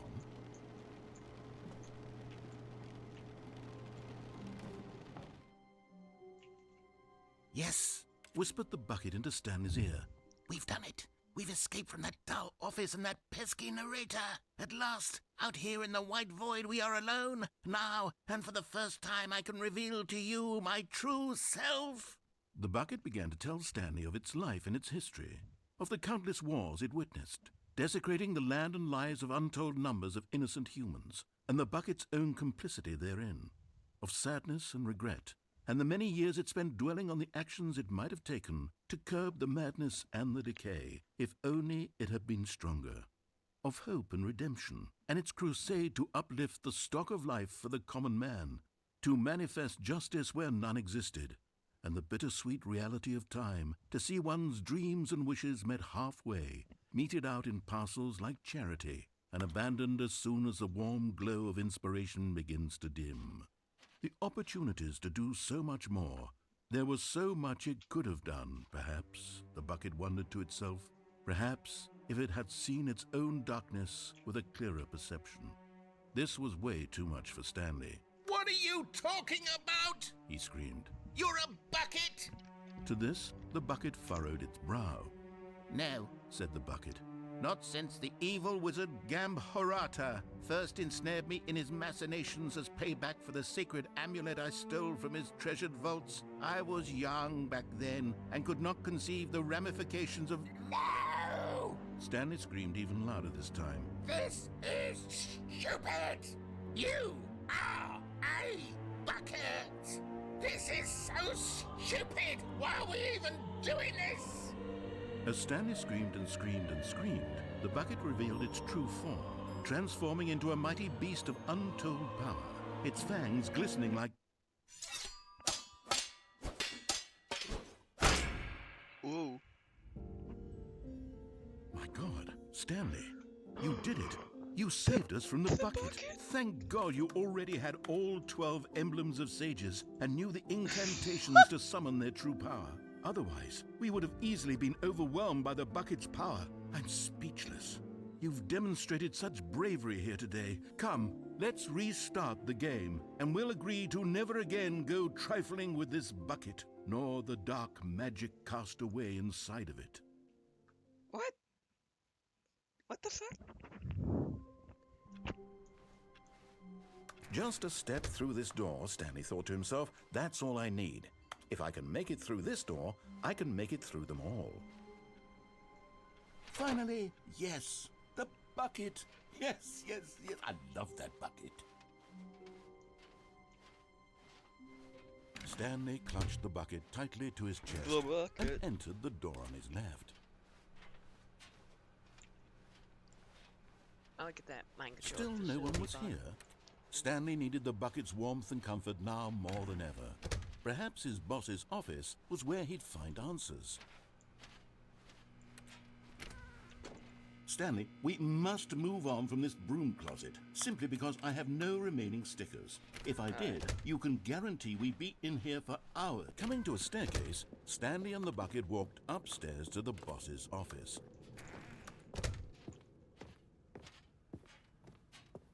Stepping into his manager's office, Stanley was once again stunned to discover not an indication of any human life. Crushed by the weight of this, but Stanley guessed the correct code by sheer luck. Was it that the bucket knew all along? Was the bucket guiding him? Yes, this is certainly the most logical explanation.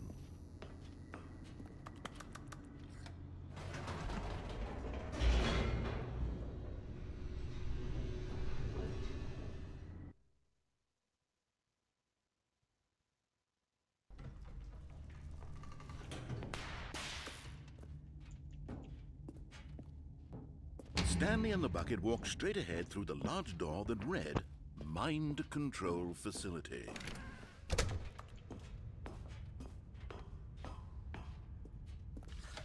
The lights rose on an enormous room packed with television. But just as Stanley was about to proceed further into the mind control facility, he tripped and fell over the railing and into the dark void below.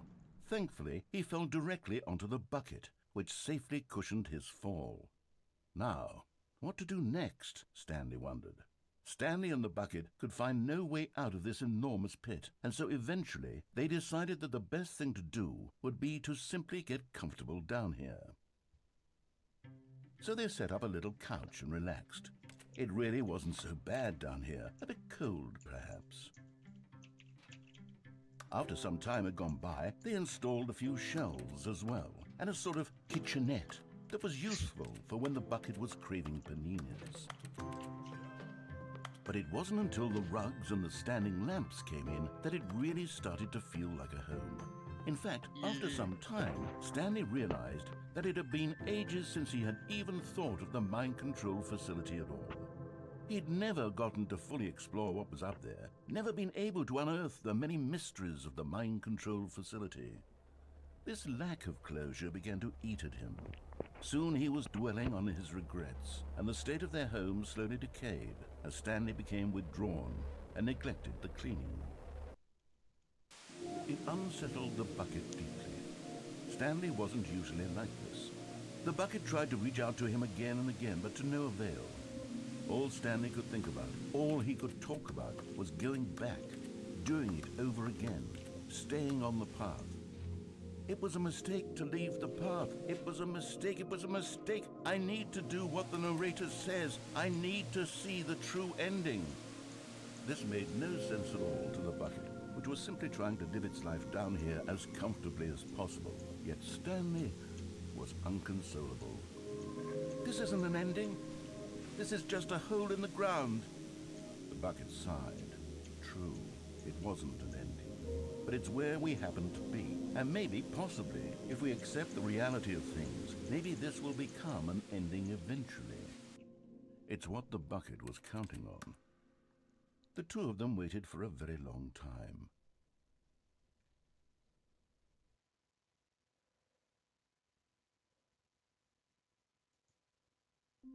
And the game just starts. All of his co-workers were gone. What could it mean? Stanley decided to go to the meeting room. Perhaps he had simply missed a memo.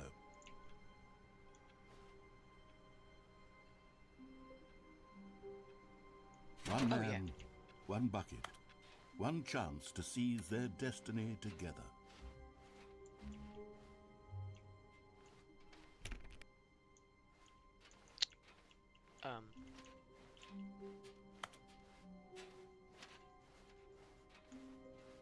Stanley clutched the bucket tightly to his chest and entered the door on his left. Still no one was here. Stanley needed the bucket's warmth and comfort now more than ever. Perhaps his boss's office. Coming to a staircase, Stanley and the bucket walked upstairs to the boss's office. Stepping into his manager's office, Stanley was once again stunned to discover not an indication of any human life. But Stanley guessed the correct code by sheer luck. Was it that the bucket knew all along? Was the bucket guiding him? Yes, this is certainly the most logical explanation.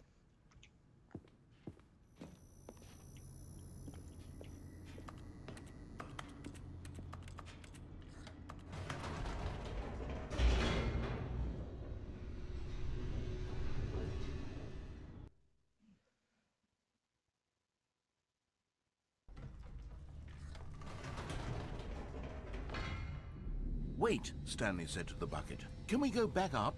When I was pressing those keypad buttons, there was something very intriguing about the number 3. I want to go back so I can try pressing the number 3 again. The bucket said nothing.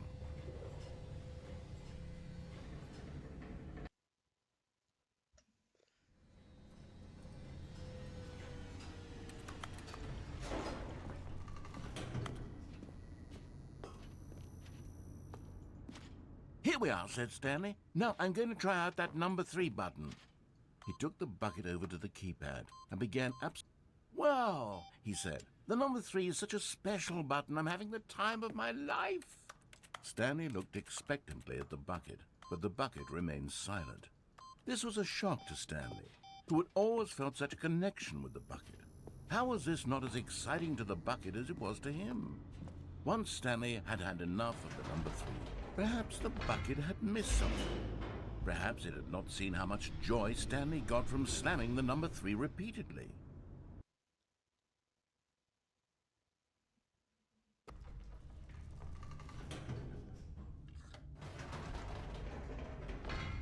No, said Stanley to the bucket.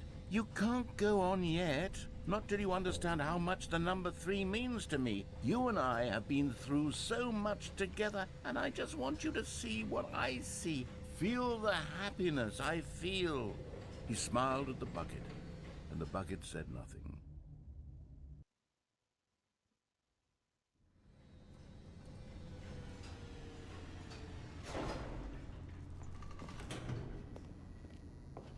Come on, bucket, let's go. Here we go, said Stanley. This time I'll really show you. He ran to the number 3 and began to wail on it like a musician on a beloved instrument, weaving a concerto of truth and passion. He wielded the number 3 like a fine artist would wield a paintbrush. He told stories through the number 3, stories of his dreams and hopes and fears. And the whole time, he looked to his bucket for a reaction of some kind. Anything to let him know that the bucket appreciated what he was doing. The bucket conveyed absolutely nothing at all, only silence. Crushed by a wave of dejection, Stanley returned to the elevator.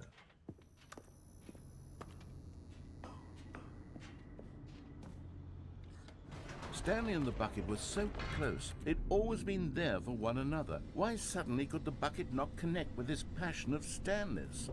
The question caused Stanley to ruminate the whole way down the elevator. He knew that there must be a way to get through to the bucket, to communicate fully with his dear friend. Surely there was a solution, mustn't there be?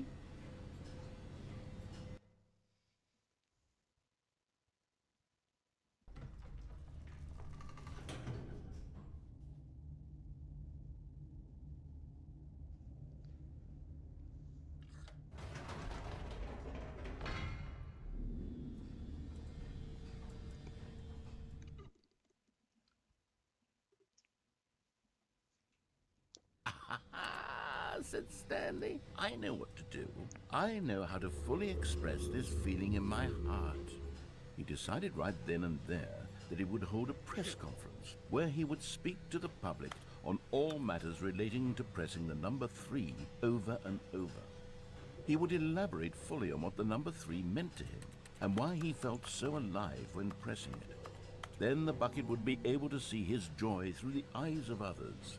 It would get to see the world react to this discovery of Stanley's. And it would be through the public eye that the bucket would finally understand Stanley's work. For months, he advertised and marketed his press conference, building excitement around it, developing and rehearsing it, until it couldn't be refined a single measure further. Yeah. When the big day arrived, Stanley was as prepared as he'd ever been for anything in his life.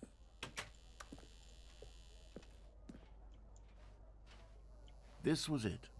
One last chance to win the bucket over. One opportunity to share a true connection with a loved one.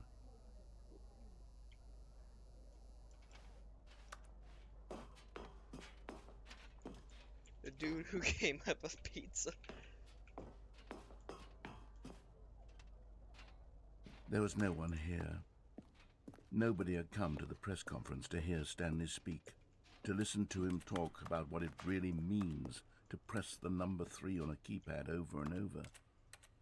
He was unloved, uninteresting, he was a failure, and in that moment Stanley knew that the bucket would never again take him seriously. There would be no connection, no deeper understanding. The bucket merely sat there in his arms, indifferent. And so it began that slowly, over many years, the two of them grew more and more distant. They spoke less and less, neither wishing to state the obvious, that any sense of real respect between them had eroded since that day at the press conference. There would be no more games, no more long conversations about passion and pursuit. Only a silence that consumed the space between friends. And Stanley, having for once in his life discovered the warmth and comfort of true companionship, was cast back into the unremarkable normalcy of loneliness.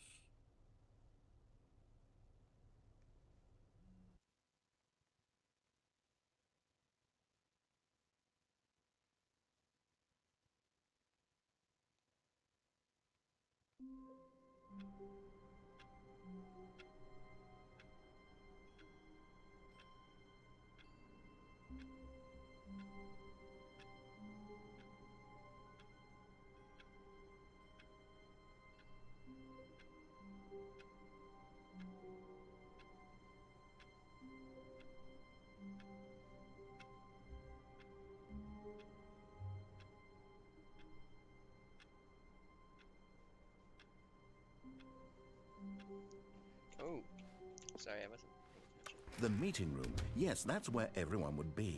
Stanley just needed to get to the meeting room, and from then on, he would never be alone ever again.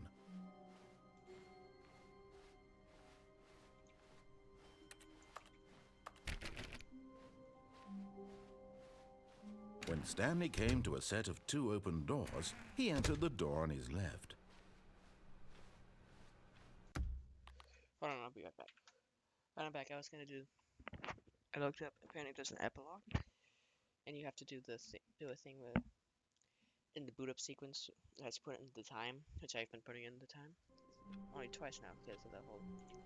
Yeah, but then I want to see if I can get this. All of his co-workers were gone. What could it mean? Stanley decided to go to the meeting room. Perhaps he had simply missed a memo.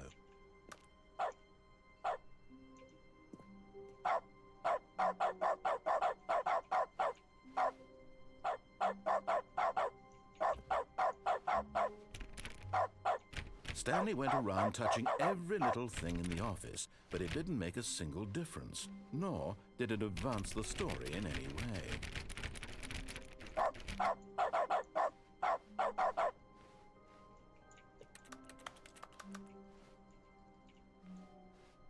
It's bucket time. Stanley clutched. Alright. Alright, I entered the correct time, and it's now asking.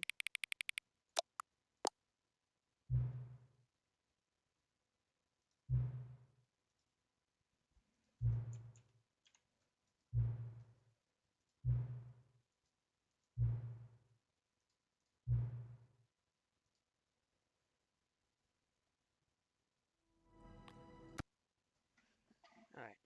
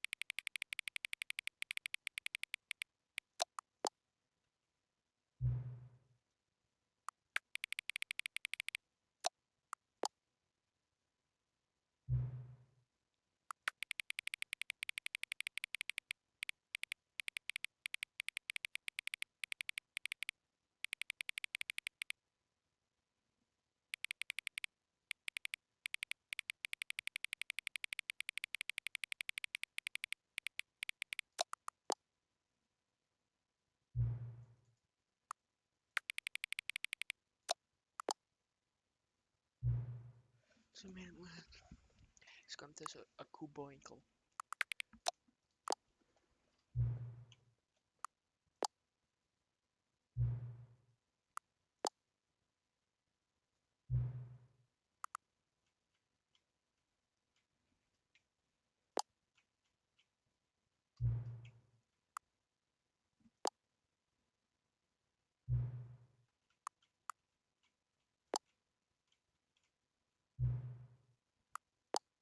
What?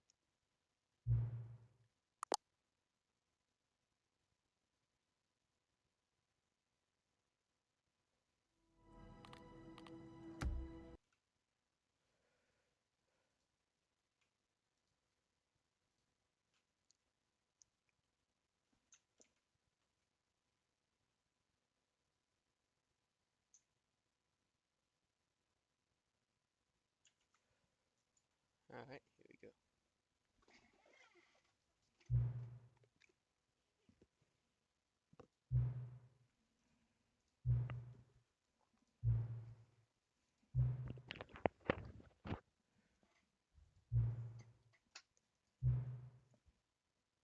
What?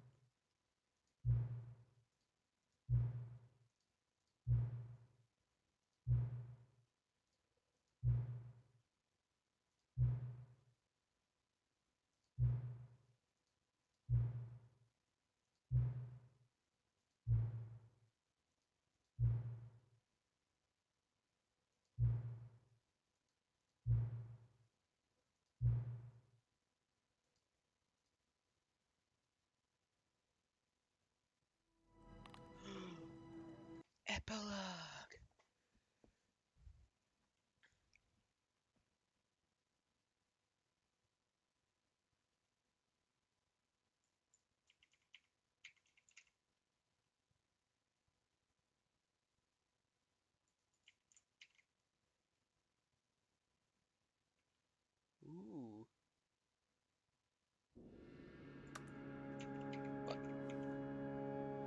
Wait, is this after the new content ending? You know, where like the whole like narration skip, like we skipped the narrator and then whole building became dilapidated and then we just left and walked out into the sand.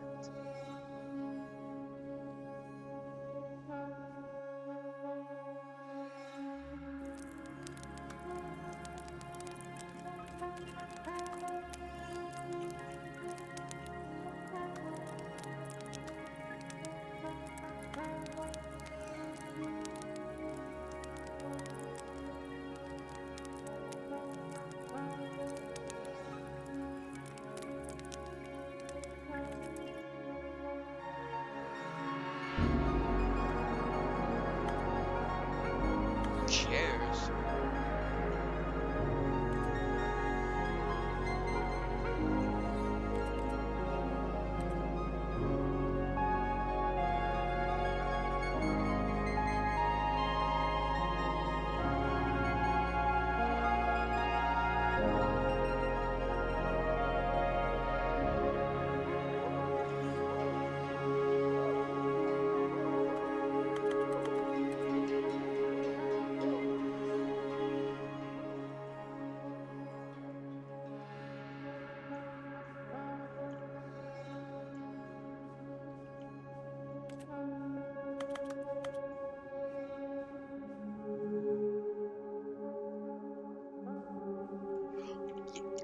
I knew it.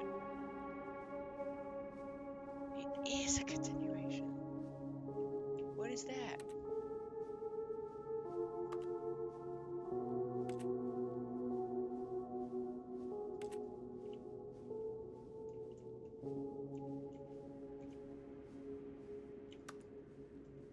Now let's go back to the house.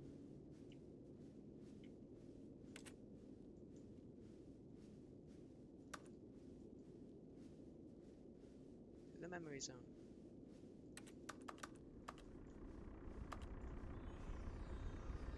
Stanley Parable 2.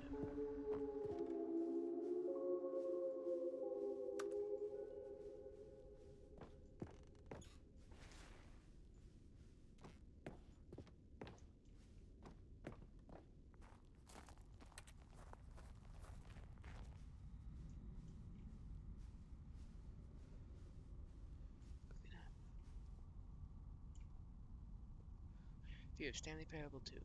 Like so many, I enjoy my time with the original Stanley Parable, which underscores how truly disappointed I am with its sequel. The first game teamed with well, the first game teamed rather than expand on what the first game did. An infinitely deep hole. Okay.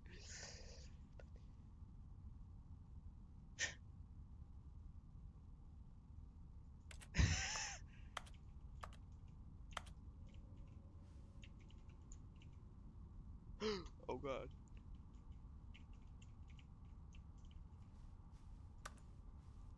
I like how the only thing that was liked was the bucket. Standard Parable developers, no more sequels, no more spin-offs. Jim, Jim, Jim, Jim, Jim, Jim, Jim, Jim, Jim.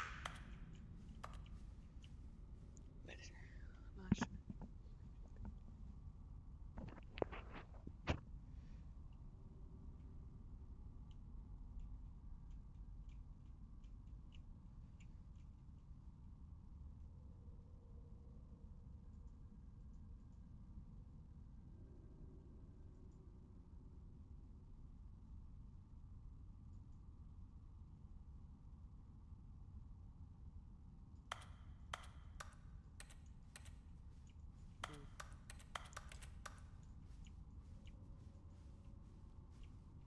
Jim, Jim, Jim, Jim. Jim, Jim, Jim. Jim, Jim, Stanley. Stanley, Stanley, Stanley. Oh, the only one that doesn't say Jim.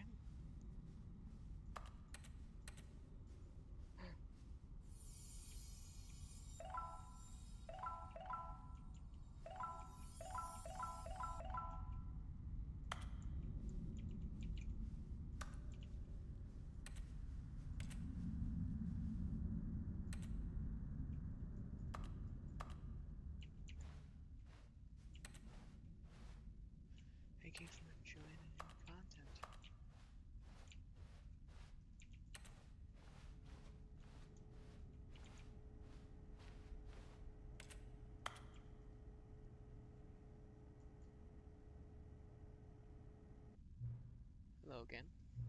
Nice to see you. But it's trouble to learn that there will never be another Stanley Parable game. Did you read the developer said? Preserve the integrity of franchise? Nonsense. Stanley Parable is not sacred. We do not need to protect it. Screw the legacy. Let's keep making Stanley Parable games until the sun explodes.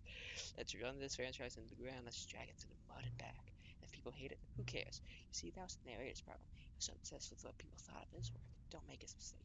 Don't claim the legacy. Let it burn. It's not hard. In fact, let me show you. Together we can make the Stanley Parable 3. It's simple. All we do is change the number in the title screen. We also need a really dumb subtitle for the game. Something loud and gaudy. Go ahead, try combining some random words together to make a new title for our game.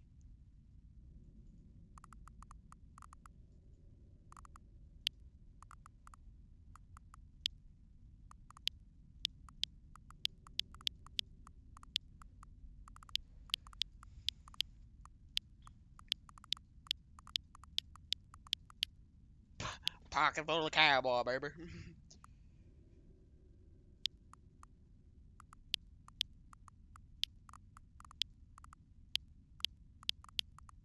Crocodile Cowboy. Sandy's Parables 3, Crocodile Cowboy. It's absurd. I love it. Every time we restart the game, we'll advance the number of the sequel by one, and then we'll pick a new subtitle. That way, the Stanley Parable will never end, and nothing in the game itself will change when you do this either. Adding more content sounds like work. No need to do that. It'll just be the same content recycled again and again and again with a new title screen. What do you say? Should we go forward with this plan? I like it, but I want you to have a say as well.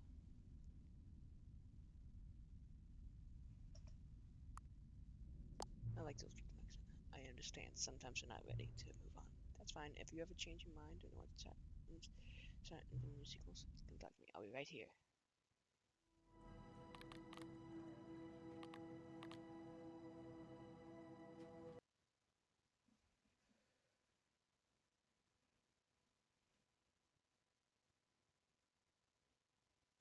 This is the... All of his co-workers were gone. What could it mean? Stanley decided to go to the meeting room. Perhaps he had simply missed a memo. It's bucket time. Yeah.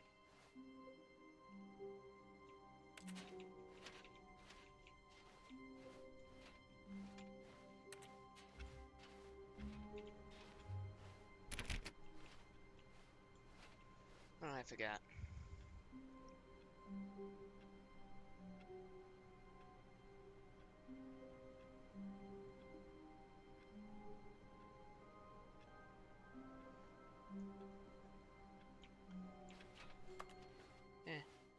Guess I'll just continue on. Stanley clutched the bucket tightly to his chest and entered the door on his left. Still no one was here. Stanley needed the bucket's warmth and comfort now more than ever. Perhaps his boss's office was coming to a staircase. Stanley and the bucket walked upstairs to the boss's office.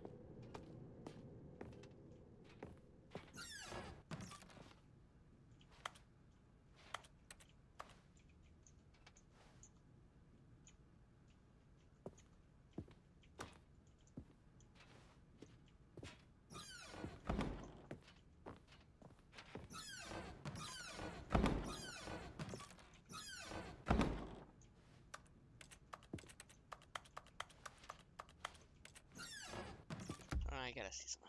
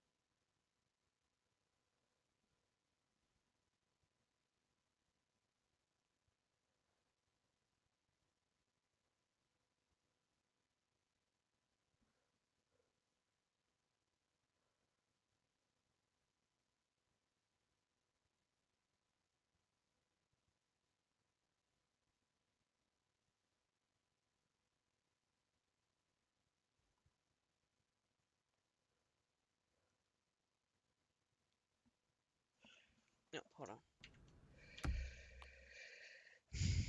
I just wanted to see, because I think there is something about.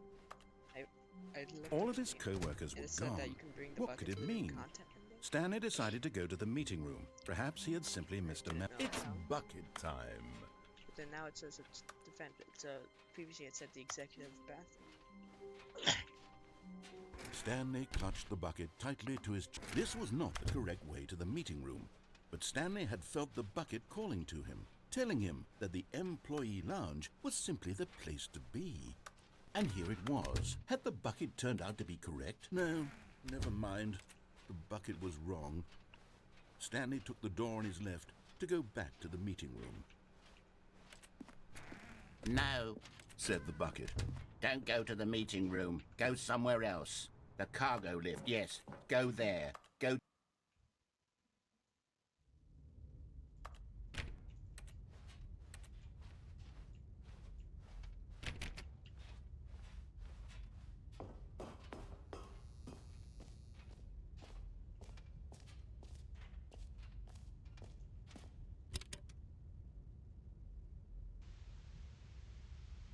Okay, this is Alright, I don't know what the fuck I'm doing.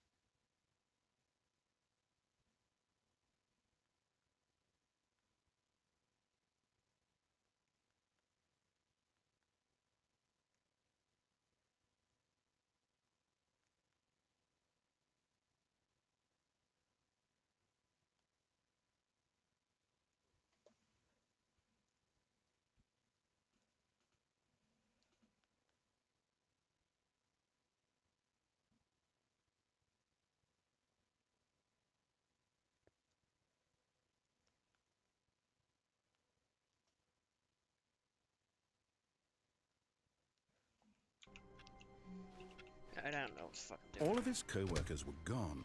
What could it mean? Stanley decided to go to the meeting room. Perhaps he had simply missed a memo. It's There is bucket such a thing as time. a cold feet ending. And you get for falling off. the Stanley bus clutched the before bucket tightly you to get his... out of bed. This was not the correct way to the meeting room, but Stanley had felt the bucket calling to him, telling him that the employee lounge was simply the place to be. And here it was. Had the bucket turned out to be correct? Was this better than the meeting? No, never mind. The bucket was wrong. Stanley took the door on his left to go back to the meeting room. No, Said the bucket. don't go to the meeting room. Go somewhere else. The cargo lift, yes. Go. The But Stanley feared that any path he walked might lead to the separation of himself and the bucket, his dearest friend. So he threw himself to his death, that they might die in one another's arms. How deeply touching.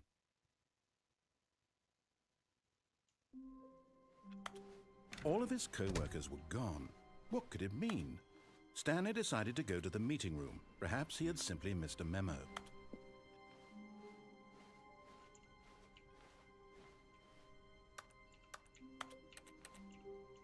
When Stanley came to a set of 2 open doors, this was not the correct way to the meeting room, and Stanley knew it perfectly well.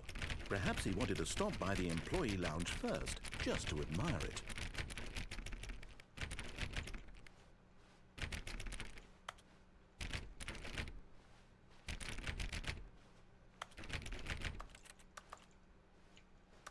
The lounge was sublime, a work of art. What was but eager to get back to business, Stanley took the first open door on his left.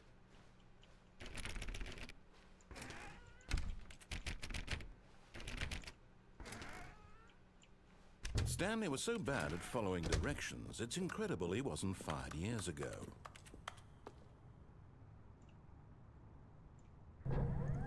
Look, Stanley, I think perhaps we've gotten off on the wrong foot here. I'm not your enemy, really, I'm not. I realize that investing your trust in someone else can be difficult, but the fact is that the story has been about nothing but you all this time. What? Really? I was in the middle of something. Do you have zero consideration for others? Are you that convinced that I want something bad to happen to you? Why, I don't know how to convince you of this, but I really do want to help you, to show you something beautiful. Look, let me prove it. Let me prove that I'm on your side. Give me a chance. Now listen carefully, this is important. Stanley walked through the red door. Aha, perhaps you misunderstood.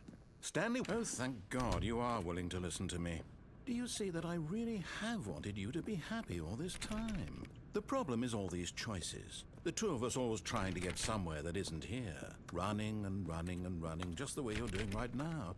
Don't you see that it's killing us, Stanley? I wanted to stop. We would both be so much happier if we just stopped.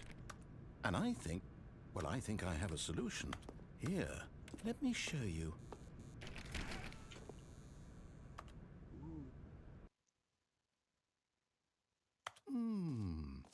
What do we want? What are we looking for? Here. Yes. Oh, it's beautiful, isn't it? If we just stay right here, right in this moment with this place, Stanley, I think I feel happy. I actually feel happy.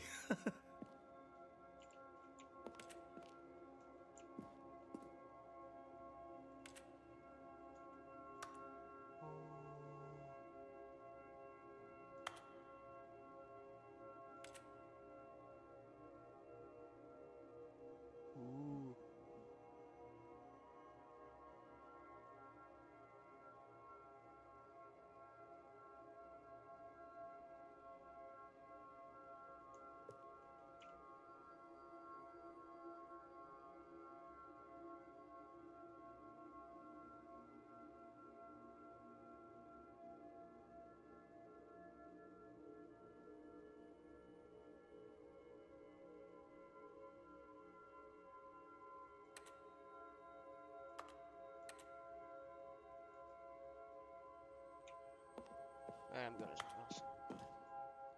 No, wait. Where are you going? Right. Where were we?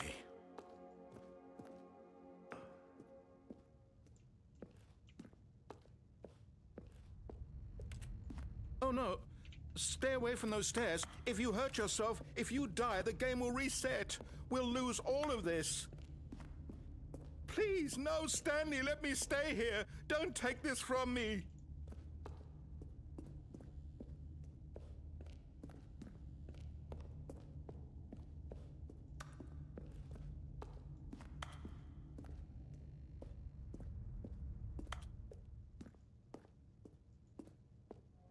Good, good. We can't be too safe. Promise me you won't go back there, hmm? Just stay here. No! What do we talk about? You're risking everything we achieved here. Are you... You are going to stay here, aren't you?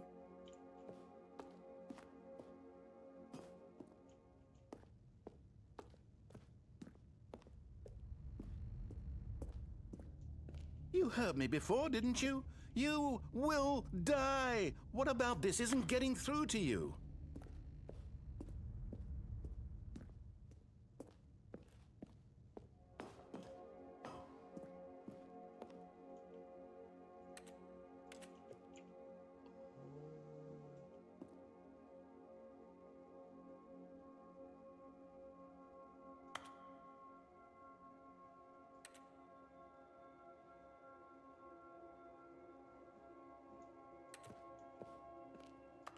Well, time to die.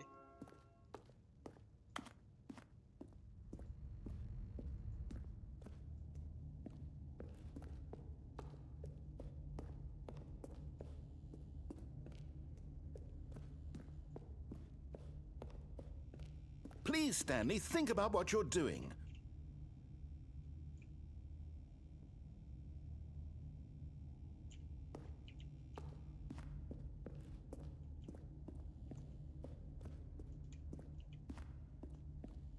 What happens if we go back down after that?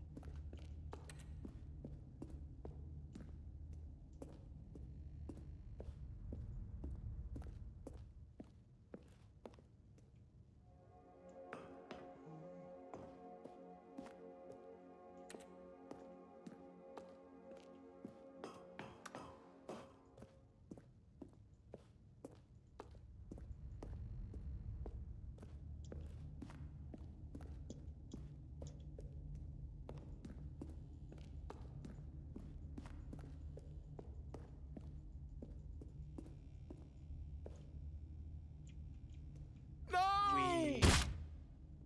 Oh, thank God you lived. You had me worried there for a moment. Now, can we please get back to the other room?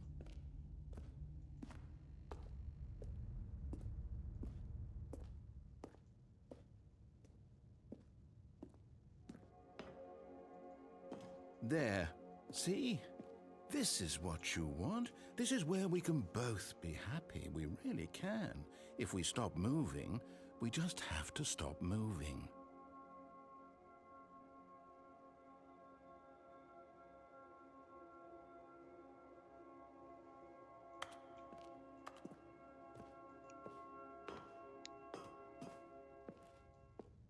Stanley, go back.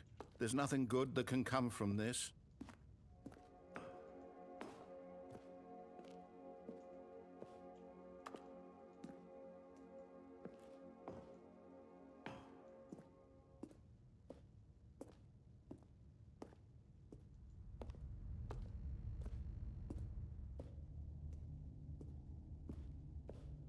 No. No, no, what are you doing, Stanley?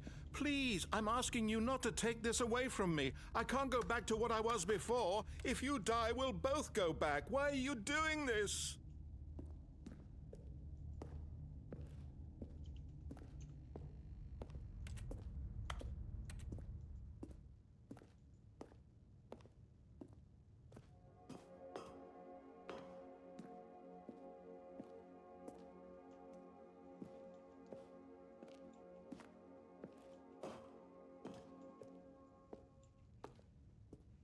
I'm trying to get all dialogue.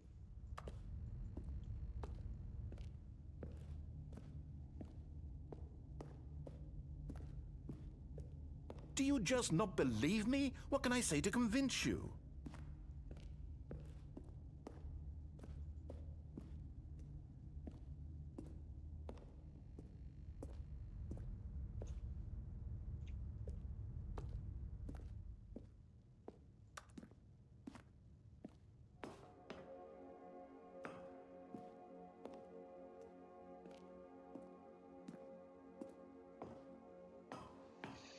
Alright, I think this is. We just have to go back up. Tell you what, I'll go right back up there, and then I'll come back down.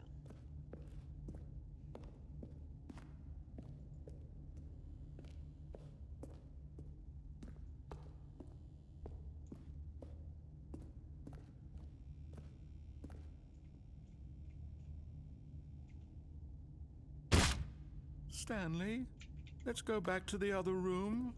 Can you do that for me? Yes, perhaps you can. Perhaps you finally see what I'm talking about.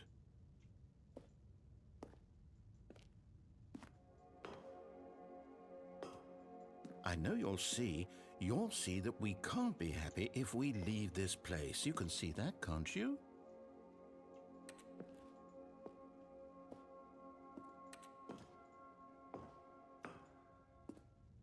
No, perhaps not.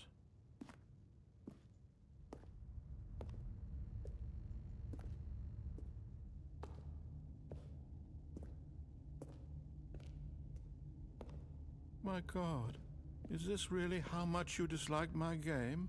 That you'll throw yourself from this platform over and over to be rid of it? You are literally willing to kill yourself to keep me from being happy. Am I reading the situation correctly?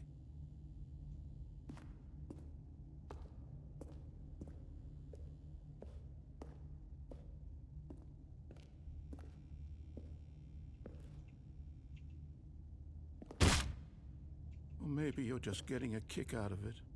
I don't know anymore. I just wanted us to get along. But I guess that was too much to ask. It looks like you wanted to make a choice after all. Well, this one is yours. Do you actually want to stay alive? Or are you just teasing me?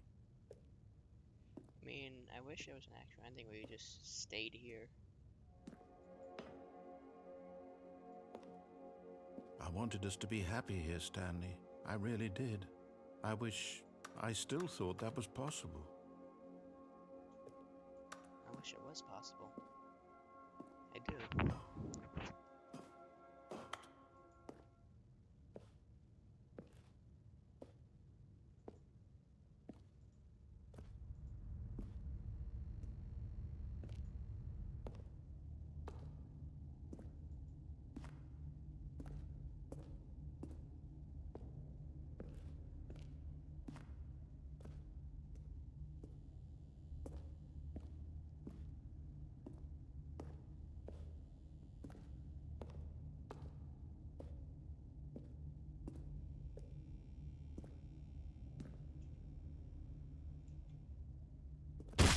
Is it over?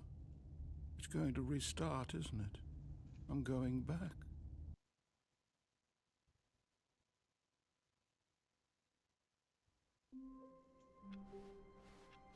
All of his co-workers were gone. What could it mean? Stanley decided to go to the meeting room. Perhaps he had simply missed a memo. That's the wrong direction.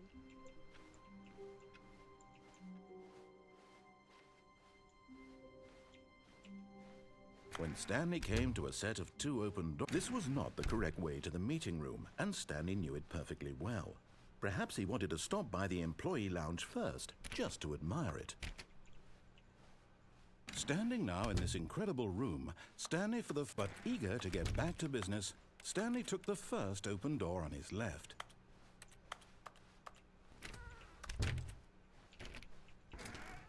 Stanley was so bad at following directions, it's incredible he wasn't fired years ago.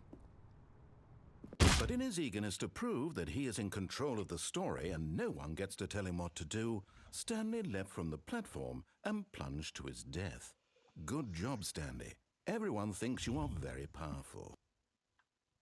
Yay. All of his co-workers were gone. What could it mean? Stanley decided to go to the meeting room. Perhaps he had simply missed a memo. It's bucket time.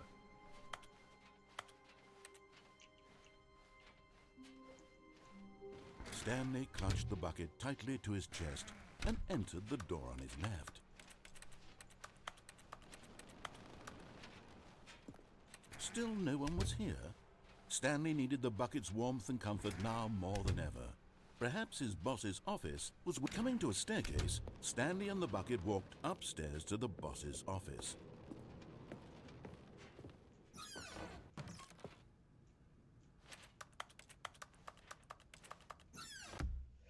Alright, hold on.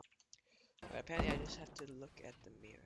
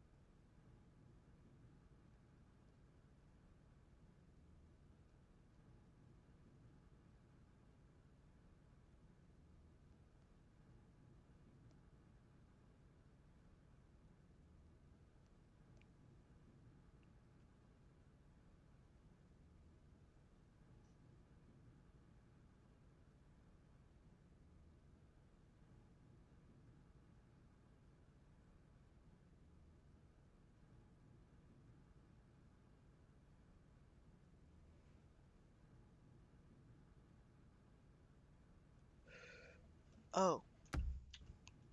Oh. does I need to do?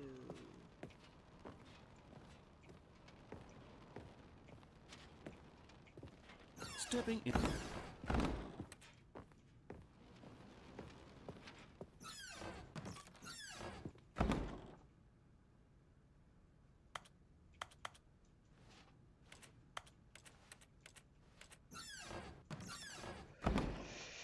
Hold on.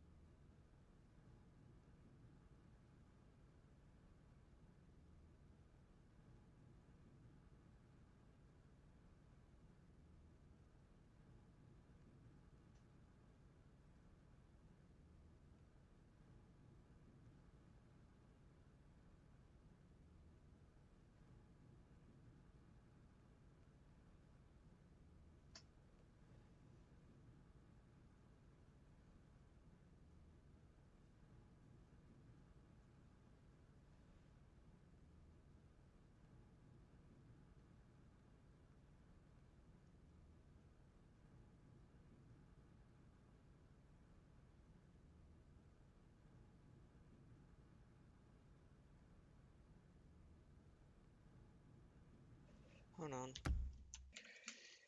It's something stupid. I have to fucking do the epilogue again and have to do. See you when I do.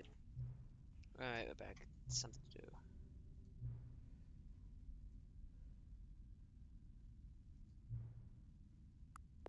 You have to have that fucking done.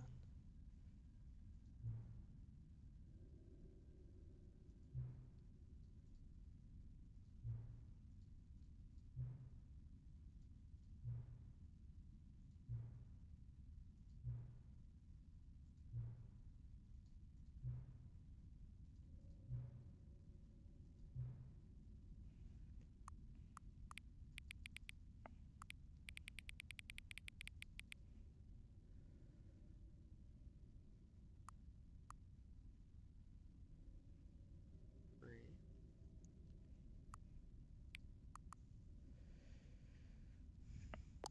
Alright.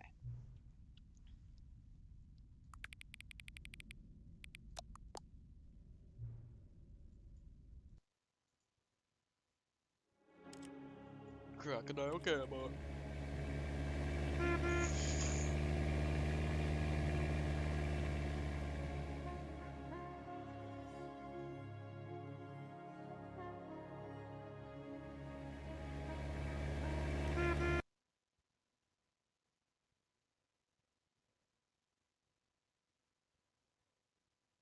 This is the...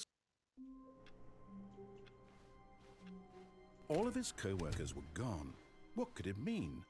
Stanley decided to go to the meeting room. It's bucket time.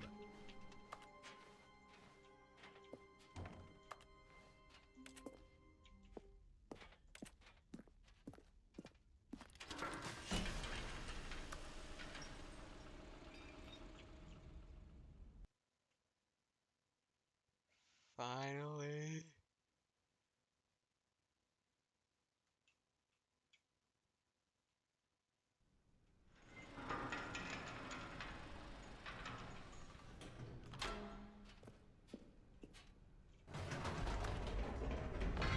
You see, Stanley, I've been reflecting on the Stanley parable and about how roundly disappointing this ultra-deluxe version has turned out to be. The original Stanley parable was a landmark, and any new content for it should live up to that legacy. So forget this ultra-deluxe nonsense. I say we take it one step even further. Which is why I'm very proud to announce for the first time ever, the Stanley Parable 2.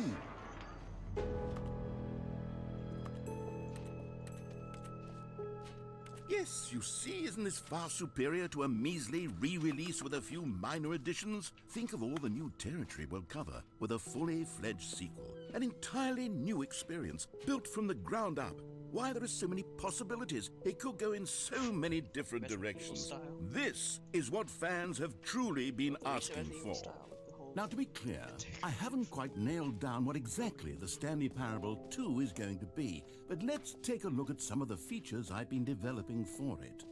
I figure that if I can loosely organize a handful of interesting concepts, that surely the game will sort of naturally spring up around them. It'll all work itself out. Game development is much more of a fuzzy magic than anything scientific or logical. Here we are. Go on, try out some of the new features.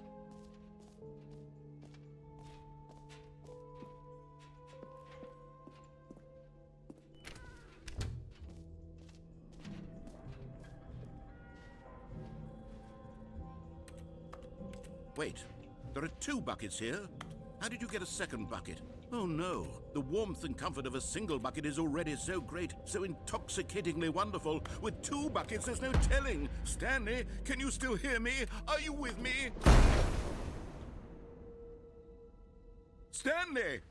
Oh, thank God, I didn't lose you. Stanley, the power of 2 buckets was too much. I had to destroy both of them. I know how much the bucket meant to you. No. But I couldn't take the risk. I hope one day you can forgive me.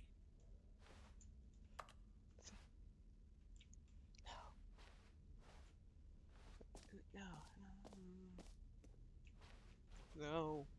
My bucket.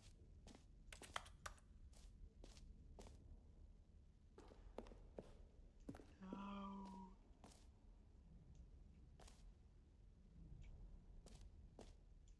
Okay, I'll be honest, I haven't yet decided on this one. I think that in the new version, the office could use a bit of decoration, like balloons. But I'm undecided on Get Well Someday and Happy 12th Birthday. Which would you go with? You know, sometimes when you solicit another person's opinion, it makes you realize that you knew which one you actually really wanted all along. Get Well Someday it is. Or actually, maybe I should have gone with... No, I've made my decision. We're moving on.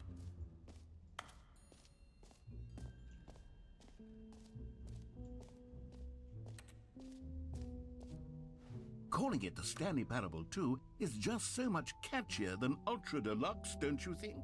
Ultra Deluxe? What does it even mean? But the Stanley Parable 2, now that's an artistic statement right there. It's future-oriented. It screams progress and innovation and long-term franchising potential.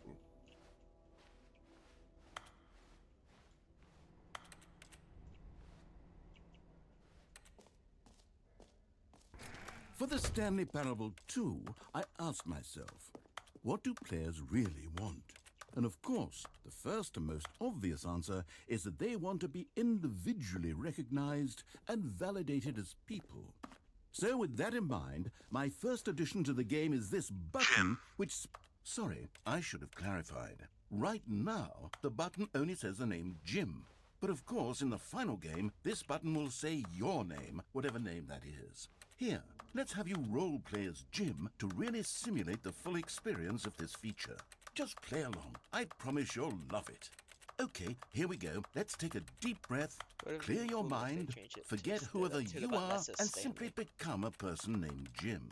Jim. Whoa, hold on. I wasn't finished setting up the backstory. If you don't properly roleplay as Jim, then you'll never understand the impact of this button. Otherwise, it's just a stupid button that says somebody else's name. Okay, we're doing it again, and this time let me finish first. Now, allow yourself to become Jim. Imagine yourself driving to work as Jim. Play. Jim. All right, fine, whatever. It's just a meaningless button that says Jim. Are you happy now? Get out of here. I'm done with this button. Why don't you go humiliate me in front of a different feature that I worked very hard on?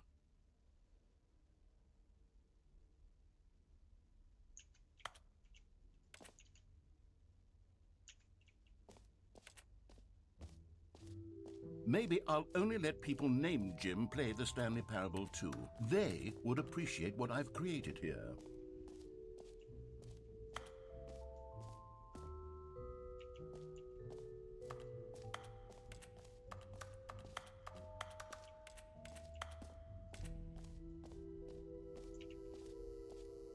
Now, here's something special. You remember that broken test achievement that got left in the game on accident? Well, I'm developing a technology to simply give you the achievement.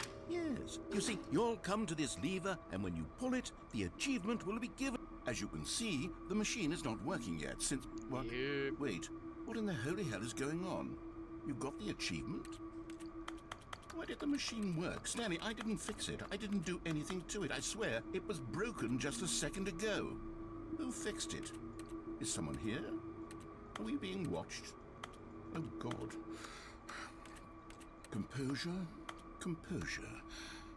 Yes, as you can see, the machine is working as normal, as I intended. It truly speaks to the awe-inspiring magic of the Stanley Parable 2.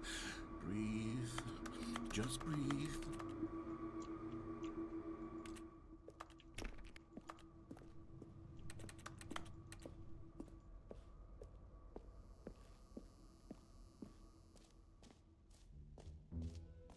What else? What other exhibits haven't we seen yet?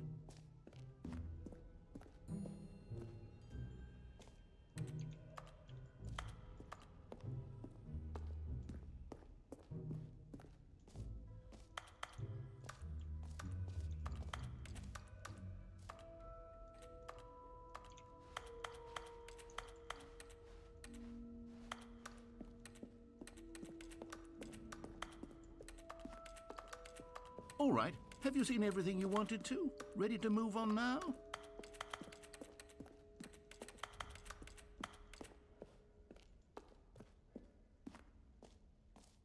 So, Stanley, what do you think? Do you like all of the new features? Yes, I know it's not exactly clear yet how exactly these features will come together as one single coherent video game, but I can feel it in my soul. It's going to work. There's definitely a good game in there somewhere. Say, let's do an experiment. I'll arrange these new features together, and we'll see whether or not it coheres into a meaningful gameplay experience. Okay. Are you ready? Here it is. I give you the Stanley Parable 2.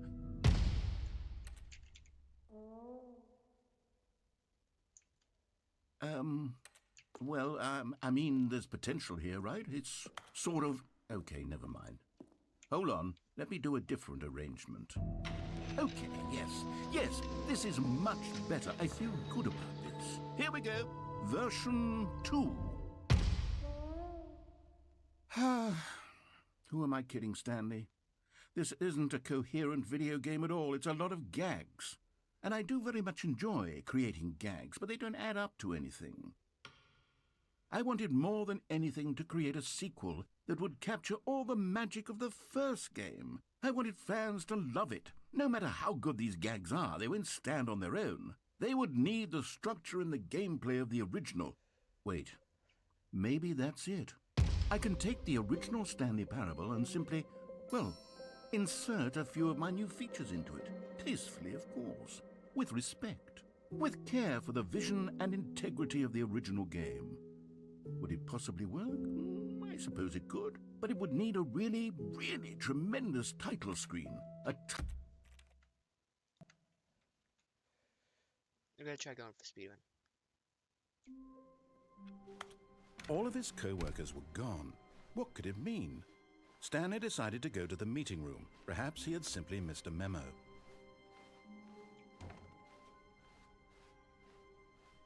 When Stanley came to a set of 2 open doors, he entered the door on his left.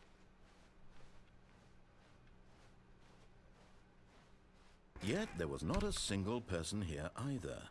Feeling a wave of disbelief, Stanley decided to go up to his boss. Coming to a staircase, Stanley walked upstairs to his boss's office.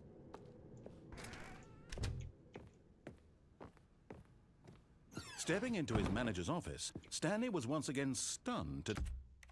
discover not an indication of any human life. Shocked, unraveled, Stanley wondered in disbelief. Stanley was in such a rush to get through the story as quickly as possible, he didn't even have a Alright. single minute.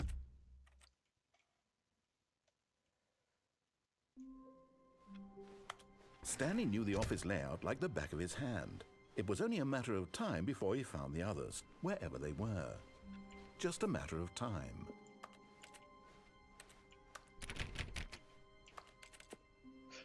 What? What the?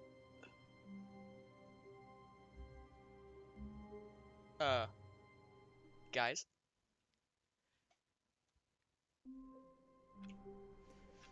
Okay. All of his co-workers were gone. What could it just mean? happened? Stanley decided to go to the meeting room. Perhaps he had simply missed a memo.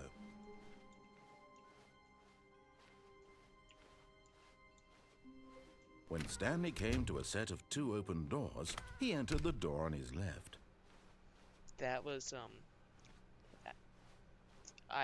what the fuck? Yet there was not a single person here either. Feeling a wave Why did I of just randomly disbelief, fall to the Stanley ground? decided to go up to his... Coming to a staircase, Stanley walked upstairs to his boss's office. Okay, I think we all know the drill by now. Blah, blah, blah. Dark secrets, the keypad. Stanley pushes some buttons. Oh, hey, look, it's a new passageway. Quelle surprise.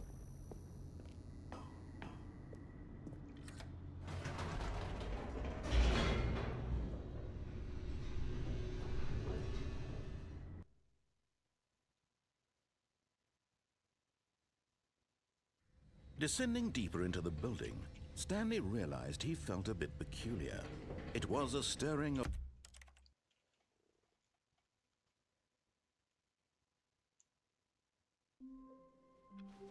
How long was I sitting there? Stanley wondered to himself. Minutes? Days? Centuries? Did something crucial happen while my senses were turned? He made a note to be more careful with time from now on. When Stanley came to a set of 2 open doors, he entered the door on his left.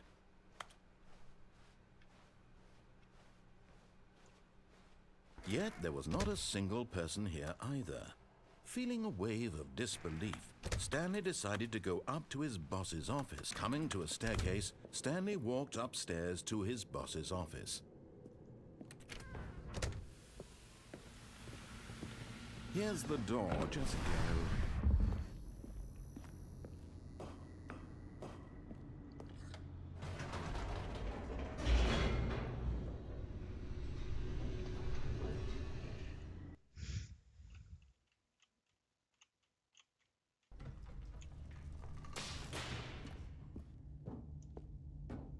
Stanley walked straight ahead through the large door that read Mind Control Facility.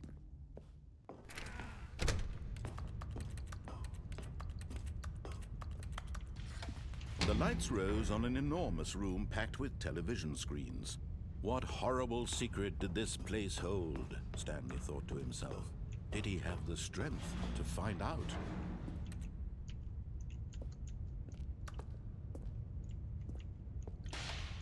Now the monitors jumped to life, their true nature revealed.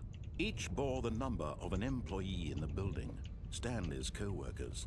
The lives of so many individuals reduced to images on a screen, and Stanley, one of them, eternally monitored in this place where freedom meant nothing.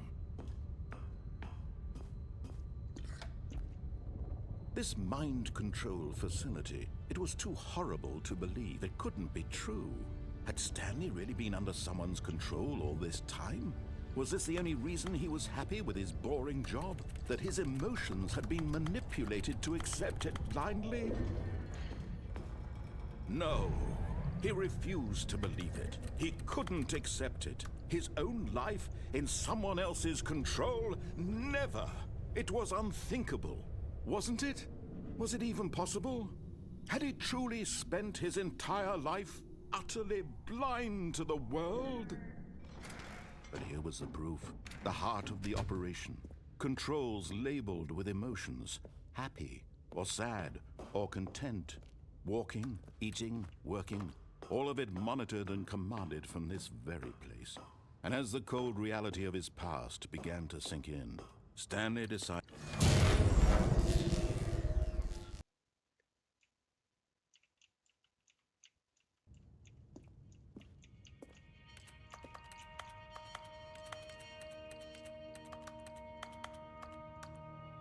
blackness and a rising chill of uncertainty. Was it over? Yes. He had won. He had defeated the machine, unshackled himself from someone else's command. Freedom was mere moments away. And yet, even as the immense door slowly opened, Stanley reflected on how many puzzles still lay unsolved. Where had his co-workers gone? How had he been freed from the machine's grasp? What other mysteries did this strange building hold? But as sunlight streamed into the chamber, he realized none of this mattered to him, for it was not knowledge or even power that he had been seeking, but happiness. Perhaps his goal had not been to understand, but to let go.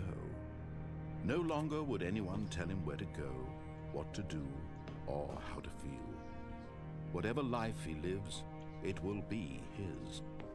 And that was all he needed to know. It was perhaps the only thing worth knowing. Stanley stepped through the open door. Stanley felt the cool breeze upon his skin, the feeling of liberation, the immense possibility of the new path before him. This was exactly the way, right now, that things were meant to happen. And Stanley was happy.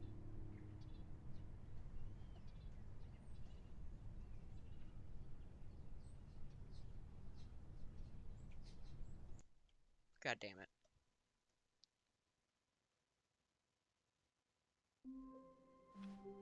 All of his co-workers were gone. What could it mean? Stanley decided to go to the meeting room. Perhaps he had simply missed a memo.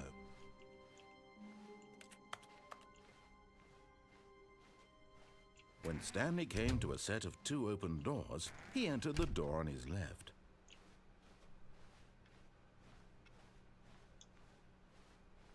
Yet there was not a single person here either. Feeling a wave of disbelief, Stanley decided to go up to his boss's. Coming to a staircase, Stanley walked upstairs to his boss's office. Here's the door, just go.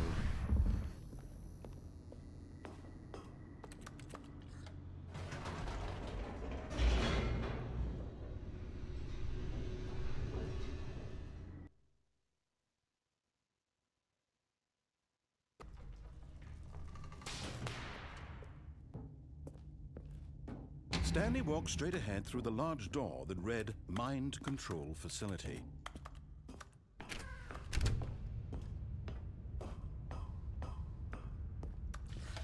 The lights rose on an enormous room packed with television screens.